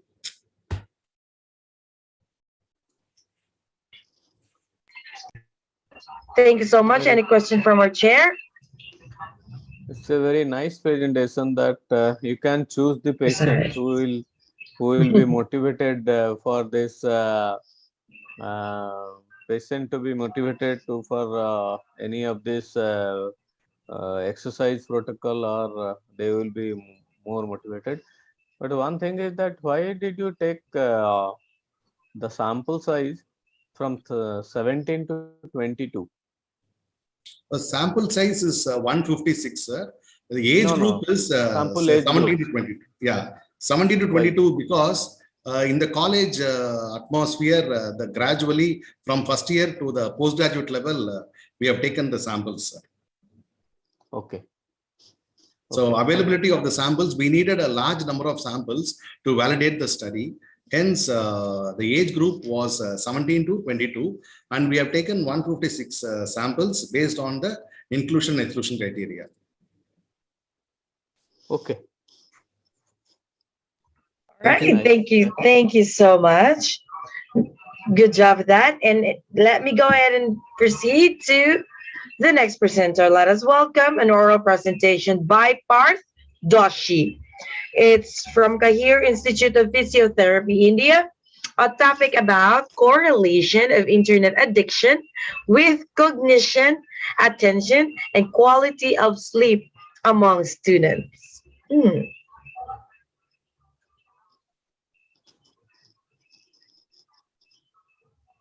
Am I audible? Yes, you are, but I am not seeing your screen yet. There you go. Oh, there you go. All right, please proceed. Okay. Good afternoon, one and all. Title of my presentation is Correlation of Internet Addiction with Cognition, Attention, and Quality of Sleep Among Students, a cross-sectional study. Introduction. Generally, the term internet addiction is related to relevance of control centrally active substance, which are generally opiates, alcohol, or plant toxins. But in today's condition, it has been classified into two types. First is chemical, and second is behavioral. Chemical is relating to cocaine, opioids, etc., and behavioral is related to gaming, internet addiction, etc. If we see, internet is useful in many ways for communication, knowledge, education, and even for social context. But overusage of the internet leads to internet addiction. Internet addiction is defined as characteristics, excessive use, and poorly controlled behavior of computer usage and internet usage, which can lead to harm or suffering. If we see prevalence of internet addiction in India, it is around 19.85%. If we see prevalence of internet addiction among medical students, it is around 30.1%, which can lead to various psychological, physical, as well as social problems, including impaired function at work, impaired academic performance, sleep deprivation, poor dietary habits, headache, eye strain, social isolation, and etc. Which comes to our aim that to determine the correlation of internet addiction with cognition, attention, and quality of sleep among students. Methodology: source of data was collected from Kahir University. Study type: observational study. Study design: cross-section study. Target population was health science students of Kahir University. Sample size was 95. Sample technique was convenience sampling. In the inclusion criteria, we have included both males and females between the age group of 18 to 25, and they are identified as internet addiction using an internet addiction test. In the exclusion criteria, we have excluded subjects which have neurological disorders or which have a clinical diagnosed case of sleep, cognitive, attention deficit disorders, or any kind of medication which can induce or affect sleep or cognitive functions of a participant. In procedure, first the ethical clearance was taken, then the participants were screened using internet addiction test, in which around 210 students were screened and 186 participants were finally recruited in the study. They were sent a Google form containing informed consent, demographic data, and all assessment scale. After analyzing according to the internet addiction scale, they were categorized into mild, moderate, and severe categories. Each category of the participants were then assessed for cognition, attention, and quality of sleep using brief cognitive rating scale, mindful attention awareness scale, and sleep quality scale, respectively.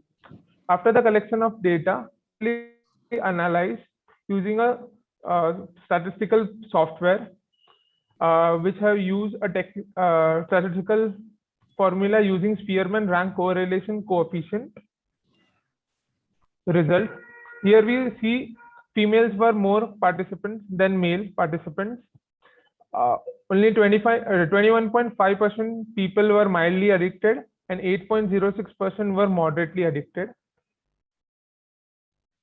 Coming to mild and moderate addiction correlation studies, when we compare internet addiction with attention scale, in the mild category, it was negatively correlated, and in the moderate category, it was positively correlated.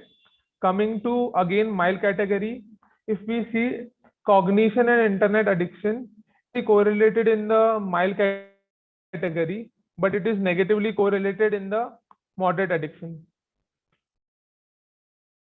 Then the third variable was sleep quality. In both the mild category and moderate category, they were positively correlated with internet addiction. Coming to discussion, in our study, it has shown that 21.5% people were mildly addicted and around 8.06% people were moderately addicted.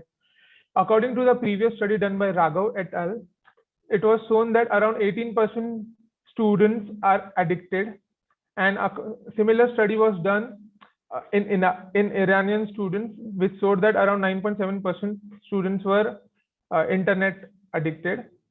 Then coming to the whole population prevalence, that is ranges from 0 to 38% depending on the tool used. First, considering attention, if we see, there was a previous study conducted by Almeida et al., which shows that higher internet usage or any problematic internet usage leads to attention deficit, and mindful awareness of the internet addiction might lead to decrease in internet addiction. Coming to Gul et al., which showed that cognition, studies with cognition, in which it showed that compulsive internet usage shows cognitive deficit in people, leading to deficits in decision making, coping with emerging tactics, switching tasks, and cognitive flexibility. When we see in our study, it has showed that positive relation with sleep quality. So Lam et al. Showed poor sleep quality is closely related to lifestyle habits, including internet usage. Internet use is highly associated with sleep delays, irregular sleeping pattern, tiredness, and etc. Coming to the limitations of the study, this study has been undertaken in a single university and its finding may not fully reflect the situation for students elsewhere in India or internationally, just lacking external validity and generalizability. Furthermore, the data collected was on self-lead to recall bias or subject bias. Coming to the conclusion of the studies were statistically insignificant, but the correlation were clinically significant, which can be seen. The present study unfolds the internet addiction is a majority and in dark reality that requires timely remedial action, just emphasizing the need to design tailored intervention to combat these symptoms alongside internet addiction in undergraduate students. In future scope, there are different study design with larger sample size are also needed to fully explore the effect of attention, cognition, and quality of sleep and internet addiction among university students. These are my references. Thank you.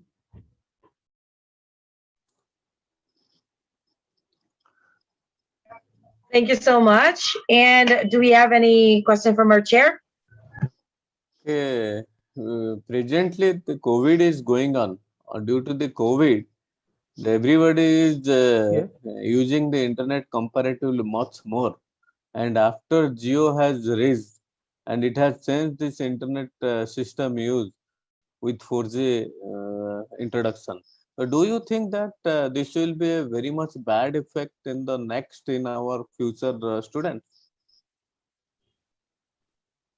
Yes, sir. Actually, the internet addiction should be controlled in the university level because at present, as you said, even the COVID pandemic and the free Wi-Fi or free internet given by certain companies, it might affect badly. But if we control that, then it might be helpful for further university students also.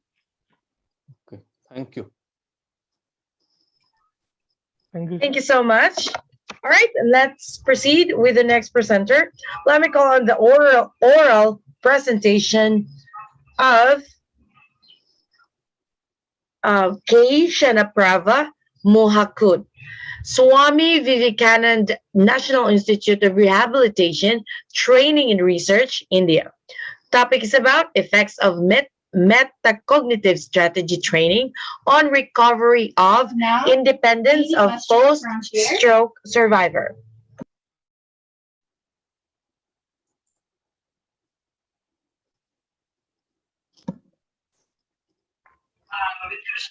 Yep, I can now see your screen, but I cannot hear you. All right, perfect. Please proceed. Yeah, ma'am. Just a minute, ma'am. I just want to do the slideshow mode. Sure. Yeah.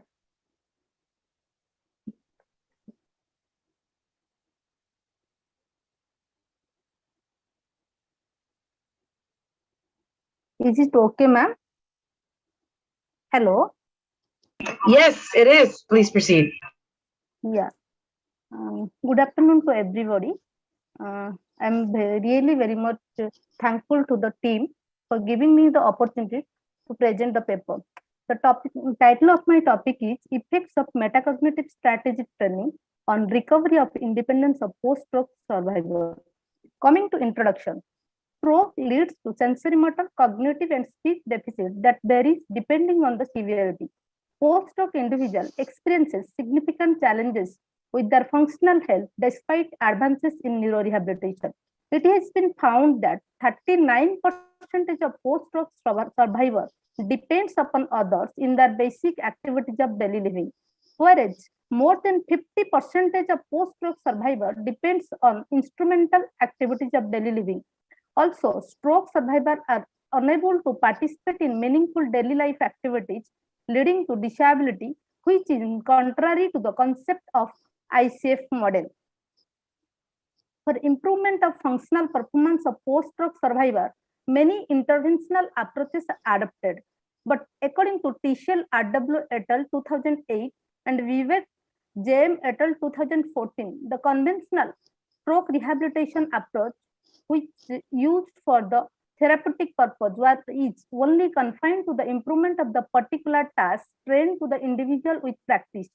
Also, it has been suggested by other scientists that the retention effect of the learning of the skill is not consistently maintained in long term.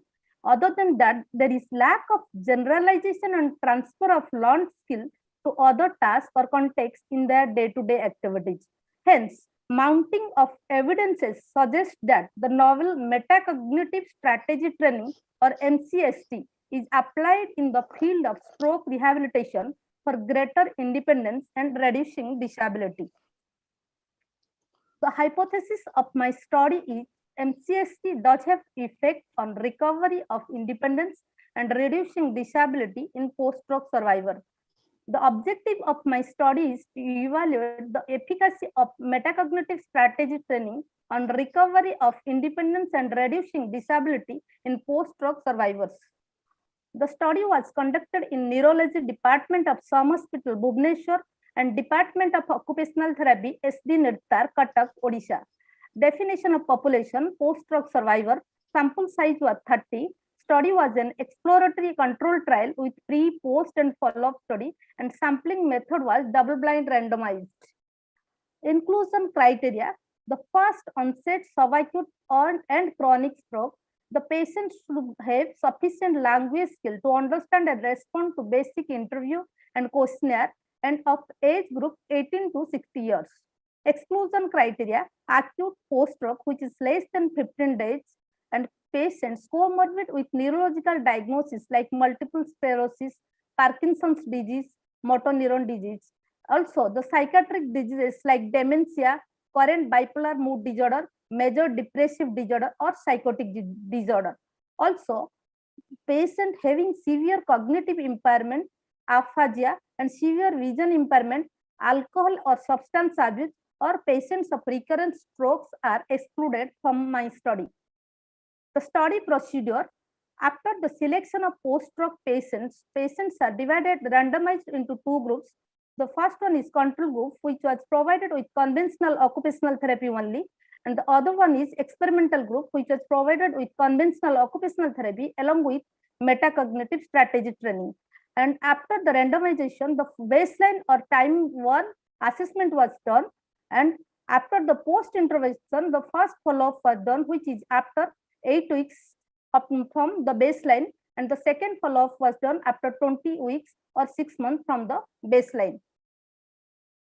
The outcome measure was taken by the functional independence measure or FIM and the Lawton instrumental activities of daily living or LIADL. Schedule of intervention: all patients received maximum 6 weeks of intervention. The participants of the experimental group received MCST up to maximum 10 intervention sessions over 6 weeks of time period with minimum 1 day interval between each session. Each session was 30 to 45 minutes in addition to their usual conventional occupational therapy program. Evaluation was done by a blind rater who was not involved in the study, and evaluation was done 3 times, that is pre-intervention, which is baseline or time 1, post-intervention, which is after 8 weeks or 2 months, that is time 2, and the follow-up after 24 weeks or 6 months, that is time 3. Data analysis: data were analyzed using SPSS version 20, and the general characteristics analyzed by the descriptive statistics. For functional independence measure, independent and paired tests used between the groups and within the groups of different timeline respectively, and for Lawton IADL, Mann-Whitney U-test used between the groups and Wilcoxon test used within the groups of different timelines.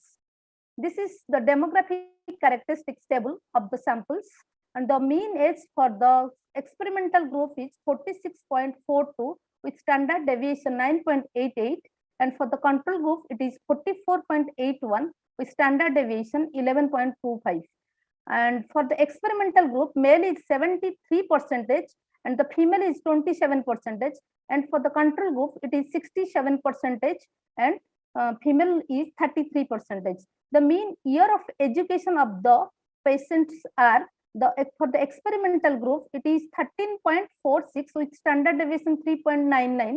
Whereas in control group, it is 13.23 with standard deviation 3.93. The affection side, more of left side strokes are affected, and in the experimental group, and also in the control group, it is more. And that too, in experimental group, it is 80%, and in the control group, it is 67%. Also, in both the group, ischemic type of strokes are more. In experimental group, it is 73%, and in control group, it is 60%. The mean stroke duration was 13.30 month with standard deviation 15.33 for the experimental group, and for the control group, it is 12.74 with standard deviation 14.81. Mostly, the subacute type of strokes was taken for both the groups, and for experimental it is 73%, and for the control group it is also 73, and it is same for both the groups. And for the experimental group, all the patients are right-handed dominant, and whereas for the control group only one patient is left-handed dominant. Then this table shows comparison of functional independence measure within the groups, which is measured through the pair t-test. Here the first table is showing the from FIM 1 to 2, that means from baseline to post intervention, there is significance in experimental group. Also FIM 1 to FIM 3, that is up to after 6 months, there is significance in experimental group, and FIM 2 to 3 also, like this from post intervention to follow up, there is significance in the experimental group. Whereas in this table, in pair for the control group, FIM 1 to 2 there is significance, FIM 1 to 3 is also significance, whereas FIM 2 to 3 there is no significance. This table shows the comparison of functional independence measure between the groups. Here the FIM 1 that is in the baseline level, in experimental and control group there is no significant difference, whereas after the intervention, that is FIM 2, and during the follow-up period, there is significant improvement between the groups. And here this table is showing the comparison of instrumental ADL measured within the groups. Here in experimental group, from post intervention to the baseline, there is significant improvement. Similarly, from follow-up to baseline also there is significant improvement.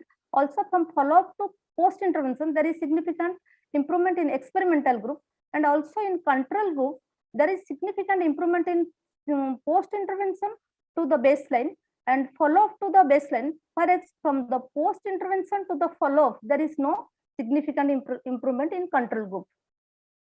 Here the comparison is showing the instrumental ADL measure between the groups, and also here showing during the baseline there is no significant difference between the groups, and after the post intervention and the follow-up period there is significant improvement in improvement difference in between the groups, and the significance level was measured p-value is less than 0.05.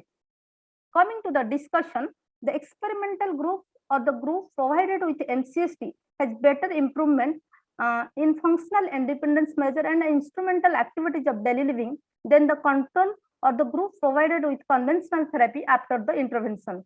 Also, after 6 months of follow-up, the experimental group has better improvement than the control group, but post-intervention to follow-up, the experimental group has statistically significant improvement, whereas the control group has not. This may be because the MCST or metacognitive strategy training provided to the patient has more improvement, and the metacognitive strategy training is based on the concept of teaching of transfer. It improved the skill performance by transfer of skills that were untrained and associated with greater improvements in cognitive flexibility. This cognitive flexibility is one of the executive cognitive function of our brain networks. This network, through movement-to-movement control of cognitive function, transfer the knowledge from a learned activity to a unlearned activity and causes improvement of goal-directed behavior in different contexts of different environment, which is lacked in the conventional therapy. That's why MCST integrates information from the environment with our memory stores in the brain to generate, implement, and correct strategies which is necessary to accomplish tasks. Hence, there is better improvement in performance by improving independence and reducing disability as compared to conventional therapy. The limitation and recommendation: small sample size, which can be recommended for larger size for generalization of the inference. The conventional therapy given to the control group was not standardized, and the intervention purely based on the impairment and component decided by the therapist. And the study had relatively short follow-up period, which was just 3 months after the post-intervention, or on an average 7 months following the baseline assessment. Conclusion: MCST has greater efficacy in improving independence and reducing disability of post-stroke survivors than usual conventional therapy. So it can be incorporated in intervention of post-stroke survivor due to its long-term effect and better outcome. These are my references. Thank you. Thank you. Thank you so much. Do we have any questions from our chair? Okay, this is a nice presentation. But thing is that what is actually metacognition? Metacognition is also many places is being used. But what is that metacognition, and what metacognition here you have used? Sir, metacognition is, otherwise you can say that this is executive cognitive function. This is the higher order cognitive function. So it is purely, if you define the metacognition, it is the knowledge or control on individual's thought and learning activities. This is the highest level of cognition. By this, individual can self-assess, self-monitor, and self-aware of his deficits. So by this concept, we can use in metacognitive strategy. We provide the strategy like goal, plan, do, check, and through the guided discovery. So this is a purely new approach which is used in the neurorehabilitation field. Okay, thank you. Thank you so much. You may now stop sharing your screen and let me call on the next presenter. Still an oral presentation by Dr. Thank you. And any question from Khushbu Valodwala, SPB Physiotherapy College, India. The topic about correlation of cognition with walking and manual dexterity among elderly population of South Gujarat, a cross-sectional study. Okay, so thank you so much.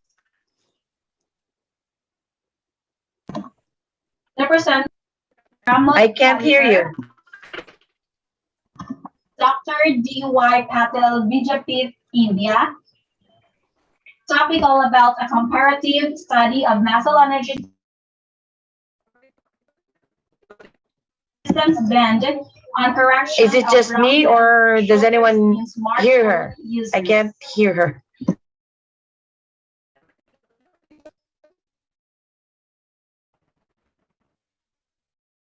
Guys, can you hear her?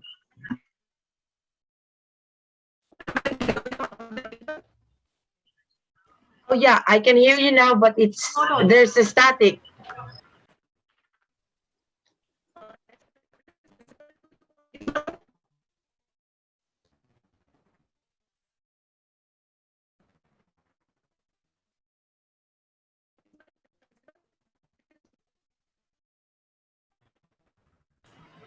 Khushbu, please check your speaker. You are not audible.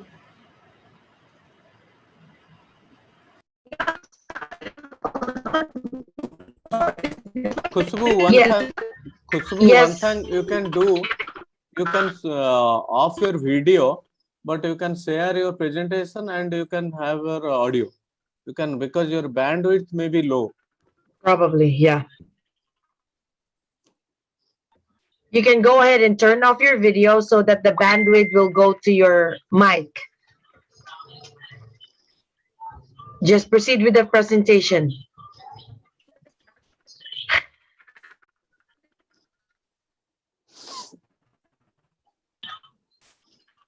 You can use a headset maybe on an earphone. Probably it's the mic on your laptop. It could be.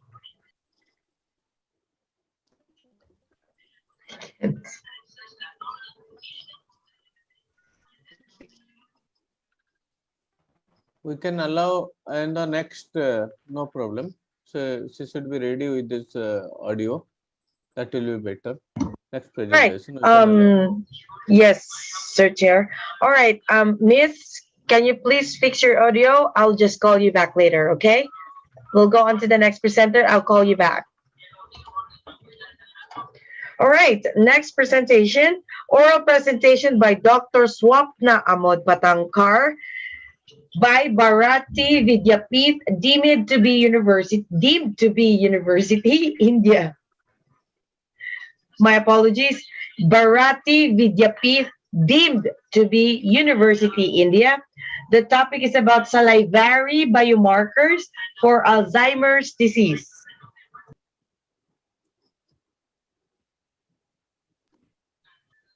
Right. I can now see your screen, Yes. but I can't. Oh, there you Can go. you I can hear hear me? you.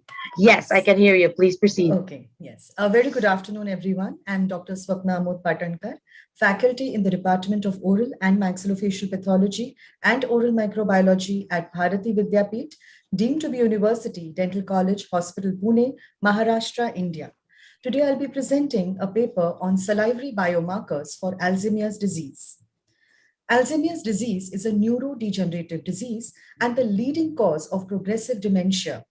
It is estimated that 46.8 million people suffer from dementia worldwide, and the highest prevalence is found in elderly individuals, that is 65 and above.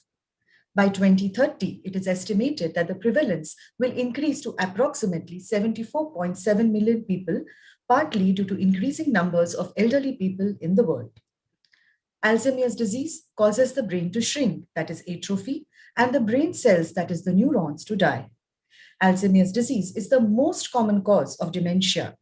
Dementia is a continuous decline in thinking, behavioral, social skills that affects the person's ability to function independently. And hence, Alzheimer's disease is also called as senile dementia. As of now, there is no treatment for Alzheimer's disease, but the medications and management strategies may temporarily improve the symptoms. So what's the difference between Alzheimer's and dementia? Dementia is a general term for symptoms like decline in memory, reasoning, and other thinking skills, whereas Alzheimer's is a specific brain disease that accounts for 60 to 80% of dementia cases. Thus, Alzheimer's is a type of dementia, and Alzheimer's is the cause of dementia. Alzheimer's disease basically is formed because of the pathological changes that take place. That is, the amyloid plaques between the neurons, as we can see here by the cursor, and the accumulation of intracellular neurofibrillary tangles, as we can see here, which are composed of tau, and all this begins decades prior to the clinical expression of Alzheimer's disease, and hence early detection of these changes are very important for treating these patients. So what is the pathophysiology for these amyloid plaque formations? Beta amyloid is a fragment of a large proteins, and these fragments cluster together. They appear to have toxic effects on neurons, they disrupt cell-to-cell communication, and thus form larger deposits which are called as amyloid plaques, which also can have the cellular debris. So here is a picture of normal neurons, and here is one with Alzheimer's disease. As we can see, in between the neurons, we have the amyloid plaques, which disrupt the cell-to-cell communication, and they have toxic effect on these neurons. Now, what is the pathophysiology for formation of tau proteins? The tau proteins play a part in the neuron's internal support and transport system to carry nutrients and other essential materials. In Alzheimer's disease, these tau proteins change their shape and form neurofibrillary tangles. These tangles disrupt the transport system and are toxic to the cells. So as we can see in this picture, this is a normal healthy neuron.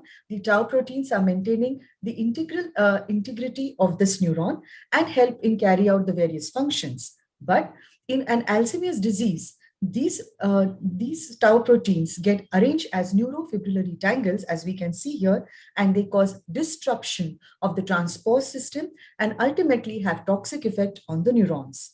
So in an Alzheimer's disease, which starts as a mild cognitive impairment, will progress to severe Alzheimer's, and in a predictable manner, it is going to affect the different lobes of the brain, which will cause to have different symptoms in the patient. So it starts as a mild cognitive impairment in the medial temporal lobe, which takes about a duration of 7 years. And these patients have short-term memory loss. This progresses to mild Alzheimer's, which involves the parietal and the lateral temporal lobes. And here the duration again is around 2 years where the damage takes place. The symptoms are reading problems, poor object recognition, and poor direction sense, which further progresses to moderate Alzheimer's. Here we can see again a progression of 2 years where the frontal lobe is involved. And here the patient will have poor judgment, impulsivity, and short attention. Further, it progresses to severe Alzheimer's where the occipital lobe is involved. Around 3 years are taken to involve this lobe, and this will lead to visual problems in the patient. So it initially starts with early signs like forgetting recent events and conversation, and may progress to late signs such as severe memory impairment and loss of ability to carry out everyday tasks. And hence, it is very important to identify Alzheimer's changes many years prior to development of these symptoms. So let's see what a biomarker is. A biomarker is a biological molecule found in the blood or other body fluids or tissues that is a sign of normal or abnormal process or of a condition or a disease. A biomarker may be used to see how well the body responds to the treatment for a disease or a condition. Hence, it is also called as a molecular marker or a signature molecule because it is very specific for that particular tissue. It is essential to find such a biomarker for early preclinical diagnosis and treatment monitoring. An ideal Alzheimer's disease biomarker must be sensitive, specific in clinically diagnosing the disease, useful for detecting preclinical and early stages of the Alzheimer's disease, reliable, reproducible, simple to use, cost-effective, and definitely non-invasive. So we'll have a good patient compliance. The most studied Alzheimer's disease biomarkers till date are the cerebrospinal fluid samples. This is the gold standard for detection of Alzheimer's disease, but it is an invasive procedure as a lumbar puncture has to be carried out. And here the amyloid beta 42 deposits which are present in the brain are detected. The second samples that are largely studied are the blood samples. It is less invasive than the cerebrospinal fluid sample. Here we study the plasma total tau levels, plasma C-reactive protein levels, and cholinesterase levels. And the third biomarker available, which is the non-invasive biomarker, that is saliva. Here we can study the total tau, phosphorylated tau, amyloid beta, alpha-synuclein, and lactoferrin proteins, which are all abundant in saliva and have a potential of diagnostic utility. Recent studies have suggested that potential of saliva as a source of non-invasive biomarkers for Alzheimer's disease diagnosis. The origin of these biomarkers could be because of direct production in the salivary glands and maybe because of diffusion from the blood. Saliva as a biological fluid is easy to obtain, and salivary levels are moreover reflect the changes as they are occurring in the cerebrospinal fluid. So what are the methods of saliva sample collection? We collect unstimulated saliva, that is around 0.5 to 1 ml, or we can also collect saliva by drooling. Before oral examination, patient should be instructed not to smoke, drink, eat, or brush his teeth at least 2 hours before the saliva collection, as it may interfere with the combinations and the composition of saliva. Saliva samples are collected in a polypropylene tube. They are centrifuged and then stored as a supernatant liquid at -80 degrees Celsius for immunoassay analysis. So are there limitations to saliva collection? The answer is yes. The impacts of aging, systemic and local pathologies on in the salivary gland can affect the saliva production. Salivary flow is generally reduced in elderly individuals due to due to direct toxic effects, age-related effects on the salivary gland function leading to xerostomia, indirect because of medication, psychogenic will lead to xerostomia, hormonal influences in menopausal women, and tumors of the major salivary glands. So which are these salivary biomarkers? These are mainly salivary amyloid beta 40-42, salivary tau proteins, total tau, phosphorylated tau, salivary lactoferrin, salivary acetylcholinesterase, and salivary alpha-synuclein. So these are the various methods and kits that are available to study these markers. So let's see salivary amyloid beta. Now this changes or accumulation amyloid beta plaques is seen 15 to 20 years prior to clinical onset. Hence they can be detected in the earlier stages. They are mainly studied as salivary AB40 and AB42. So here we are using different assays, as this table is showing us: Sandwich ELISA, Luminex, NanoBeat, and these various studies carried out by various researchers have shown that salivary amyloid beta 42 is relatively increased, whereas salivary amyloid beta 40 shows no changes. Next, we come to the salivary tau proteins. Now, these are present abundantly in saliva, and they are also seen in the acinar cells as tau mRNA. Now, here we study the total tau and the phosphorylated tau. Now, this table depicts the different studies carried out by different researchers using the different immunoassays, and they have found that salivary total tau shows no changes, whereas salivary phosphorylated tau shows increase in levels in Alzheimer's disease. Next is salivary lactoferrin. This is said to be having the potential of early disease detection. Now, in studies carried out with Sandwich ELISA, they have found that salivary lactoferrin levels are decreased in Alzheimer's disease. Next is salivary acetylcholinesterase. Now, this is seen markedly reduced in elderly individuals as well as in people with Alzheimer's disease by using the Ellman colorimetric method. The last one is the salivary alpha-synuclein. Now, this marker is generally used to study the neurodegenerative changes caused in Parkinson's disease. But till date, no investigation has been done in the Alzheimer's disease. So this opens a new door for research. Thus, to conclude in a nutshell, the salivary biomarkers are very reliable biomarkers. They have a potential diagnostic and therapeutic implication. They are non-invasive biomarkers, hence patient compliance is good. We can study total tau, phosphorylated tau, amyloid beta, lactoferrin, alpha-synuclein, and all of them show a potential diagnostic utility. But as every coin has two sides, so does our markers. Salivary, amyloid beta 40, and total tau are not related to clinical Alzheimer's disease, whereas increase in amyloid beta 42, phosphorylated tau species, and decrease in lactoferrin may have the potential. The novel candidate lactoferrin can be used for early disease detection and has shown to be correlated with the cerebrospinal fluid biomarkers. Standardization of saliva collection and storage methods is greatly needed to advance in this field further. It's these little things that definitely count. So let's come together, explore, and promote salivary biomarkers for Alzheimer's disease. Very rightly said, progress in science depends on new techniques, new discoveries, and new ideas. So let's be this new change. Thank you. These are my references. Thank you so much for that presentation. Any question from our chair? So normally Alzheimer's disease diagnosis is mostly postmortem diagnosis. Till now, we have not reached these biomarkers. Till now, affordable reaching of diagnosis is not there. But this is a very nice approach. But can you diagnose a case, because already limitations has been told by you. So it will take some time, definitely. No, but sir. approach is going on.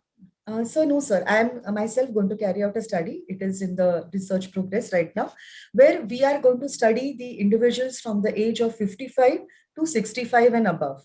So where we want to study the tau proteins and amyloid beta 42 and lactoferrin, because these are very potential markers that are available. You get quick results. So if we are finding there is a decrease or increase in their levels, definitely this means these elderly individuals may have chances of progressing to dementia and maybe Alzheimer's disease. So I think somewhere this change or progress is required in early diagnosis so that we can help these patients. And saliva being a non-invasive biomarker, definitely I think patient compliance will be better as compared to the cerebrospinal fluid or blood samples. And they are in fact costly also. Till now, blood samples, also cerebrospinal fluid samples are also not conclusive for the diagnosis of Alzheimer's disease. Till now, also we depend on MMSE score and also ultimately postmortem diagnosis. Okay, thank you. It's a nice presentation. Thank you, sir. We'll move to next. Okay. All right, thank you so much. And May I call on Ms. Dr. Kushbu Valudwala? Are you ready to present? Yes, ma'am. Am I clearly audible right now? Yes, you are. Perfect. Can you please share your screen again? Yeah, ma'am. Just wait a minute. Is it visible to you all? Not yet. Waiting. Yeah, right now? Now? It's coming. Yeah. Yeah. So, perfect. Please proceed. Okay. Good afternoon, everyone. So today's my topic is to find the correlation of cognition with the walking and manual dexterity among the elderly population of South Gujarat. That is a cross-sectional study. So here we are concentrating on the three components that is mainly affecting the elderly population, that is basically walking, cognition, and manual dexterity. So how they are interlinked with each other, that is the basic goal of the study. So introduction. So according to who they have classified the older adults in the various groups. So as the aging process is going on, there may be the physiological deterioration can be visible in the person. Physiological as well as pathological changes can be experienced by the person, and mainly the 60 to 65 year of the age is the most common age where the aging process has been started in each and every individual. So according to the various criteria, so walking is the major complex component or the motor function that is most commonly affected in the older age, as well as the cognitive impairment, that is basically a umbrella term which includes the various components like executive function, how the person is able to solve the problem, how the processing of the speed, how the person is able to recall the things. Basically it is concentric on the memory. So according to the advancing of the age, there may be the reduction in the all the cognitive functions that has been stated by the previous studies. Now the major function of the concentration here is the dexterity. So dexterity is basically, the meaning of the dexterity suggests that it is the ability to perform the any skillful movement by an individual. So as the age is going on, there may be the reduction in the motor function systems, or there may be the reduction in the strength of the muscle. So that may lead the reduction in the dexterity function. So it might possible the person may not be able to perform each and every activities that requires a very skill. So impairment with the age in the coordination of the hands during the movement of the dexterity task is usually identified slow and clumsy movement. There are a number of the factors that is responsible for the reduction in the dexterity function. So here the research question states that will there any correlation with the correlation of cognition with walking and manual dexterity among elderly population of South Gujarat? So here the hypothesis, there are two types, that is basically null hypothesis states that there is no significant correlation of cognition with walking and manual dexterity among the elderly population of South Gujarat, while alternate hypothesis states that there is a significant correlation of cognition with walking and manual dexterity among the elderly population of South Gujarat. So objective of my study is to basically find out the correlation of cognition with walking as well as correlation of cognition with the manual dexterity, specifically among the elderly population of South Gujarat. So here I have mentioned the different reviews of literature. So in my study, I have collected the data from the elderly population, that is elderly from the society. The study design was cross-sectional. In my study, I have taken 40 people or 40 sample size. That is basically calculated on the basis of G power, the version 3.1.9.2, and the method of sampling was convenient sampling. So these are the different materials that has been used in my study. So for the inclusion criteria, I have used both the male and female population, those whose age is between 60 to 80 years. those who are willing to participate, and those who are understanding, that is measured by MMSE scale. So the score of MMSE more than 18 will be were included in my study. I have not included the participants who are having speech problem, who is having the hearing loss or any visual defects, any other neurological disorders, and surgery and trauma of the lower limb persons were excluded from my study. So for procedure, I have initially taken the ethical clearance from the institute. Then the whole study was explained to my each and every participants. Then consent form was signed by them. And then I have taken the demographic data as well as assessment form. Then I have asked my patient to fill the MMSE for MMSE scale so that I can know their cognition. And if it is more than 18, then I have included in my study. Then I have asked them to perform the DHI score, that is Duro's hand index, that is my outcome measure. Then I have asked my subjects to perform 6-minute walk test because I just want to correlate the walking. So for that purpose, I have taken 6-minute walk test, and the whole data was collected, and then I have done the analysis. So for walking, these are my outcome measures. That basically for walking, I have taken 6-minute walk test. So it is valid and reliable outcome measure. Then cognition, for that I have taken MMSE scale, and manual dexterity was assessed by Duro's hand index. That is also a valid and reliable outcome measure. So here I have mentioned the different scale which I have used as an outcome measure in my study. So for 6-minute walk test, initially the flat surface was taken for the performance of the 6-minute walk test, and then the markers were set at the different areas. Then person are supposed to sit near the starting point of the test. Then we initially check for the parameters or the vitals before starting the study. And we also have to ask our patient to go very slowly with the 6-minute, means the person have to walk for the 6 minutes. If the person is fatigued in between the performing the test, the person can take the rest and again continue the test. And after ending the test, again we'll check the vitals. So data analysis and results. So the data analysis was done using SPSS version 22. In that I have taken the baseline, for baseline values, I have taken the age, gender and BMI, and then the outcome measures were taken, that includes the 6-minute walk test, DHI and MMSE score. So positive correlation was obtained between MMSE and 6-minute walk test, and that is done by the Pearson coefficient, and value is 0.55. Again, the MMSE was correlated with the Duro's hand index, that is basically the dexterity outcome measure. For that also I have used the Pearson coefficient, and the R value that is here is 0.51. So these all components are mentioned in the their mean and SD is mentioned in that table. Then this table 2 is suggestive of the correlation between MMSE and 6-minute walk test, and the values were 0.55, which is suggestive of moderate level of correlation. It is not very strong, it is moderate level of correlation. And the same table 3 is suggestive of the correlation between MMSE and Duro's hand index. So the value here we have got, that is 0.55. So again, it is showing the moderate level of correlation.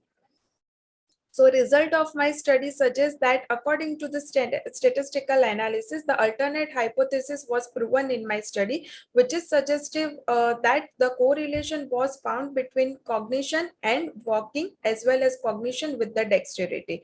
So we have basically included 40 adults, and in that 47 were male and 53 were female. We have set the value of P, that is less than 0.05. So basically the aim was just to find the correlation between 3 components. So as the age increases, cognition will start decline, and that will lead the decline in the manual dexterity as well as the walking also. So walking is basically mediated by the frontal subcortical circuits, and which are overlapped with the controlling the executive function, attention, also many higher level functions. So as there will be the reduction in the any of 2 this minutes more. Yeah. So any of these component can lead the reduction in the all the executive function as well as cognition as well as walking function, and ultimately lead the reduction in the dexterity also. So here I have mentioned some supportive studies also. They have also concluded that as a part of normal aging process, there will be alteration in the sensory, motor and cognitive functions that lead the any of the deformities to the patient. So here again, I have mentioned one study that is done basically on the Japanese community people, and they have also found that there will be decline in the executive function just because of the aging process. So limitations of my study include the sample size was very small, and we have taken the convenient method of sampling, so we cannot apply our result to whole the population. So further recommendation suggests that the study can be done on the larger sample size and the wide range of area can be covered for the same study. Clinical implications. So if we train our patient with the cognitive exercises so that it can also affect the walking function and dexterity functions can also be improved. So that may be helpful for our patient to perform the activities of daily living.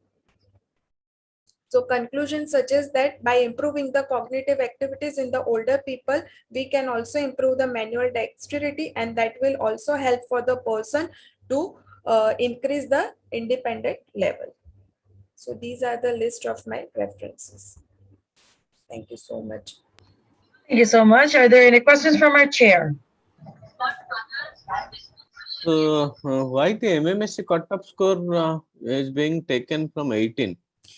Because 18 is a marker ke if the score is less than 18 means the person cannot be able to any of the component. Like if we see the components of the MMSE, it includes the various parts of memories, like person have to recall the previous events, also person have to ask for the recent memories. Also there are some component that includes the executive function. If the score is less than 18 means person is not having any kind of understanding regarding this event. So if the person is not having any understanding, so he'll not able to perform 6-minute walk test or any of the component of the Duro's hand index. That's why the understanding level is required. Okay, already, but 18 becomes a cutoff means already there is mild cognitive impairment is there. So that is one of the problem. But thank you. Okay, thank you so much, sir. Thank you so much. And yep, let us welcome the next presenter. It's an oral presentation by Damayanti Sethi from National Institute for Low-Cumber Disabilities, India. The topic is about the effect of movement-based priming versus imagery-based priming combined with task-specific training on upper limb recovery in people with stroke. Ma'am, am I audible? Yes, you are. Please go ahead and share your screen. Yes.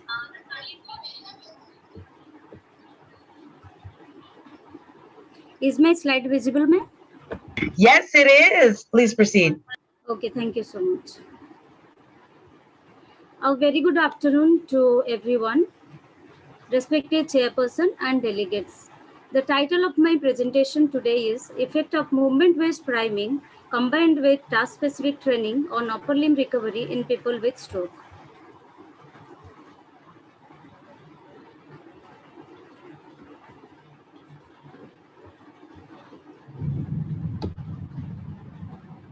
Now coming to the background of the study, upper limb motor deficits are largely associated with decreased daily function and poor quality of life after stroke. To improve upper limb recovery is the topmost rehabilitation priority. In stroke, most of the recovery is related to brain reorganization or neuroplasticity. Evidence indicates that earlier, more intensive and more challenging training can improve functional outcomes and influence brain activation, which may be a marker of neuroplasticity. There is mounting evidence of the value of task-specific training as a neuromotor intervention in neurological rehabilitation. Task-specific training in rehabilitation focuses on improvement of performance in functional tasks through goal-directed practice and repetition. Recent evidence indicates that task-specific training is effective in improving upper limb motor function, daily function in people with stroke. Priming provides a warm-up for the brain so that the brain and body will better respond to treatment. When used successfully in conjunction with a therapeutic intervention, priming results in a behavior change coinciding with changes in neural processes. Movement-based priming is the use of any type of continuous movement that may augment the effect of subsequent primary therapy. There are various possible priming approaches for neurorehabilitation available, including non-invasive brain stimulation and sensory-based priming, to name a few. In this study, movement-based priming is combined with a skill-based training, that is task-specific training, aiming to improve upper limb recovery in people with stroke better than when compared to task-specific training without priming. The study setting was Department of Occupational Therapy, National Institute for Locomotor Disabilities, West Bengal, India.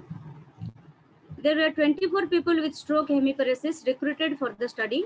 It was a single-blind randomized controlled trial of interventional type.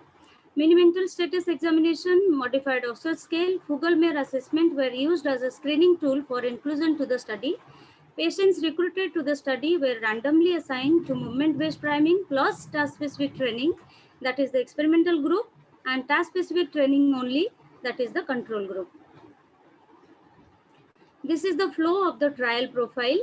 Initially, 76 people with stroke were screened for eligibility, out of which 43 were excluded and 9 people with stroke were declined to participate in the study. Once the patients were recruited, 24 patients were completed the baseline evaluation and they were randomly assigned to experimental control group of N of 12 each. All the patients in both the groups completed intervention and post-treatment evaluation. There were no withdrawals and then the data was analyzed. These are the inclusion and exclusion criteria. Patients who had stroke for 6 months and more, age ranging from 35 to 65 years, mini-mental state examination score more than 24, individuals with at least 10 degrees of wrist movement, and modified Ossett scale score of 1 and 2 were included in the study. Patients having severe cognitive and other orthopedic problems were excluded from the study. There are 2 outcome measures used in the study. Fugl-Mayer scale of physical performance was used to evaluate the upper limb motor recovery, and motor activity log was used to evaluate the degree of independence in the affected upper extremity. All the subjects provided written informed consent prior to participation in the study. The participants who fulfilled the inclusion criteria were randomly assigned to MVP plus TST group and TST only group. Now coming to the intervention, participants were first encouraged to attend to the active movement of the unaffected side, followed by attention to the passive movement of the affected side. Participants progressed from passive movement to active assistive movement to imagining active movement coming from the affected hand during the priming exercise. In this study, in place of a priming device which was used in the original study, a wall-mounted wrist roller was used for wrist movements and a rehab trainer was used for elbow flexion and extension. Patients were guided by the therapist how to perform repetitive wrist flexion and extension and elbow flexion and extension. Functional tasks representing essential reaching, grasping, releasing, pointing, and manipulating were included in the task-specific training. Patients in the MVP plus TST group undergone 20 minutes of priming combined with 40 minutes of task-specific training. Patients in the TST-only group undergone task-specific training for 60 minutes. The duration of therapy was 5 days a week for 6 weeks, a total of 30 sessions. Post-treatment measurements for all the outcome measures were taken after 6 weeks of intervention. Data was analyzed by using SPSS statistics version 23. Fugl-Mayer data was analyzed by using t-test and MAL score was analyzed by using Wilcoxon signed rank and Mann-Whitney U-test. Now coming to the results. The study recruited 24 people with stroke with mean age ranging from 51.7 years. All the participants completed the study of 6 weeks intervention and post-treatment evaluation. The 2 groups had comparable baseline demographic and clinical characteristics. Both MVP and TST only group showed statistically significant within-group improvement on all outcome measures. This is the table 1 showing the characteristics of the subject population. This is the table number 2 that shows within group analysis of results of Fugl-Meyer scale in both control and experimental group, and it shows that there is a statistical significant improvement in both the groups.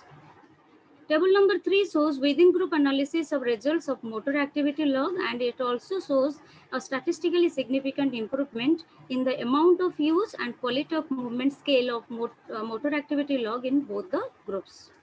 Now coming to the between group comparison, there were significant differences found in Fugl-Meyer score and amount of use subscale of MAL score between both the groups. There was no significant improvement seen in quality of movement score between both the groups. This is the table that shows between group analysis of the results. Now coming to the discussion, both the interventions given in this study showed significant within group improvement in all the outcome measures like FMA, AOU and quality of movement. The result of this study shows that combination of movement-based priming with task-specific training resulted in better improvement of motor recovery and amount of use of upper limb in people with stroke. Though there was a significant difference found in FMA score and amount of use score between the two groups, but there was no significant difference found in quality of movement score. We hypothesized that additional movement-based priming with task-specific training will result in better upper limb recovery, and we found that the movement-based priming group showed significantly greater improvements in Fugl-Meyer scale than the task-specific training only group. Fugl-Meyer was used to assess motor impairments, reflexes, movements, coordination, and speed of the upper extremity. Additional bilateral movement-based priming may have derived some motor improvement due to repetitive practice of bilateral movements, thus inducing better force generation in the muscles of upper limb. In priming, the bilateral movements are used to ready the brain to better respond to the training that follows. The proposed neural mechanism of bilateral priming is normalization of cortical innervation. Bilateral priming might have helped in enhancing the effect of interventions as well as promoted neuroplasticity. The amount of use scale of motor activity log showed significant improvement on within group comparison for both MBP plus TST and TST only group. Practice of tasks targeting functional use of upper limb may have helped in improving the ability of upper limb to use in day-to-day functions. There was a statistically significant difference found in amount of use subscale of motor activity log between both the groups, suggesting that primed group improved better in amount of use of upper limb than the non-primed group. The quality of movement subscale of motor activity log did not show any significant difference between the both the groups. Now coming to the conclusion, this study indicates that movement-based priming when combined with task-specific training yields better motor recovery and better use of upper limb than the unprimed training. Movement-based priming can be used as an adjunct to stroke rehabilitation to enhance the effect of task-specific training. Movement-based priming can be a cost-effective method of priming over other stimulation-based priming techniques. Coming to the limitations and future research recommendations, there was a small sample size which was used in the study, and that might have resulted in non-significant between group result in one outcome measure. There was no follow-up conducted, so long-term effects of additional priming strategy to task-specific training could not be studied. Other functional performance measures may be used as outcome measures in future research to investigate the effect of priming. Further research to recruit more number of participants is suggested to validate the study findings. These are my references. Thank you. Thank you so much. Do we have any question from our chair?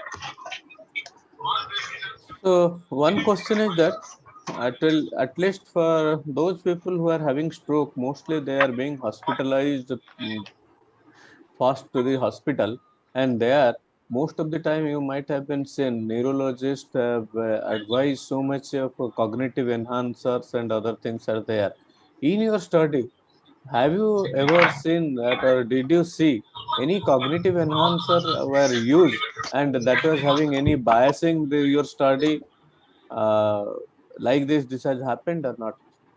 Sir, actually, in my exclusion criteria, we have kept patients those who are using any other therapeutic interventions like cognitive trainings or enhancers, etc. They were excluded from the study. That is why in my study, the sample size has become very less, and we excluded many patients. Yes, sir. Okay, but in the market, many cognitive enhancers have been available, and most of the patients, what we see in our clinical practice normally, the people come to the therapist comparatively late, and they combinedly continue that cognitive enhancers. So, do you have any experience that cognitive enhancer having some role, or this does not role, any role, or placebo-like role? Like this, have you any? So this can be also one future experiment. So that will be another important thing is that, because many thing is being marketed that this is a enhancer and improves this cognition. So thank you. Yes, sir. Thank you so much, sir. I'll take this suggestion in my further future research. Thank you, sir.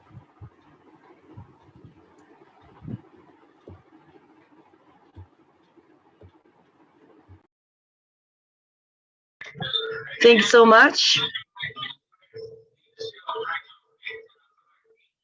All right, next presentation, an oral presentation by Seema Saini, Dr. D.Y. Patil, Vidyapith, India. The topic about role of cognition in chronic low back pain, a narrative review. Hello everyone.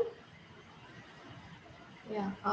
Firstly, I would like to thank BioLeak for organizing such a wonderful virtual conference. And today I'm presenting a narrative review on role of cognition in chronic low back pain. So, chronic low back pain can cause physical and psychological impairment and is associated with anxiety, depression, or poor sleep. So, as a physiotherapist, we see a poorer outcomes regarding pain when dealing with chronic low back pain patients because of the coexisting depression, catastrophizing, and fear avoidance belief. This review helped us to understand unhelpful cognitions of pain that needs to be considered for clinical evaluations of chronic low back pain patients, and also it described the psychological factors involved in chronic low back pain and the outcome measures used for the assessment. The search and the selection process included the patients diagnosed with the chronic low back pain and presented the association between pain area and psychological or behavioral measurements, and the articles should be published until September 2020. The full text articles of the original research had to be available. 33 articles were analyzed, and out of that, 17 suitable articles were chosen for the review. Coming on to the results and the discussion. So after reviewing the articles, we found that there are three major variables that affect the perception of chronic low back pain. The first is psychological distress. That includes emotional distress, depression, anxiety. And the second variable is catastrophizing. And the third one is fear avoidance belief. So this review also helped us to understand how mental and physical pain are related. Nervous system is a part of the transition from acute to chronic pain. Several main changes were reported. Circuits of back pain move from the nociceptive center to the emotional center within the 12 months of the onset.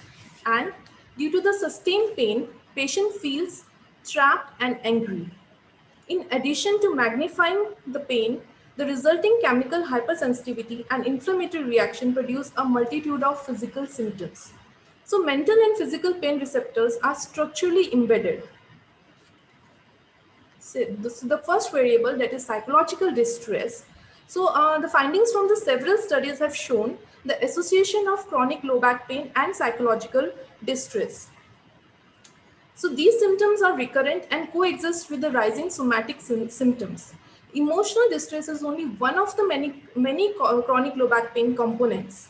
And patients with chronic low back pain frequently show discomfort, reduction of journal versatility in private, leisure and work activities, and more lying down time, leading to depressed state of mind. The outcome measures used for evaluating psychological distress was 5-item mental health index, which assessed general mental health, including emotional distress, depression, and anxiety, and it showed to be a very valid, reliable tool for depression. The score on a scale of 0 to 100 and the lower scores indicate more psychological distress. This scale has good internal consistency with 0.93 Cronbach alpha rating. The second important variable was catastrophizing. Catastrophizing is to view or present pain or pain-related problems as considerably worse than they actually are. People who misunderstand innocent body sensation catastrophically, including pain, are likely to fear pain, leading to at least two processes: avoidance and sensitivity, implies withdrawal from activities. The outcome measures used for the second variable was the coping strategies questionnaire and the cognitive coping strategies inventory. Several subscales of both measures showed inadequate internal consistency and test-retest reliability lower than 0.7. Most importantly, Gerd Krombes concluded that pain catastrophizing requires contextual information and expert judgment, which cannot be provided by self-report questionnaires. The third variable that we found in the review was fear avoidance belief in chronic low back pain patients. So fear avoidance belief will cause pain-related fear, leading to fear of movement and kinesiophobia. And this fear will lead to avoidance of real or perceived pain-generating physical activity, further worsening of performance and recovery. The outcome measure used for fear avoidance belief was FABQ, that is Fear Avoidance Belief Questionnaire, which was 16 items self-reported scale that focuses primarily on patient perceptions about how their pain is influenced by physical activity and function. The maximum score was of 96. Higher score indicates fear avoidance behaviors. So we can conclude this review as it shows a connection between psychological distress, catastrophizing, fear avoidance belief, and chronic low back pain. In fact, negative emotions referring to pain and factors that interfere with activities of daily living in chronic low back pain have been identified in a number of studies as correlates of pain. However, further research is needed for exploring the interrelationships among numerous other variables of cognitive impairment and chronic low back pain. We do have a clinical relevance of this review, as it is possible to test multiple domains and outcomes in a chronic low back pain patient. Therefore, physiotherapists are supposed to engage in dialogue and listen to recognize the most relevant clinical outcome for their patients. This will help to decide the most appropriate approach to decrease impairment and improves quality of life of this population. Given the broad variety of possible interventions, aim, outcome measures, for the individual with CLBP, a multidisciplinary strategy can be best to maximize the outcome. These are my references. Thank you. Thank you so much. Any question from our chair? Very nice presentation. Thank you. This is the thing is that whether the pain exists in the mind or pain exists in the site, and ultimately there is a connection of this body-mind dual mechanism has been very well explained. So very nice presentation. So ultimately the pain is released in the thalamus, and it is in the upper chamber which gives this sensitivity and other things. Accordingly, the drugs have been also developed. So thanks for very nice presentation. Thank you so much. Thank you so much. And let me go ahead and proceed. Let us welcome the next presenter. It's still an oral presentation by Ms. Sweta Turkey from Manipal College of Medical Sciences, India. The topic is about parenting stress, resilience, and demographic factors in mothers raising children with intellectual disability. Now, any question from chairs? I can see your screen.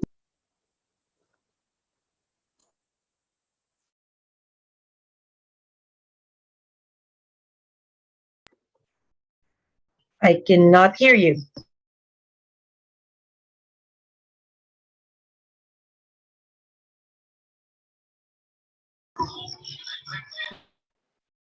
Am I audible now?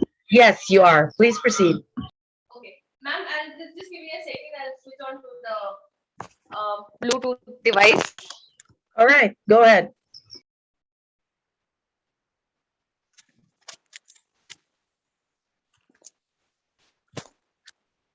Hello? Yep, you are still audible. Go ahead. Okay. Good afternoon, respected chairperson, Dr. Shurjeet, and everyone attending this presentation. I want to really thank the conference organizers, the partners, and the respected chairperson for this opportunity. The title of my paper is Parenting Stress, Resilience, and Demographic Factors in Mothers Raising Children with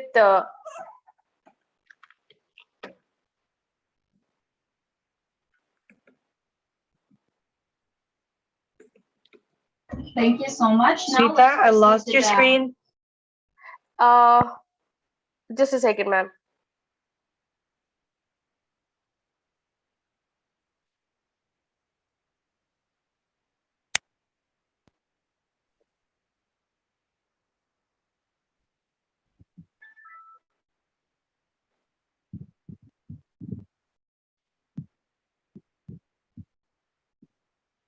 Do you need more time?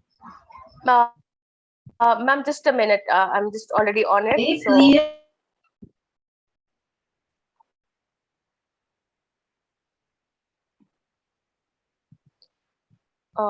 Ma'am, is it on? Not yet. Okay. Oh.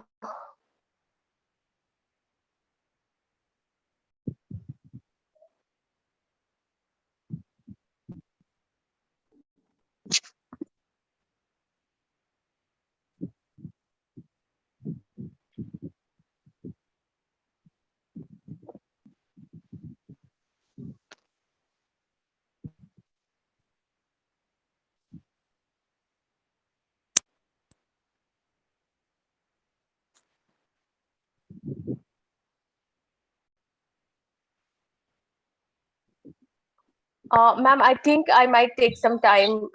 Do you want to? Yep, I will go ahead and call on the next presenter first, and I will come back to you. All right? Sure, ma'am. I'll be ready by then. Thank you. All right, no problem. And yes, please, oral presentation by Mohita Singh from Government Medical College, Jammu, India. The topic is about the assessment of risk-taking behavior, leadership effectiveness, intelligence ability to handle stress in college-going students, and effect of self-control on parameters.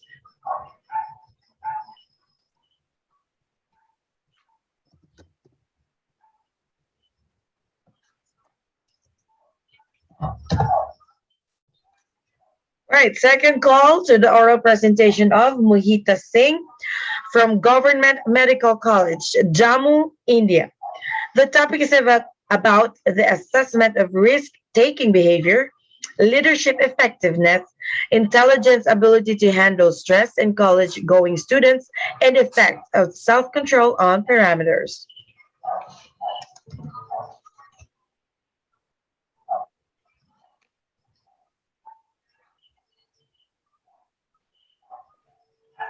Hello?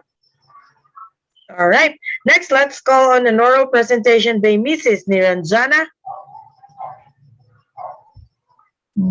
from Sri Kanyaka Parameshwari Arts and Science College for Women, India. The topic is about analysis of neuromarketing and its techniques in the digital age, systematic literature review. Mrs. Niranjana. Second call to the oral presentation of Mrs. P. Niranjana from Sri Kanyaka Parameshwari Arts and Science College for Women, India. The topic is about analysis of neuromarketing and its techniques in the digital age, systematic literature review.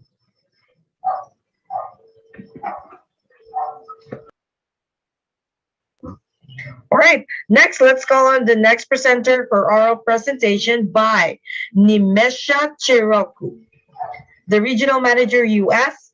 The topic is about introduction to intraoperative neuromonitoring in spine surgery.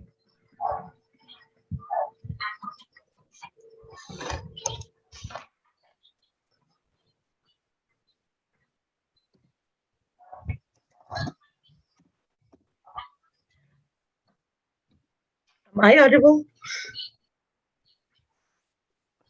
So Anyone? it's you are audible, but other people are not able to join. What is the reason?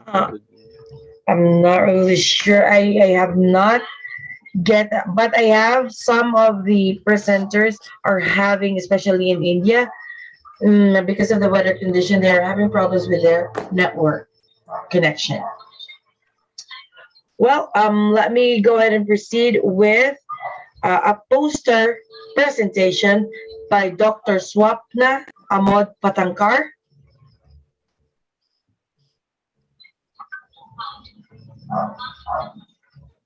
From Bharati Vidyapith, deemed to be University, India.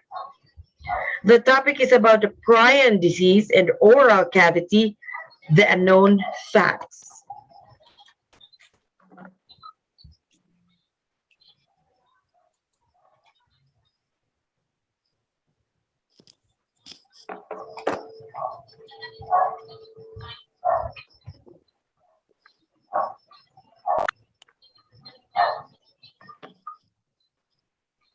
Please. Hello. Hello, Chair.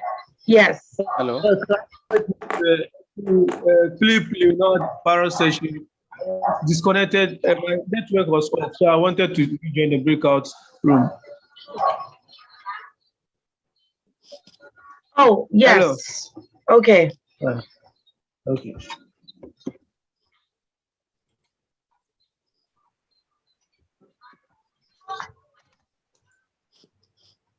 Please wait for that. We are moving you to the breakout room. All right, for now, let me go ahead and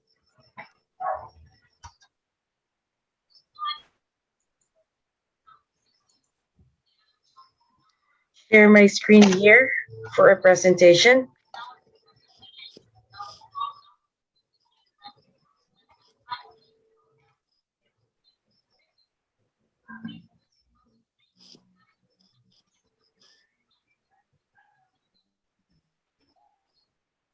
Hello and welcome to the conference. I am Dr. Nimisha Charku and I have been in the field of IOM for more than 10 years now. Today, I will be giving you an outline about intraoperative neuromonitoring in spine surgery.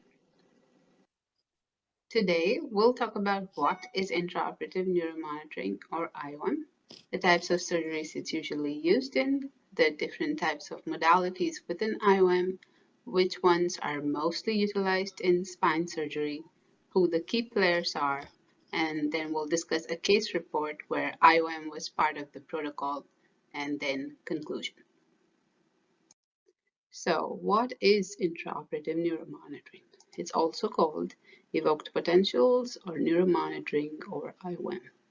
The purpose of IOM is to allow early intervention by identifying neural insults intraoperatively, which will help minimize or prevent a post-op deficit.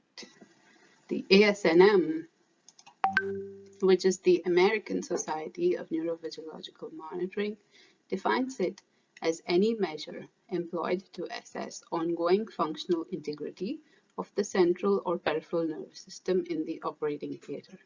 The neurophysiologic signals are monitored continuously during surgery, and any detection of adverse changes can enable immediate corrective actions, thereby reducing the risk of post-op deficits.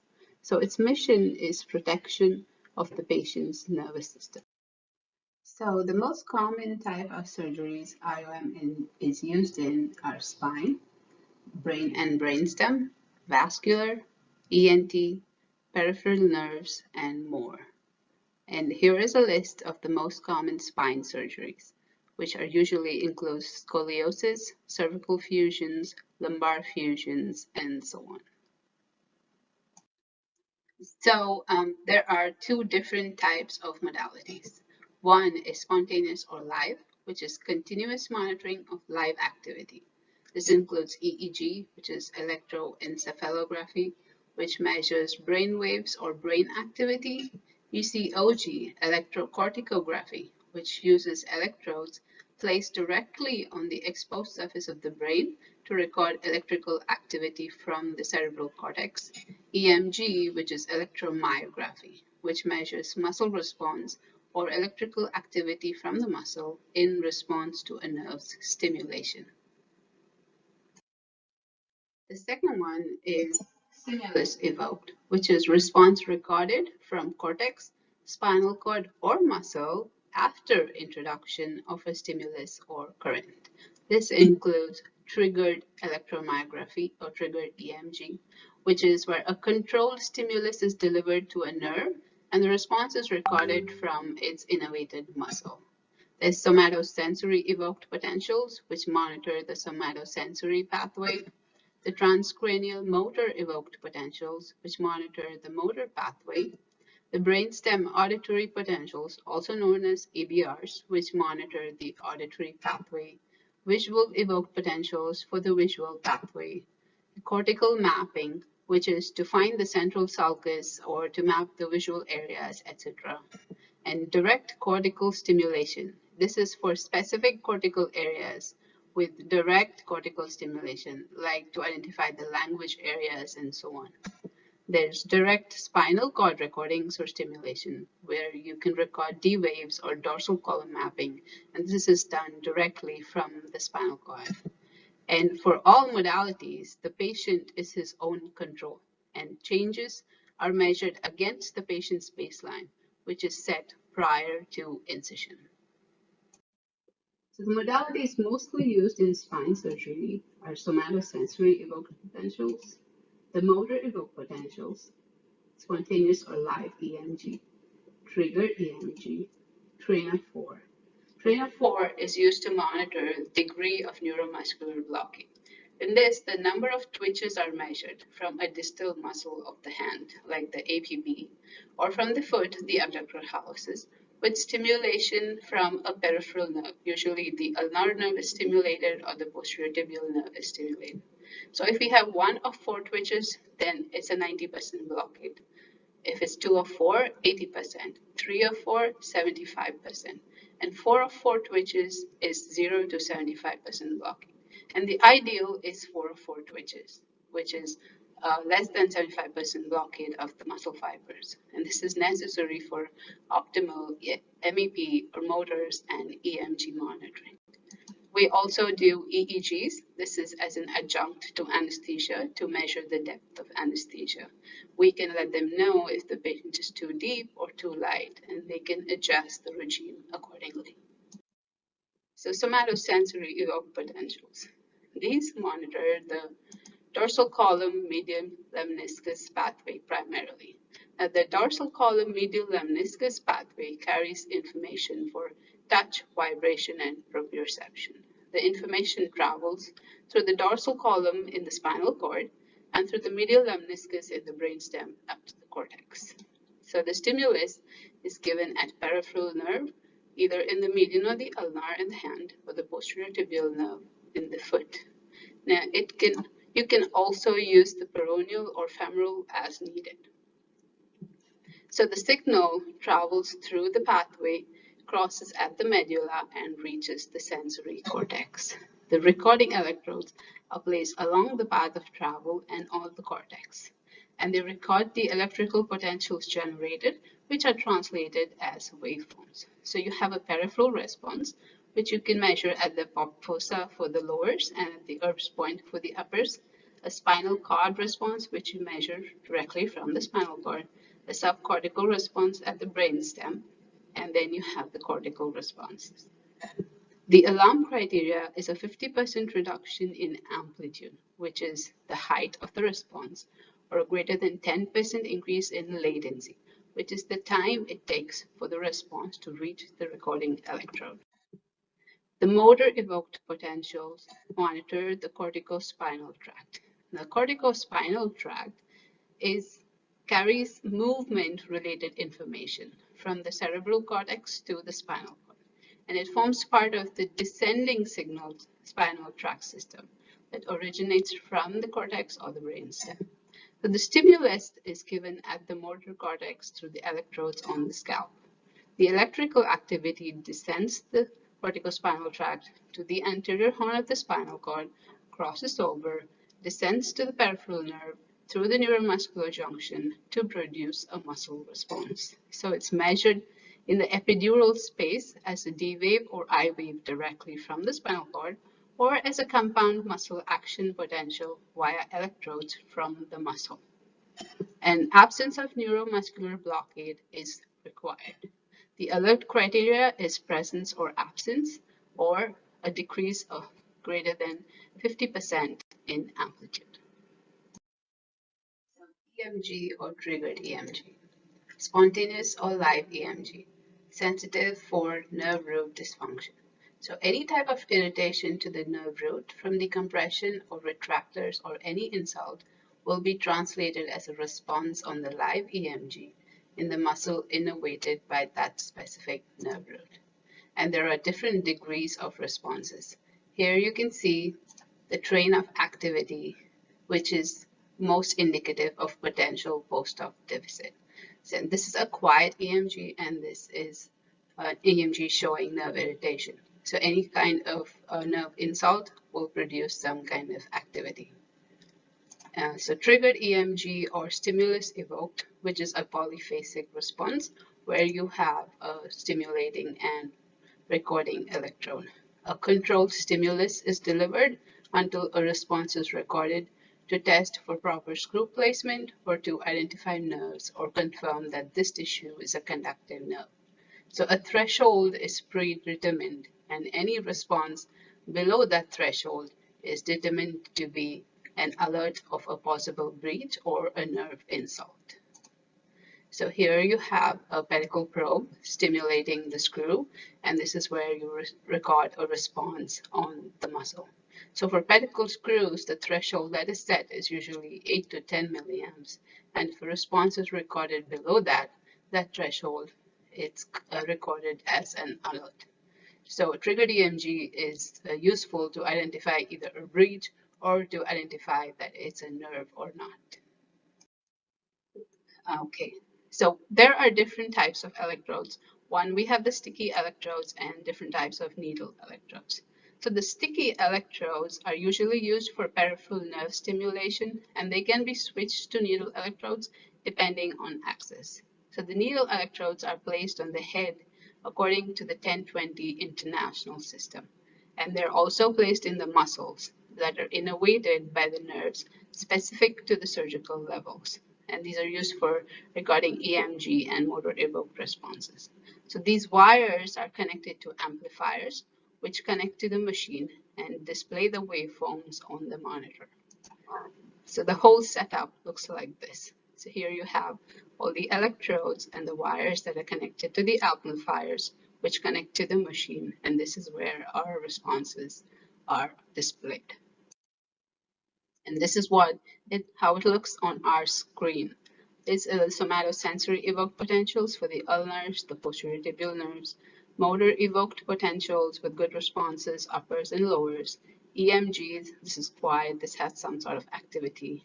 This is a train of 4, and this is a display of the train of 4 with the fade, and this is EEGs, and this is a CSA analysis of the EEGs. So the key players. The key players are the surgeon, anesthesia, and neurophysiologist. The neurophysiologist is the technologist who is in contact with an interpreting physician. As you can see here, so this is the surgeon, this is the anesthesia team, and this is the neurophysiologist. So the certified neurophysiologist will set up and monitor the patient and identify changes. He is in contact with an interpreting physician either online or in the room. And the interpreting physician confirms the changes and interprets them to relay to the surgeon. The surgeon decides what kind of management he wants to do at that point, either with surgical maneuvers or patient positioning to try to reverse the changes. The decision lies with the surgeon. Anesthesia also plays a major role as it's in charge of physiological, pharmacological, and anesthetic regime management. So anesthesia regimen plays a significant role since the sensories and motors are susceptible to anesthetic and physiologic changes, and EMG relies on absence of neuromuscular blockade to be significant. Sensories may be dampened or show false positive changes due to changes in concentration of inhalational agents, BB fluctuations, or positional compression of limbs. For motors, we require placement of bite block to prevent tongue lacerations. And motors are also dampened by increased inhalational agents and require absence of neuromuscular blockade. So TIVA, which is total intravenous anesthesia, is ideal for motors. And discussion with anesthesia about optimal monitoring requirement should be done prior to a case. So for IOM to be reliable and prevent neuro insult, communication and cooperation between the technologist, anesthesia team, and surgery team is essential. So here is a case where IOM was part of the protocol. Patient with 58-year-old male, 5'9", 2 minutes left. pounds. Symptoms of low back pain radiating down left leg with numbness and tingling all the way to the feet. History, previous spinal fusion, L2 to 4 with hardware and diabetes. The procedure plan was a T12 to L2 posterior lumbar interbody fusion, L2 to 4 revision, and multimodality IOM with sensories, motors, EEG, EMG, triggered EMG, and trainer 4 were planned. So optimal anesthesia requirements were discussed with the anesthesia team before the procedure. The patient was positioned prone on a Jackson table and prepped, so he was in like a Superman position. So as we begin the procedure, the baselines are obtained prior to incision. Sensories and motors were present in all extremities, EEG symmetric, EMG quiet, and trainer 4, 4x4. We had 4 twitches. So the sensory baselines, as you can see, you have the ulnars and you have the posterior tibial nerves. Good morphology, good amplitudes, equal on both sides. And we have the motor baselines, responses in all the muscles, the uppers and the lowers. So as the procedure progresses, anesthesia measurements are made note of at regular intervals. At 9:23 a.m., the surgeon began removing previous hardware, replacing them with new screws and dissecting bolt spurs. And anesthesia remains stable without major changes as the procedure continues. At 10:03 a.m., there's a reduction in cortical response amplitudes noticed in the left posterior tibial nerve sensory evoked potential, which is the left foot. So the first step that we do is troubleshooting. As we check electrodes, make sure there's proper contact, the machine is delivering adequate stimulation and recording what it's supposed to, and check for any anesthesia changes. So after troubleshooting and confirming that it was not technical, the surgeon is informed of the change in responses. And the surgeon asked to run motors at this time, which showed loss of responses in the gastrocnemius and the abductor hallucis, which are the foot muscles, and bilaterally. And the surgeon is informed of this. Here you can see the left posterior tibial nerve responses of the SSCPs. There's significant reduction in amplitudes from the baselines, and in the motors, bilaterally, there's no responses in the gastroc and the foot muscles from the baseline. The green is the baseline. So was it a technical region or a surgical region? Technical, we troubleshooters checked electrodes and connections. Anesthesia remained steady to left point. We increased the stimulation voltage for the motors from 350 volts to 800 volts, but the signals remain unchanged. So by this point, the surgeon was convinced it was a technical issue and he wanted to do a wake-up test, but he agreed to explore the surgical field. So after exploring the surgical field, the surgeon asked to run motors. And voila, there we had the gastrocnemius and the AH responses had returned. And after a few minutes, the left posterior tibial nerve SSCPs had also returned to baseline. So we can see here the sensories are almost the same as the baselines for the posterior tibial nerves, and the responses are present in bilateral foot and the gastroc muscles. So what had happened? The surgeon explained that during hardware removal, some of the bone spurs had become lodged in the canal, and it was compressing the. My apologies, but we will not be able to cater any questions for today because it was a pre-recorded video sent to us due to a schedule conflict. Right, Miss, are you ready? Miss Sweeta Turkey?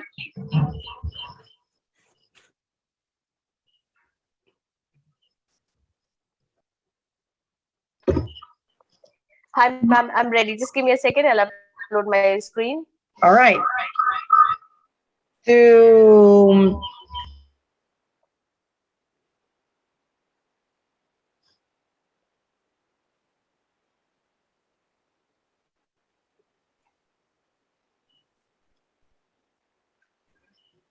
hello. All right. So the oral presentation of Miss Sweta Turkey from Manipal College of Medical Sciences, India. So her topic is about parenting stress, resilience, and demographic factors in mothers raising children with intellectual disability. You may now share your screen. Ma'am, it is disconnecting. Just give me a second. Okay.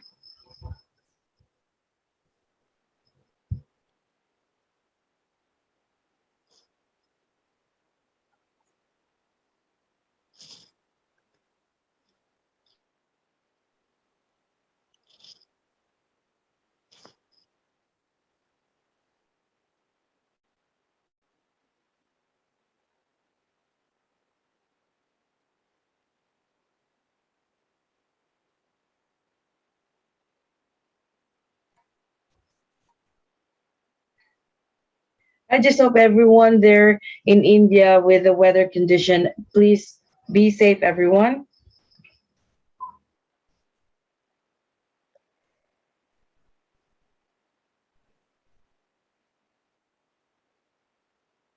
Ma'am, just give me a few seconds more. It's just downloading. So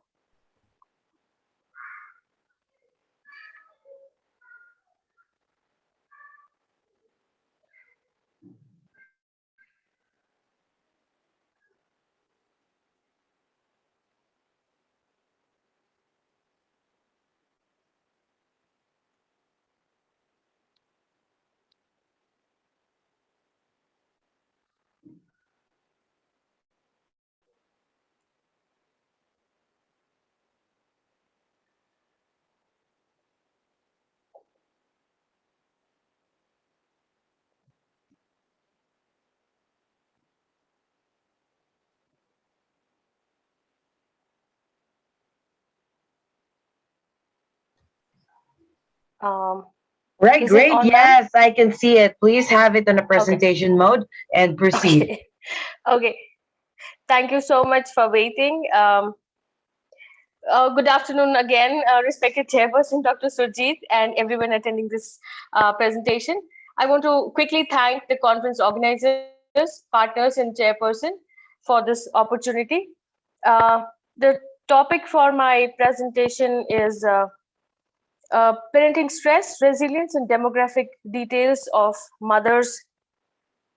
Sorry, just a second. Demographic factors in mothers raising children with intellectual disability. Just to quickly fill in the introduction, raising a child with intellectual disability can be a life-altering experience with parents, especially in a society where disability is considered aberrant. Sorry. Several researchers have reported that parents often go through difficult situations while caring for their child with the disability. Following the diagnosis of the disability, they need to work on the unexpected event and the associated emotions such as shock, confusion, anger, guilt, and hopelessness. The prolonged nature of caregiving brings in a lot of additional challenges in terms of routines centered on meeting the demands of the child with the disability, anxiety related to the child's future, stigmatized experiences, social and career restrictions, strained relationships with significant persons, financial constraints, poor emotional and emotional well-being, and lack of adequate services. Rather than succumbing to challenges, some parents manage to survive and could experience a significant amount of personal growth. These parental differences in the responses to the stressful situations of raising a child with intellectual disability can be understood from the perspective of resilience. Resilience, by definition, is a dynamic process of positive adaptation despite significant adversity. And parental stress, by definition, is a distinct type of stress that arises when a parent's perception of the demands of parenting outstrip his or her resources. The dominant view for describing parental stress delineates two major components: a child domain arising directly from child characteristics, and a parent domain that is more affected by parental functioning. Understanding the link of parental stress and the resilience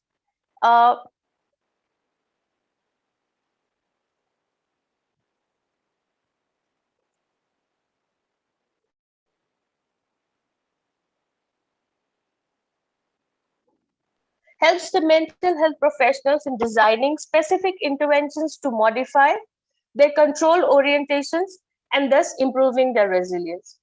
The present study is aimed to examine parental stress and resilience in mothers raising children with intellectual disabilities. The objective of this study was to explore the relationship of parenting stress, age, and education of the mothers of these children with resilience. Coming to the methodology, initially the permission was sought from the ethical committee. The method of selection was convenient sampling. The mothers coming to the hospital were the participants of the study. After taking consent from the mothers who were willing to participate, 50 Nepalese biological mothers raising children with intellectual disabilities in the age group of 2 to 15 years were selected. They were explained about the study, and then Connor-Davidson Resilience Scale, the CDRIS-25, and Pediatric Inventory for Parents, that is PIP, given by Streisand, were administered. The motive of using these two scales was to assess the stress and resilience along with the performa for sociodemographic details. The obtained data was then analyzed with help of descriptive statistics, that is mean and ST, and Pearson's correlation to reach conclusive results. Coming to the results part, the mean age of the children was found to be 10.86 and the standard deviation was found to be 2.96. The mean age of mothers was found to be 34.82 with a standard deviation of 6.42. The mean education of mothers was found to be 6.16 with a standard deviation of 3.59. The children who were finally included in the study ranged from 4.9 to 15 years of age. 28% of the total study population was of children falling in the age group of 9.1 to 11.1. There were 14 children like that. The minimum percentage, that is 6% of children, were in the age group of 4.9 to 6.9. Coming to the details about the mother's age. The mother's age ranged between 22 to 49. The maximum number of mothers, that is 28% of mothers, were in the age range of 28 to 33 years. And 6%, which is the lowest percentage of the age group, it was found to be in the age group of 46 to 49 years. Coming to the details about mothers' education, 30% of mothers had an education between completing 6th standard to 8th standard. 24% of mothers had an education somewhere between passing 9th standard to 11th standard. 24% of mothers had no education to educated up to 2nd standard. Another 25% of mothers had studied up to 9th to 11th standard, and 4% of the entire study, the mother's education was up till the 12th standard. The Pearson's correlation coefficient for resilience and the subscales of pediatric inventory for parents was found to be positively correlated on most of the domains. Coming to the results part, according to this study, the majority of children have fallen into the age bracket of 9 to 11 years. Maximum number of mothers are young and between 28 to 33 years of age. 30% of mothers' highest education is found to be between 6th standard to 8th standard. That is, they have passed 6th standard and 8th standard, and so they fall somewhere in between. As a measure of illness-related parenting stress, the pediatric inventory for parents has been used. It is specifically used because it examines potentially stress-inducing situations for parents of children with a chronic illness, and each item seeks to establish the difficulty of each situation and the frequency with which they occur. The items in the questionnaire are divided into 4 domains or subscales, which are medical care, communication, emotional functioning, and role function. A frequency and difficulty score can be obtained for each subscale for each item it contains. Very significant, strong inverse correlation has been established between resilience and parenting stress. In these mothers are raising children with intellectual disability. Coming to the conclusions, the results demonstrate the potential importance of strengthening resilience in influencing parental stress levels. These results have implications for clinical interventions, for promoting parents' coping strategies in managing children with intellectual disability and/or behavior difficulties. Our study shows the clinical relevance of the burden carried by the mothers of children affected by intellectual disabilities and suggests the importance to assess parents, particularly mothers, to improve family compliance.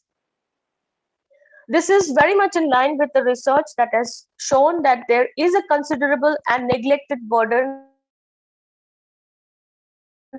on caregivers in low countries in terms of physical, psychological, time, and financial burden, and that the extra burden related to having a disabled child can have a negative impact also on healthy siblings and marriage. Previous findings have indicated that interventions and preventive strategies targeting caregivers may enable the caregivers to be more responsive to the child's needs. That's all. Go ahead, please. Sorry. Okay. Thus decreasing the impact of the child's disability on the caregivers, which further can improve the well-being of the situation of the caregivers. Finally, it is therefore important to address the situation of the whole family and not just the disabled child. Holistic interventions addressing the total family burden and the caregiver's psychological health therefore seem important. Coming to the recommendations, a big sample size would be needed to derive some definitive conclusive results for the population.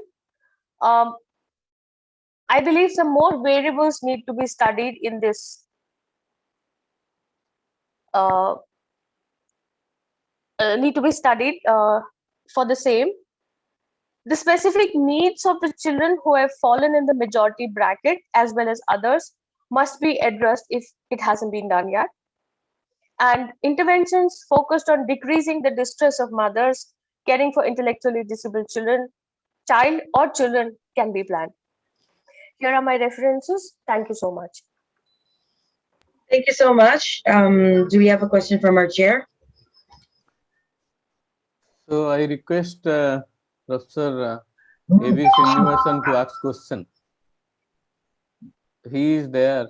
The eminent person is there. Hello, sir. Hello, sir.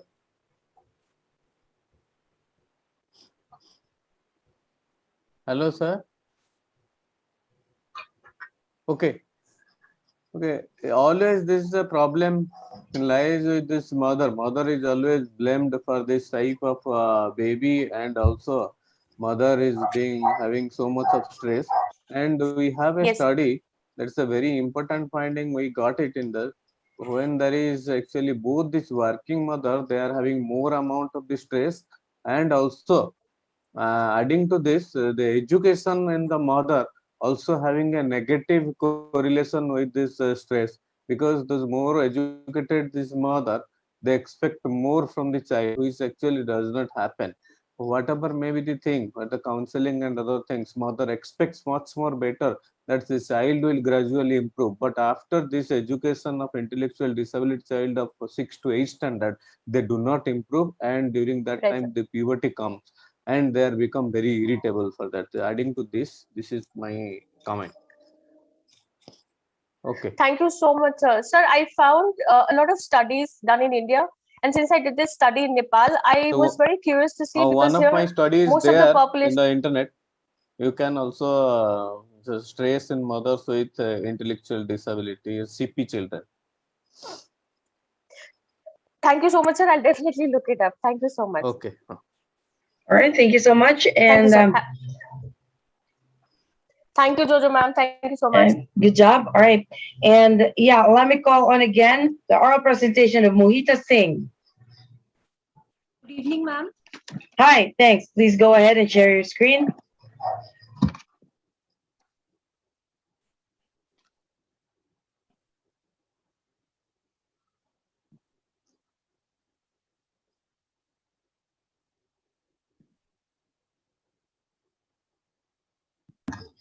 Go ahead and share your screen, please. Yes, ma'am. Yes, ma'am. I'm just doing.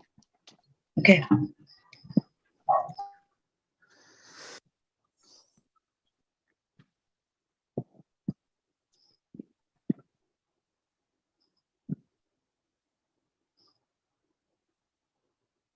Ma'am, is it visible? Not yet. Ma'am, is it visible? Not yet. It is visible on my screen.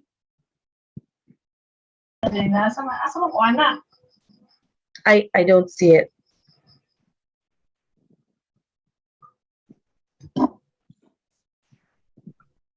Is it visible now?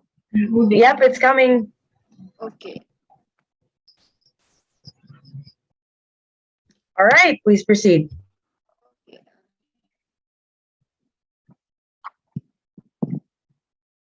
Good evening, everyone. I'm Dr. Mohita Singh from Government Medical College, Jammu. The topic of my presentation is assessment of risk-taking behavior, leadership effectiveness, intelligence, ability to handle stress in college-going students, and effect of self-control on parameters. So risk is the effect of uncertainty, and risk-taking requires risk assessment, risk identification, risk analysis, risk evaluation. Leadership effectiveness requires situational approach, individual traits like intelligence, adjustment, extraversion, conscientiousness, openness to experience, and self-efficacy. There are two types of leaders, relationship-oriented and task-oriented. Intelligent quotient is the intellectual prowess of human marked by high cognition, motivation, and self-awareness, with two forms, fluid intelligence and crystallized intelligence. Emotional quotient, on the other hand, is the capability of individual to recognize their own emotions and that of others. It has four cornerstones, including emotional intelligence, that is knowledge of one's own emotion, emotional fitness, that is emotional hardiness and flexibility, emotional depth, which is emotional intensity and potential for growth, and emotional alchemy, which is the ability to use emotions to spark creativity. Stress is a psychological pain, harmful or beneficial depending upon degree. It acts as a warning sign or signal generated in the brain by detecting danger in the environment and indicating that action is required immediately. Only when this regulatory mechanism fails to function properly and promptly, stress inflicts abnormal pathological conditions. It is perceived when demands placed exceed their ability to cope. Material and method. The present study was conducted on 40 male-going students. Informed written consent was taken and the procedure was explained to subjects. The study was performed in 2 phases. In the first phase, the subjects were asked to fill risk-taking questionnaire, leadership effectiveness scale, and their intelligence level was assessed. Their basal level of stress, Gaia, pulse rate, and isometric hand grip and Stroop test as a measure of cognitive function were recorded. A stressor in the form of computer game was introduced and stress parameters and Stroop tests were again assessed. In the second phase of study, they were asked to practice exercise for 15 days and its effect was seen on all the above parameters. Only male students were included in the study because females have different level of stress and stress reactivity during different phases of menstrual cycle and are likely to possess less likely to possess risk-taking behavior. Statistical analysis was done using Wilcoxon ransom test and significance was at the level of p less than 0.05, less than 0.01 and highly significant at p less than 0.001. Results. Out of the 40 subjects chosen, the distribution in various groups were as follows. High risk takers were 9, moderate risk takers were 28, and non-risk takers were 3. This is the bar chart that shows the various parameters before at the baseline level and after the introduction of stress in high risk taker groups. In the previous slide, I have mentioned that high risk takers were 9. So these are the parameters that were studied at baseline level and after the introduction of stressor. So the pulse rate, the second parameter is the isometric hand grip. Third is the Stroop test neutral. Next, Stroop test facilitation, and next is the Stroop test interference. All that were significant at different level of probability. Mostly were at the level p less than 0.05. This is the same parameters, but in the moderate risk takers, and the number was 28. So in the when baseline and post stress levels were compared, significance was also found, but the probability level was less than 0.001, that is highly significant. The parameters were same: pulse rate, isometric hand grip, Stroop test neutral, facilitation, and interference. In non-risk takers, when baseline and post-stress parameters were studied, non-significant result was found. So next, this bar chart shows the effect of exercise. That is the second phase of the study on all the parameters. The parameters were risk-taking, leadership, IQ, EQ, pulse rate, isometric hand grip, Stroop test neutral, facilitation, and interference. And significance was found at all the 3 levels of p less than 0.05, 0.01, and 0.001. Discussion. Risk-taking and stress. Under both relevant and irrelevant stressful condition, mean risk-taking was higher. The risk-taking is more with acute stress. And if the stress lasts more than 40 minutes, there is decrease in the risk-taking. Effect of exercise on risk-taking. It increases the dopamine level in brain and there is increase in risk-taking. Acute exercises lead to increase in risk-seeking in males. And risk-seeking is the higher degree of risk tolerance or potential losses an investor is willing to accept. Risk-taking requires starting with small steps, getting comfortable, being uncomfortable, consider risk as an opportunity, and remember, you are not your failures. Effect of exercise on leadership effectiveness. It improves leadership effectiveness as it is good for brain, clears mind, and inspires. It is a source of energy. It favors concentration ability. It improves resistance, enhances self-confidence, improves balance, creativity, decision-making. Effect of exercise on intelligence. There is improvement in intelligent quotient with long-term exercise. Significantly positive correlation between exercise volume and use and regulation of emotion, and better use of emotion with long-term exercise. Effect of exercise on stress parameter. Pulse rate decreases in the post-exercise period. It is to allow larger range in which it can increase during exercise. This combined with larger stroke volume enables same cardiac output to be achieved at lower heart rate. Since isometric hand grip depends upon diastolic blood pressure, reduction in diastolic blood pressure value in post-exercise period signifies decrease in stress level. Effect of exercise on cognitive functions. Aerobic exercise exhibits significant improvement in reaction time on executive cognitive tasks. Exercise has a positive effect on executive cognitive function, possibly due to physiological adaptations through increase in fitness. So conclusion, stress till some level is required for risk taking. That in turn serves as a boon for being a good leader. Self-control improves leadership effectiveness, risk-taking, intelligence, and cognitive functions. Exercise helps to reduce stress response that is essential for better decision-making required by a leader. Thank you. Nice. Okay. Thank you so much. Do we have any question from our chair? It's a very nice presentation. And during this COVID time, so much of stress is there with all the people. Although with that painstaking stress, he has done a nice study. So if I will ask Professor Srinivasan is there, if he will ask some question to her, then I'll be happy. Hello, sir. Professor Srinivasan. Actually, please unmute your mic. Please ask question to Mohita. Please, sir, You're unmute still your on mic. mute. I want the conclusion slide. I just wanted to show Mohita, that. please show the conclusion slide. Conclusion. Okay, sir, just wait a minute. I'll again share. Yeah, because I want you Okay, to just read it out. Just read it out. Okay, I want you. Okay, just 1 minute, ma'am. Then just 1 minute. I just closed it. It will take just 1 minute to open. Just read it. Just read it.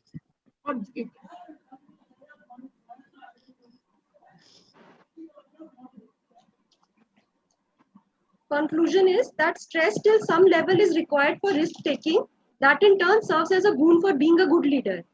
And self-control improves leadership effectiveness, risk-taking, intelligence, and cognitive functions. Exercise helps to reduce stress response that is essential for better decision-making required by a leader. No. Have you had a questionnaire? Which particular model you used for stress? Stress, I used 2 parameters for measuring stress. That was the pulse rate and isometric hand grip. This isometric. No, that is a scientific side. Yes, then ma'am. in your conclusion, you are quantifying it. So the stress, any question, a lot of questionnaires are there. Ma'am, you are actually, taking only one parameter.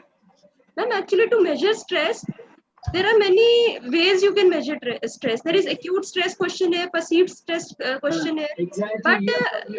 But that is the questionnaire form. But when we are actually dealing with a patient, we need to do some tests that we are actually working on the patient also.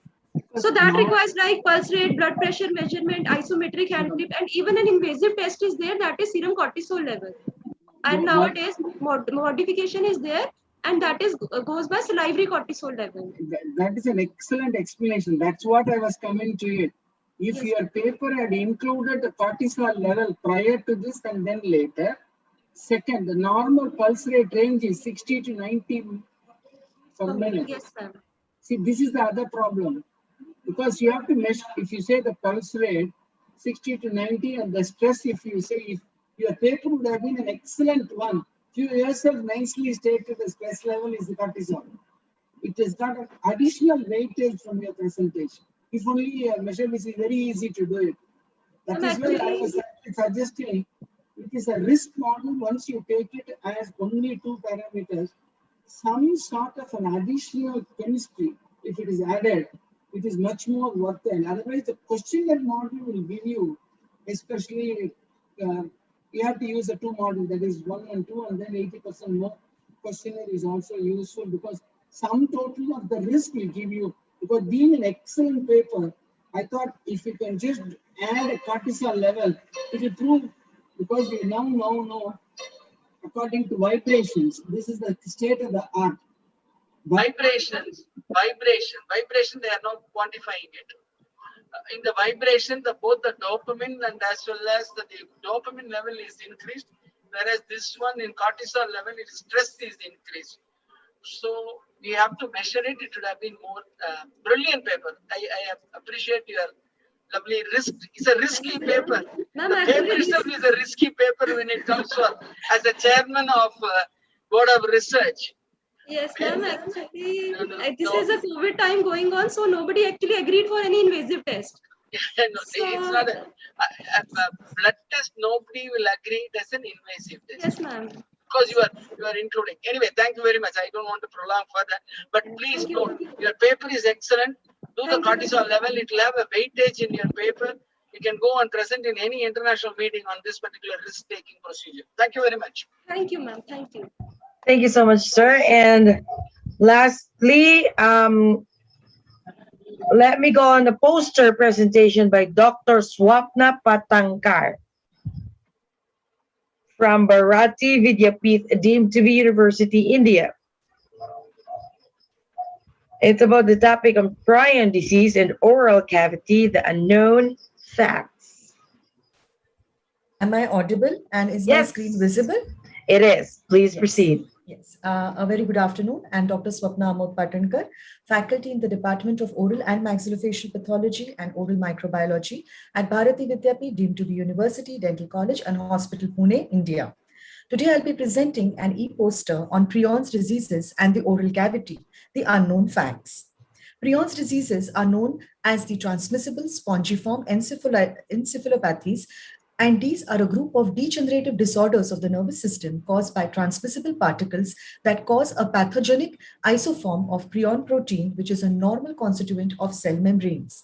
Stanley Prusiner discovered and defined these prions as infectious, transmissible proteinaceous particles that lack nucleic acid and are composed exclusively of modified isoform of the non-infectious cellular prion protein.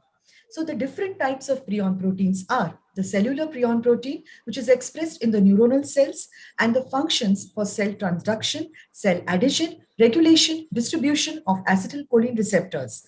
Then we have the prions protein, which exists in at least 2 conformational states with different physiochemical properties.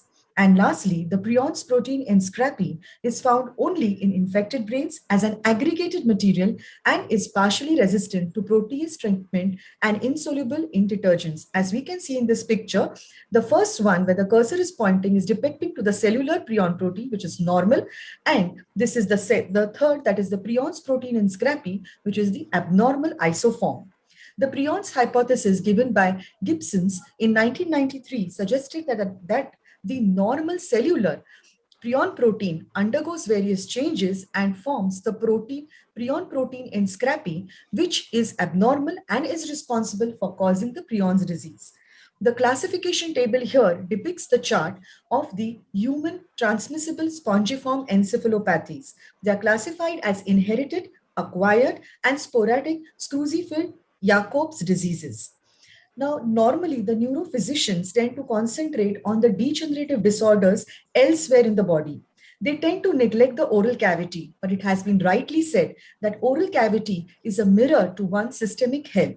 So definitely these prions diseases do cause oral manifestations as dysphagia, that is difficulty in swallowing, dysarthria, poor articulation of speech, paresthesia, tingling, prickling or numbness, orofacial dysesthesis, abnormal sensation in absence of stimulation, loss of taste and smell, and infectivity in the trigeminal ganglion spreading to the gingival and the pulpal tissues. Thus, prions and dentistry go hand in hand. Prions are highly resistant to inactivation and can survive autoclaving even at high temperatures. Therefore, dentists and members of the dental team should be aware of the precautions and principles for appropriate infection control to minimize these iatrogenic transmission of prions.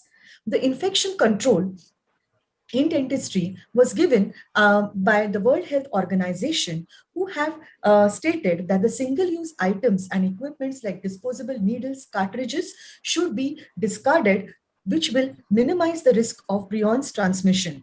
Federation Dentaire International in 2001 laid down a policy which suggested the universal precaution, taking complete family history, taking medical history, travel history of patients who are visiting endemic areas like United Kingdoms, and definitely a continual education of awareness among dentists about this cross-infection that can take place in the prions disease patients. The United Kingdom's Department of Health in 2007 laid down an advisory for the dentists suggesting that patients who are detected with a variant of the Creutzfeldt-Jakob's disease, in these patients, the reuse of endodontic reamers and files should be avoided because of the surface topography of these instruments, they can entrap these prions protein and cause cross-infections. Patients who are at high risk should definitely be treated in a specialized clinic. All the instruments used and extracted teeth should be incinerated. Patients with confirmed prions disease should be scheduled at the end of the day, and definitely after completion of treatment, extensive cleaning and decontamination is recommended. I feel that neurophysicians and dentists should work in a camaraderie to prevent the cross-infections of prions disease. Definitely a conglomeration of the different fields of medicine and dentistry should lay down some strategies for treatment of these prion disease patients to prevent cross-infection from patient to patient or patient to the dentist and the other healthcare workers. And definitely there has been an increase in scientific and public awareness about these cross-infections in prions disease, but definitely further awareness is definitely required. And here, hand in hand, the neurophysicians along with the dentists can be a boon to prevent cross-infections in these patients. Thank you. Very nice presentation. Thank you, sir. Srinivas, I just request Srinivas sir give some Srinivas sir to give some comments. Actually, this is just like Lord Krishna showed his mouth to his mother, and every world is being seen in his mouth. So, like this mouth is having so much of different types of presentation of different neurological diseases, and that is also showing this world to this way, like this the presentation. And Srinivas sir, please comment. This is an excellent knowledge-giving one. Thank you, and, sir. 20 years ago, this was done in Japan. That was the first paper on the CJD connected with the dentistry. And later, you said the prions.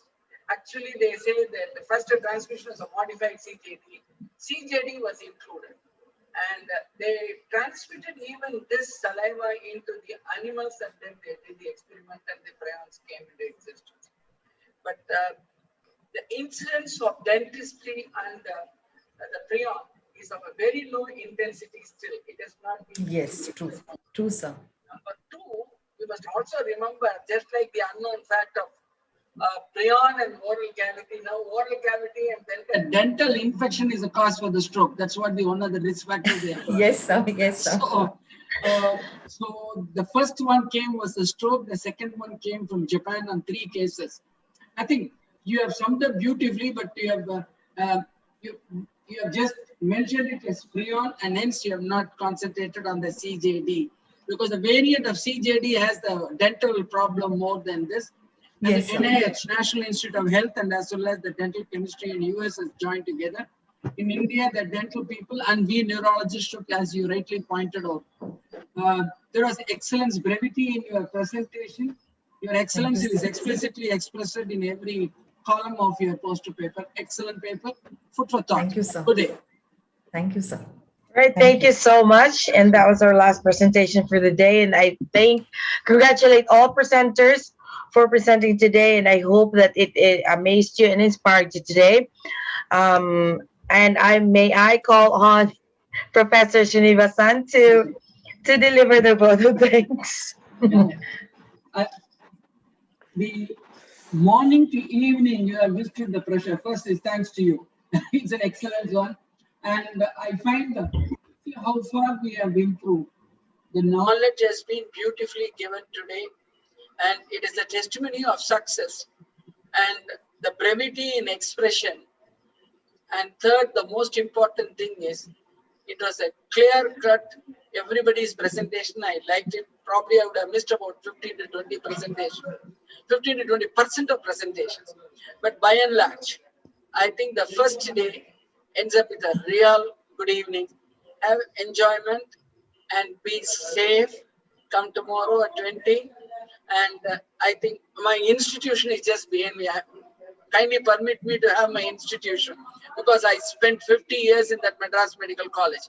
That only made me to put it in this. And of course, the name of IAN, I will tell you tomorrow about 2 sentences when you open up the program, how exclusively neurosciences has now become mental sciences because brain and mind, they always work together.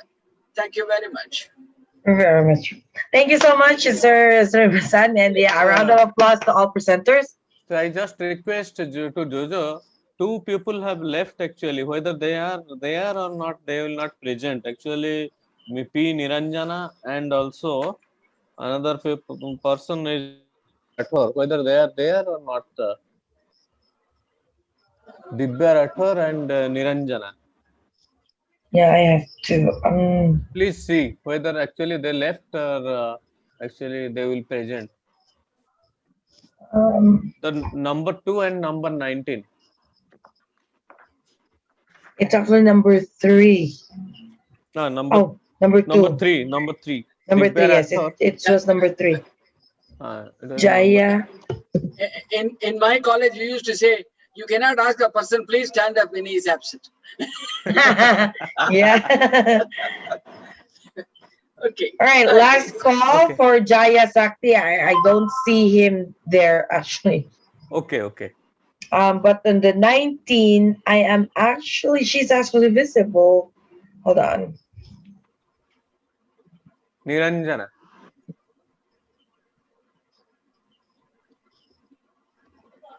There, please ask to join or we'll just. Oh, she's not there anymore. Okay. I saw her earlier. But well, still a round of applause for all the presenters that did it today. Very good job. And I would like to please join us still tomorrow for our second day of conference. And I would like to remind everyone to please hold on. Thank you. My battery is almost out. Right there, I'm back.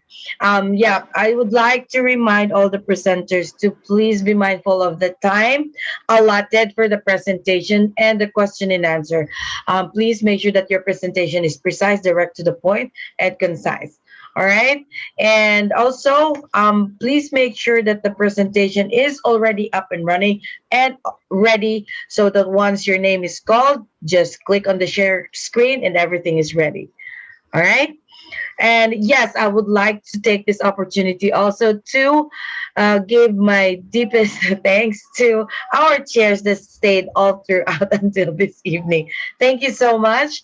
Thank you so much for giving us your valuable time.